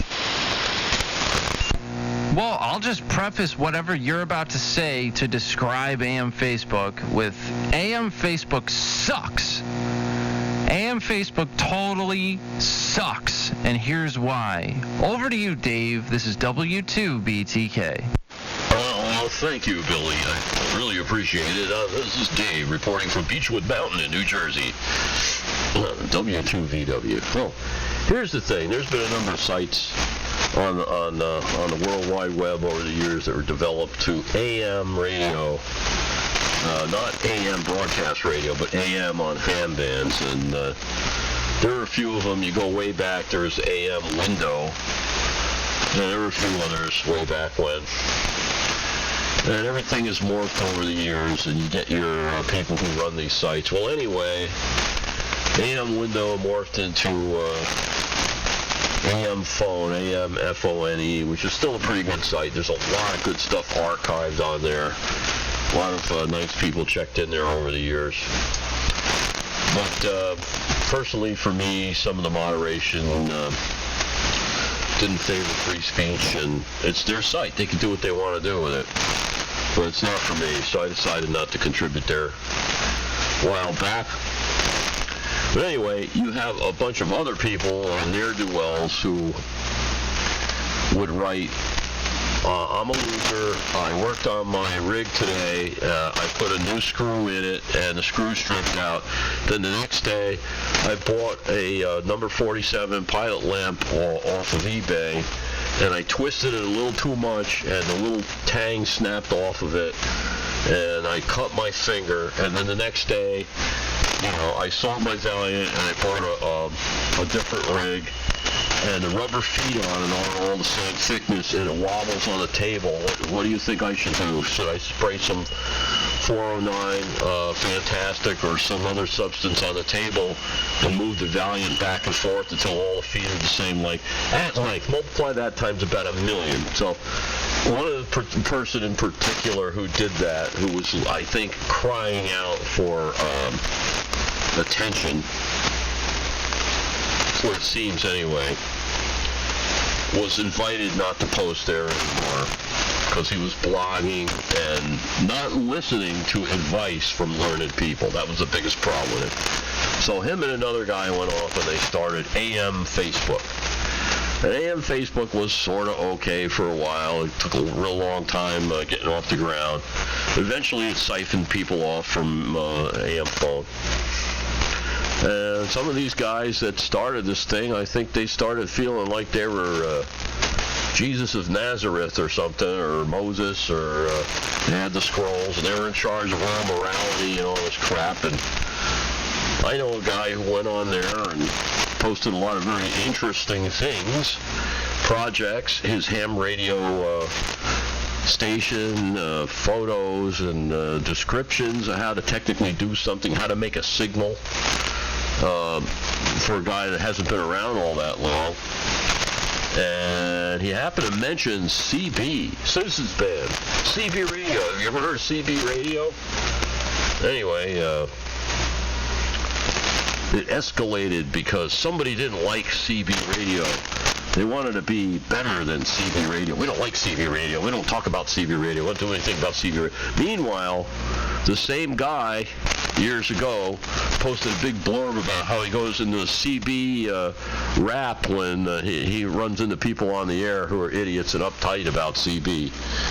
He's going to do the Smokey and the Bandit rap, C.W. McCall on people. Same guy, but now he's changed his mind now. And now he's got to be a uptight, stuffed shirt, sphincter muscle spasm type person.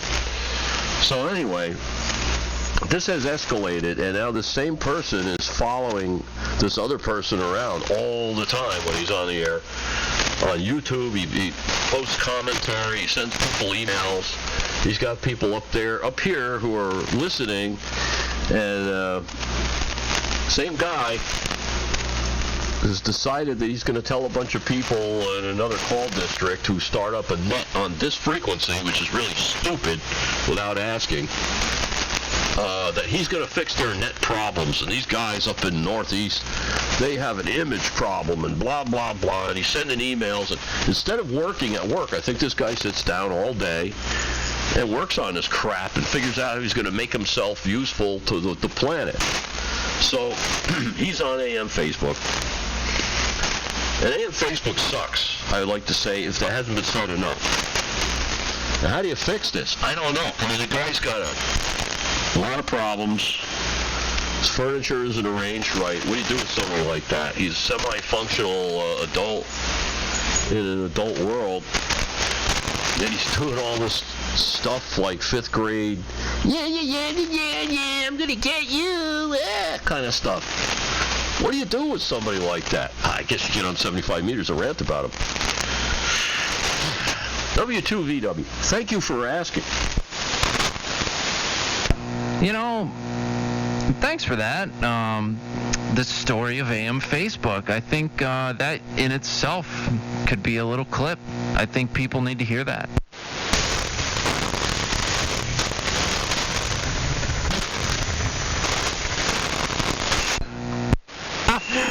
Do you hear that, Billy? They're trying to QRM us now. I'm not even, the fan didn't even kick up. By the way, I pulled up that EHAM discussion that you referenced entitled Name Calling and CB Radio, circa 2006, eham.com. And I did pull up the post by KA4KOE mentioning the, the reverting to CB lingo and things of this nature as you were describing it. So that was right up there on the stream. Hey, Dave, you mentioned your transmitter. I'm just curious if you're comfortable with disclosing this information. What is your transmitter? Because, I don't know. You and Billy seem to have comparable signals, and you're down to me. Well, I'm using a very similar modulator to what Billy is using on his exciter, but I don't have a linear amplifier following my transmitter. Doing the same exact thing with Antec transformers as modulation transformer. My transmitter is a Johnson 500. It's a 1957 boat anchor, which originally had a pair of 811s for modulators, but I've gotten rid of all of that stuff. I'm using a QSC audio power amplifier, QSC 2450. That's running into the two Antecs. And then for a shunt-fed Clark, are you there? Heising reactor, Clark. I've got a 1937 RCA 1D Heising reactor in series with a Gates 5 kilowatt Heising reactor in the rack. Yes, it's overkill. And I got a Variac on the plate supply, so I can dial this thing anywhere between 1 watt and legal limit. It drifts a little bit because I'm not using a solid state exciter, so I'm doing the same thing as Billy, and I've got to walk away from the operating position in zero beat once in a while. I don't zero beat. I throw my whole station into a dummy load, and I just read a good frequency counter. But thanks for asking. It's very unusual, but I'm pretty pleased with the performance, and thanks for the signal report. That was interesting. Thanks for the information. Johnson 500, that sounds cool. That sounds like a cool rig. Externally modulated, that seems to be the way to go, I guess. Unless you're running some fancy radio like I'm running. Externally modulated sounds better actually than this. But for those of us who don't know, maybe Clark's listening.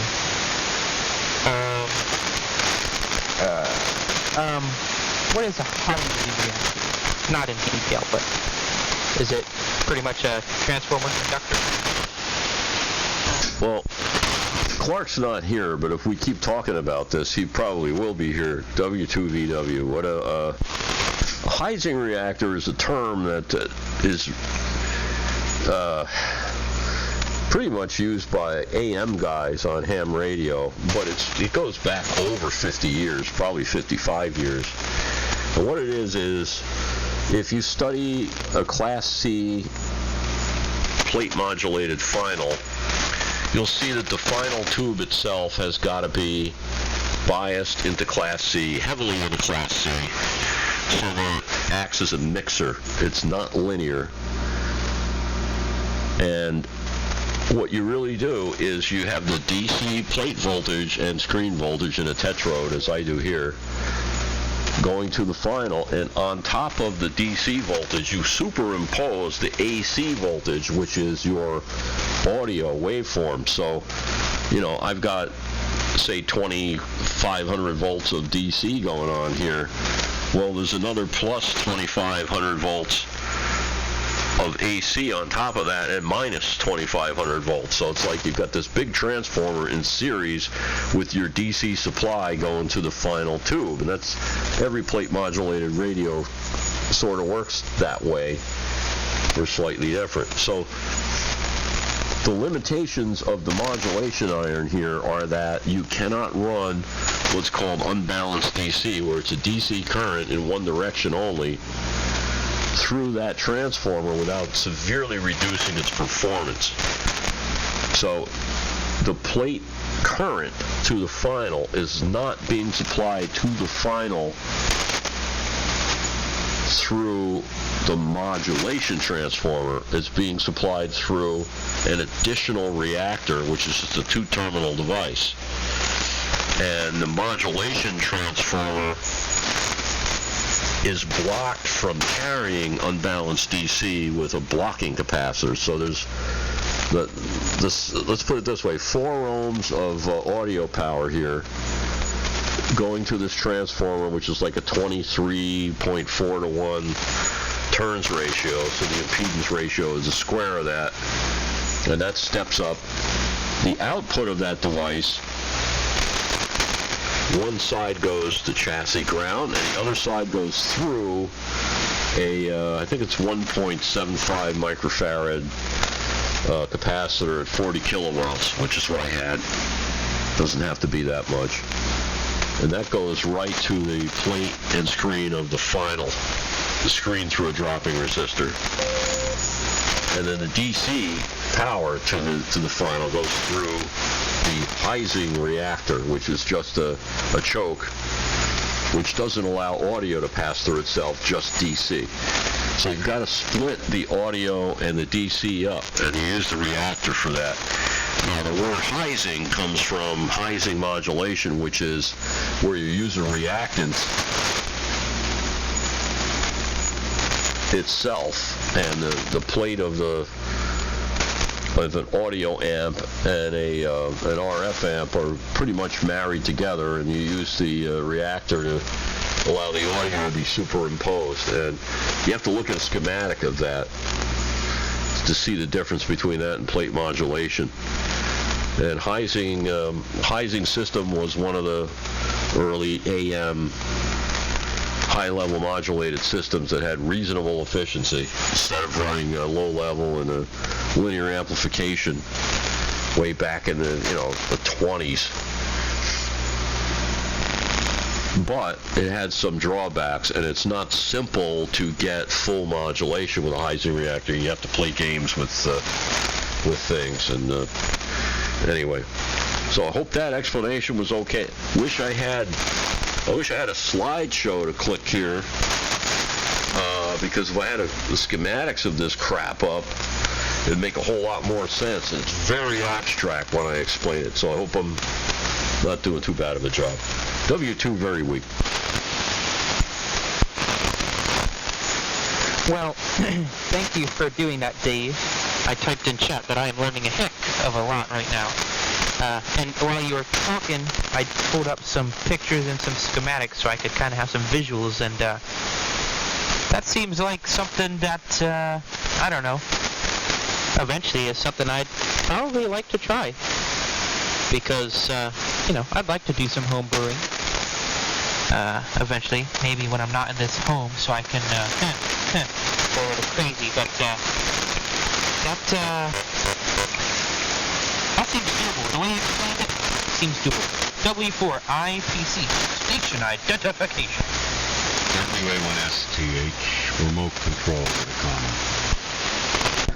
Connor, you can look at the YouTube video. I mean, it doesn't go into as much detail as Dave just did about how it works, but you can see a schematic of basically the setup there.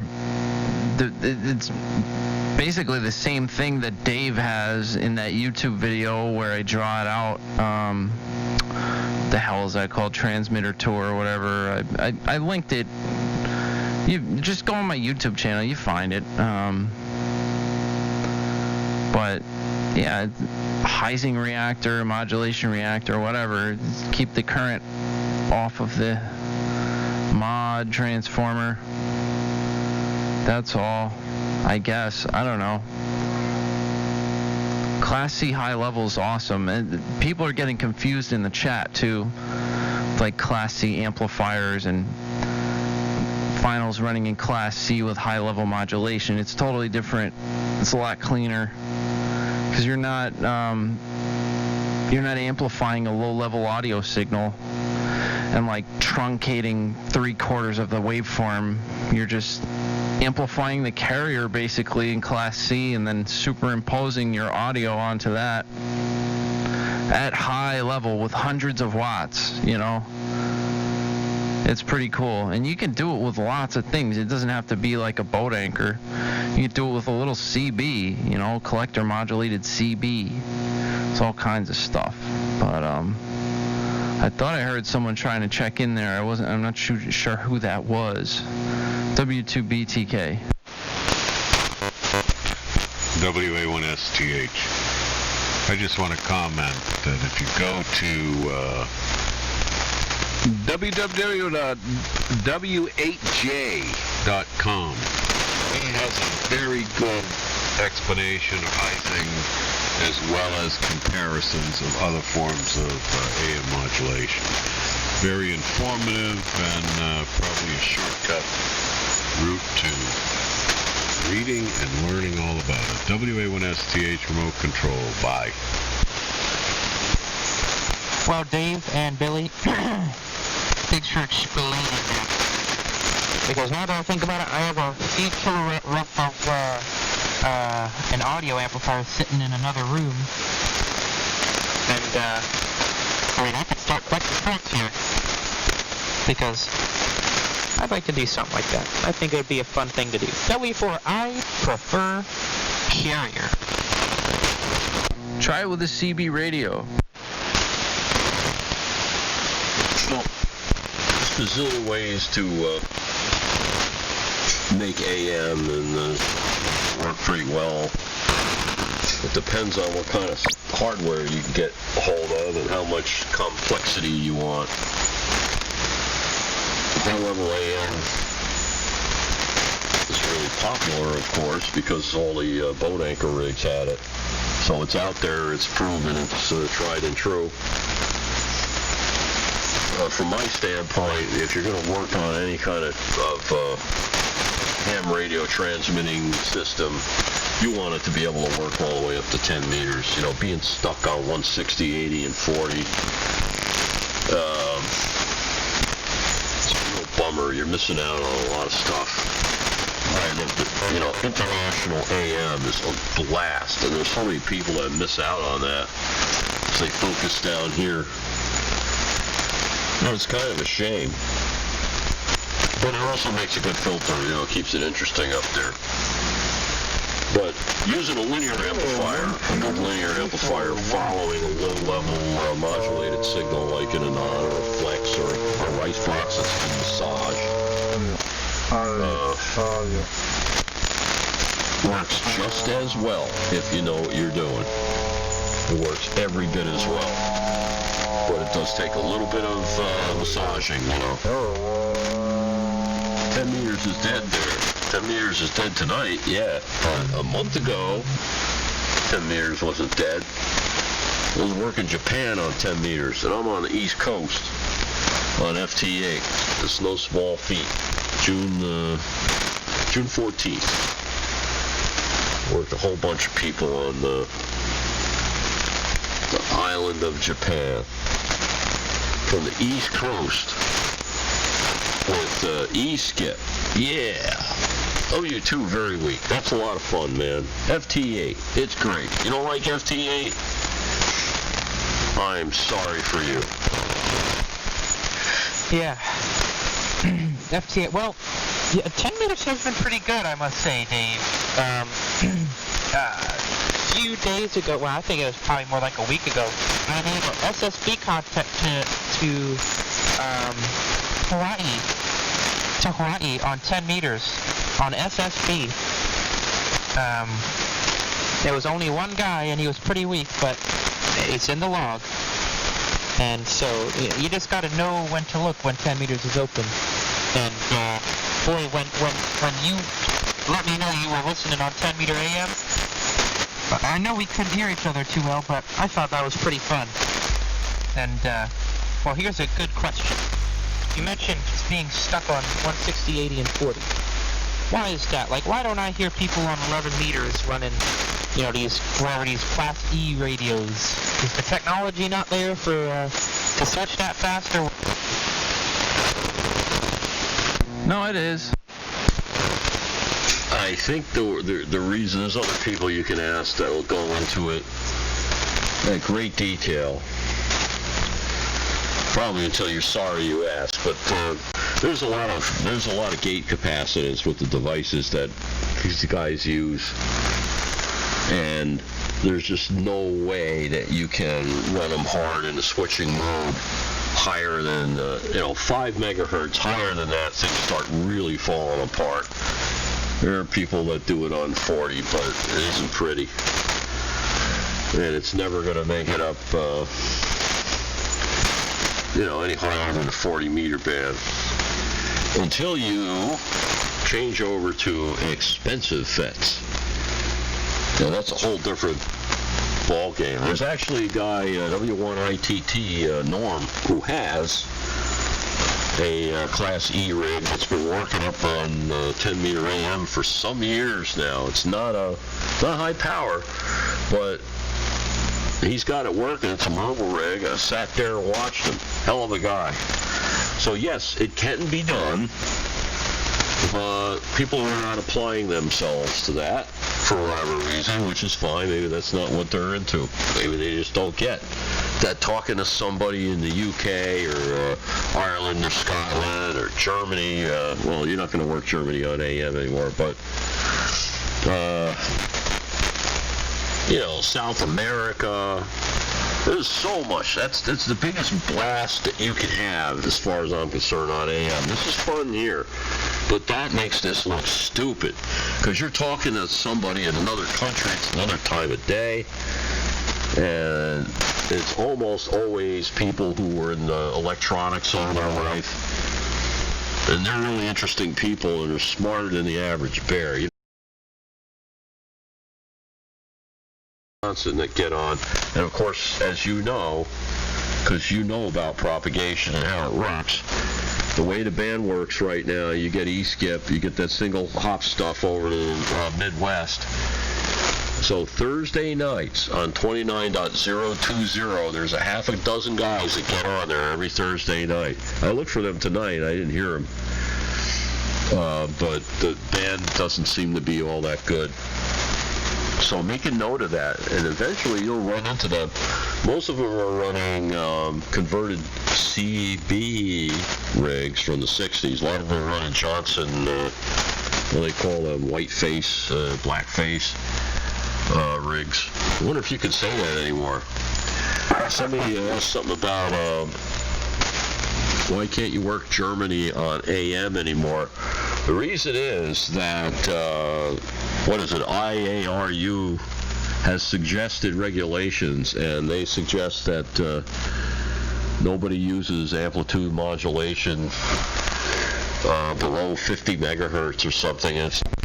But it's accepted to conform to regulations, which is a thing over there. And it wasn't always like that. Back in 1987, 88, 89, I used to talk to guys in Germany all the time. DL6 Sierra X-Ray would get on and open the damn band up on 10 meter AM. He had a great signal. There was an old-time ham. The guy had been an Allied prisoner of war in World War II. He had some really good stories. He was in North Africa, and he was captured by the Allies.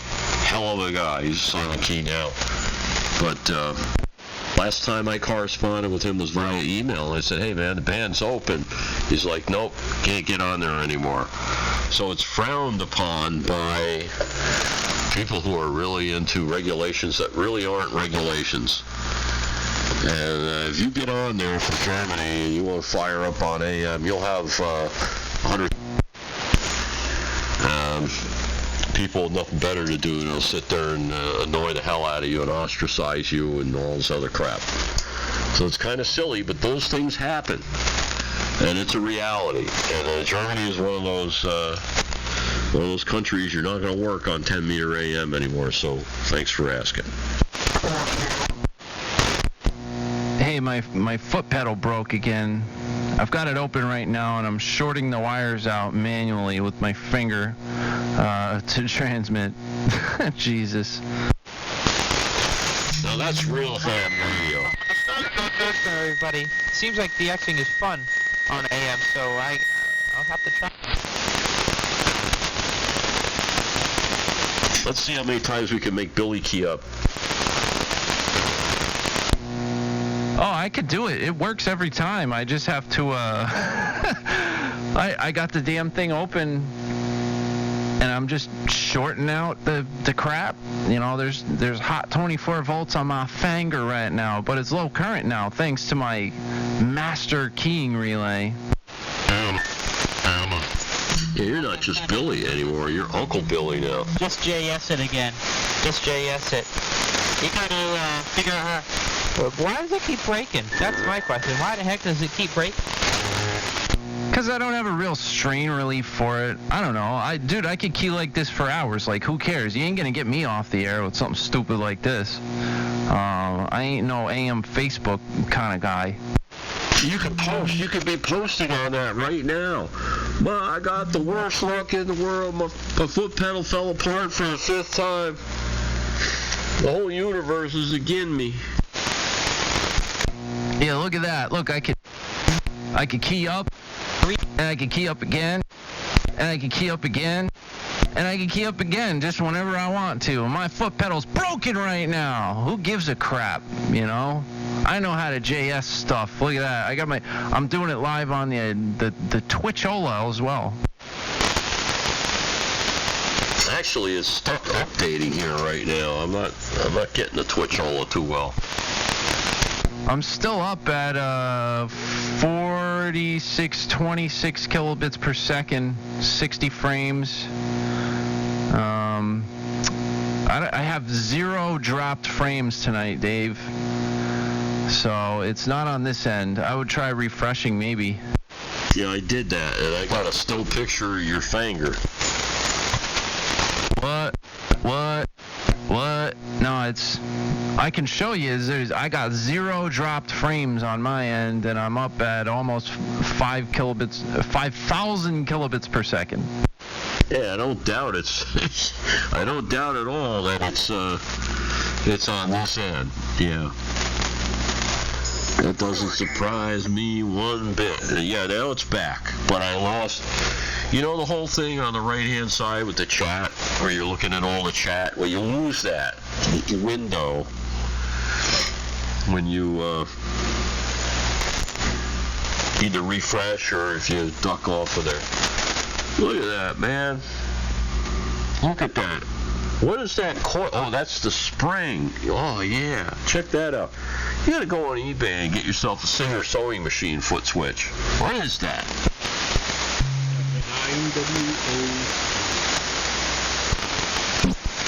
I got a good foot pedal, man. This thing is it's a really good foot pedal. The switch in here is awesome. It's, you know what keeps failing is these JS connections that I got on here, and there's no strain relief on it. I was twirling the damn thing around, and I've been drinking wine, and these crappy little wires that I soldered on there keep popping off. It's just a broken solder connection. That's why my foot pedal went down. But look at this.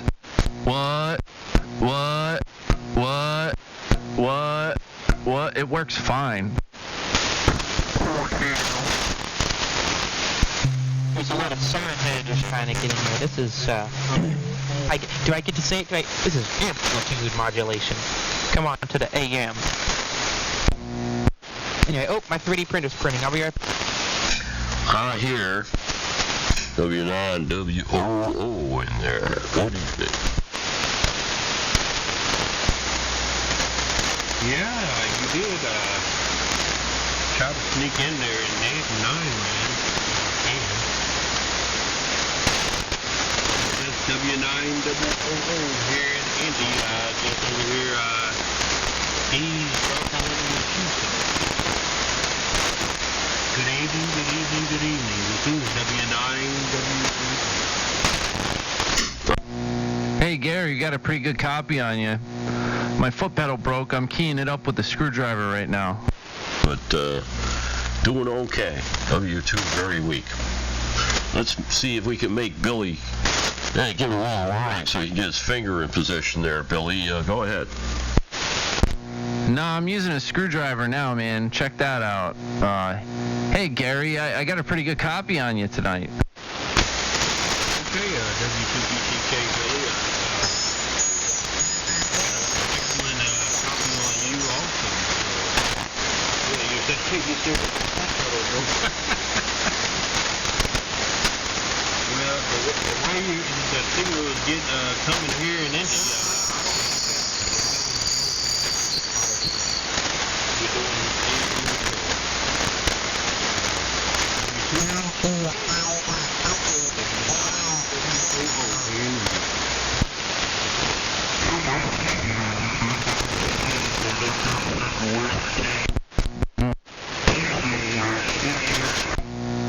There we go. We got some slop bucketeers in there.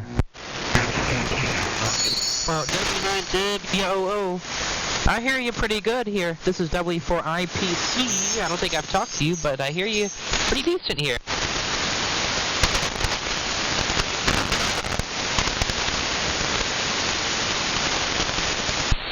Well, I don't think he hears me. Well, I notched out the slop bucket. Well, this looks pretty funny, keying up my foot pedal with a screwdriver, huh? You could say that you have the golden screwdriver in your hand. Yeah, man. Well, anyway, I'm just going to say that that's been fun. I'm going to check on out of here. I know Billy's probably, his ears are ringing by now, and it's been a long day. Oh, I'll probably get back on here. I don't know, another at least one day this weekend and have some more fun and see if we can't smoke out my friend up there in Keensburg, get him to do some more swishing on here. Maybe call the utility company up, have him rip his wire off the telephone pole. That'd be kind of fun. I could probably get video of that, because I got a friend that's right over there. Either that or we'll just hold out and play recordings of him from 75 meters in front of the Pentecostal church on Sunday morning when they open back up. But I don't know when the COVID's going to be over with. But one of those, we're definitely going to take one of those courses of action if I ever hear that guy again. Like, once. So good night, folks. It's been real. Connor, as always, and yeah, that was a whole hell of a lot of fun on 10 meter AM. We'll do that again, man. We'll do that again. Soon enough. Hopefully Billy gets his tower up this summer, too. It'd really be good to get some 10 meter AM going with some well-equipped stations Yeah, that's, the real sunspots are far away, but they're coming. And there's a whole lot of dumb people that think there's not going to be a sunspot cycle this time around, and 0 of them are qualified to make that determination. So take care, and 7-3 neighbor. You got to get yourself a wireless set there, Bubba. And talk to you later, and thank you. W2BTK, W900, W4IPC, W2 very weak. Listening out. Yeah, all right, Dave. I think I'm gonna follow suit. I was tired when I got on. That was 5 hours ago, and man, now I've been drinking wine, so I'm about ready to get some shut-eye. I've been up since 3:45 in the morning. I worked a hard-ass 10-hour day and put in 5 hours of QSO live streamed. So I think it's about time to shut it down. But it's a pleasure talking to y'all. Gary, you're coming in pretty well tonight. I just got about nothing left, man. So I'm going to get the hell out of here. Connor, always a pleasure. Dave, thanks for sharing the story of why AM Facebook exists and why it sucks. That was very educational, as well as, the high-level Class C modulated stuff. But it's been a lot of fun, guys. So I'm going to sign off the air here, and I'll be in the Twitch chat for a few minutes here, so I'll catch y'all later. W2BTK73. Yeah, thanks for doing the high-level modulation stuff. That was interesting to me, and I'm sure some others on frequency.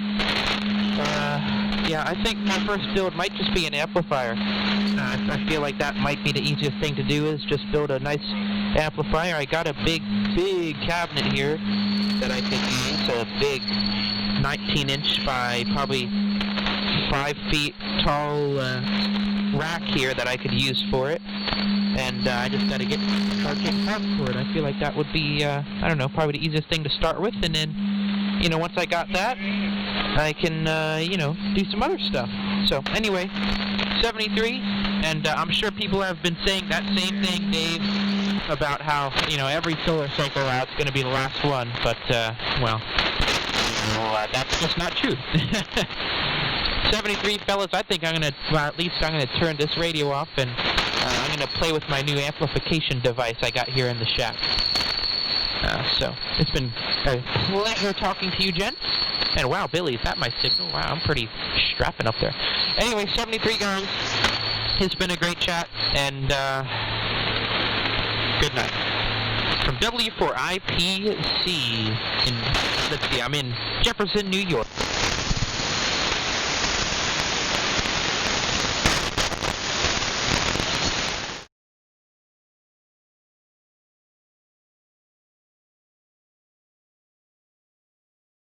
All right, folks. It's been a long night. Good stream tonight. So, hey, we're going to read Steve Happens. He's a regular in here. He's playing some kind of game over there. He's a moderator for this channel. So, he's a pretty cool dude. We're going to go ahead and do that. All the usual stuff, follow, subscribe. My YouTube is right there on my forehead. If you want to watch past stuff, this and that, the other thing, you all know the drill. Hold on.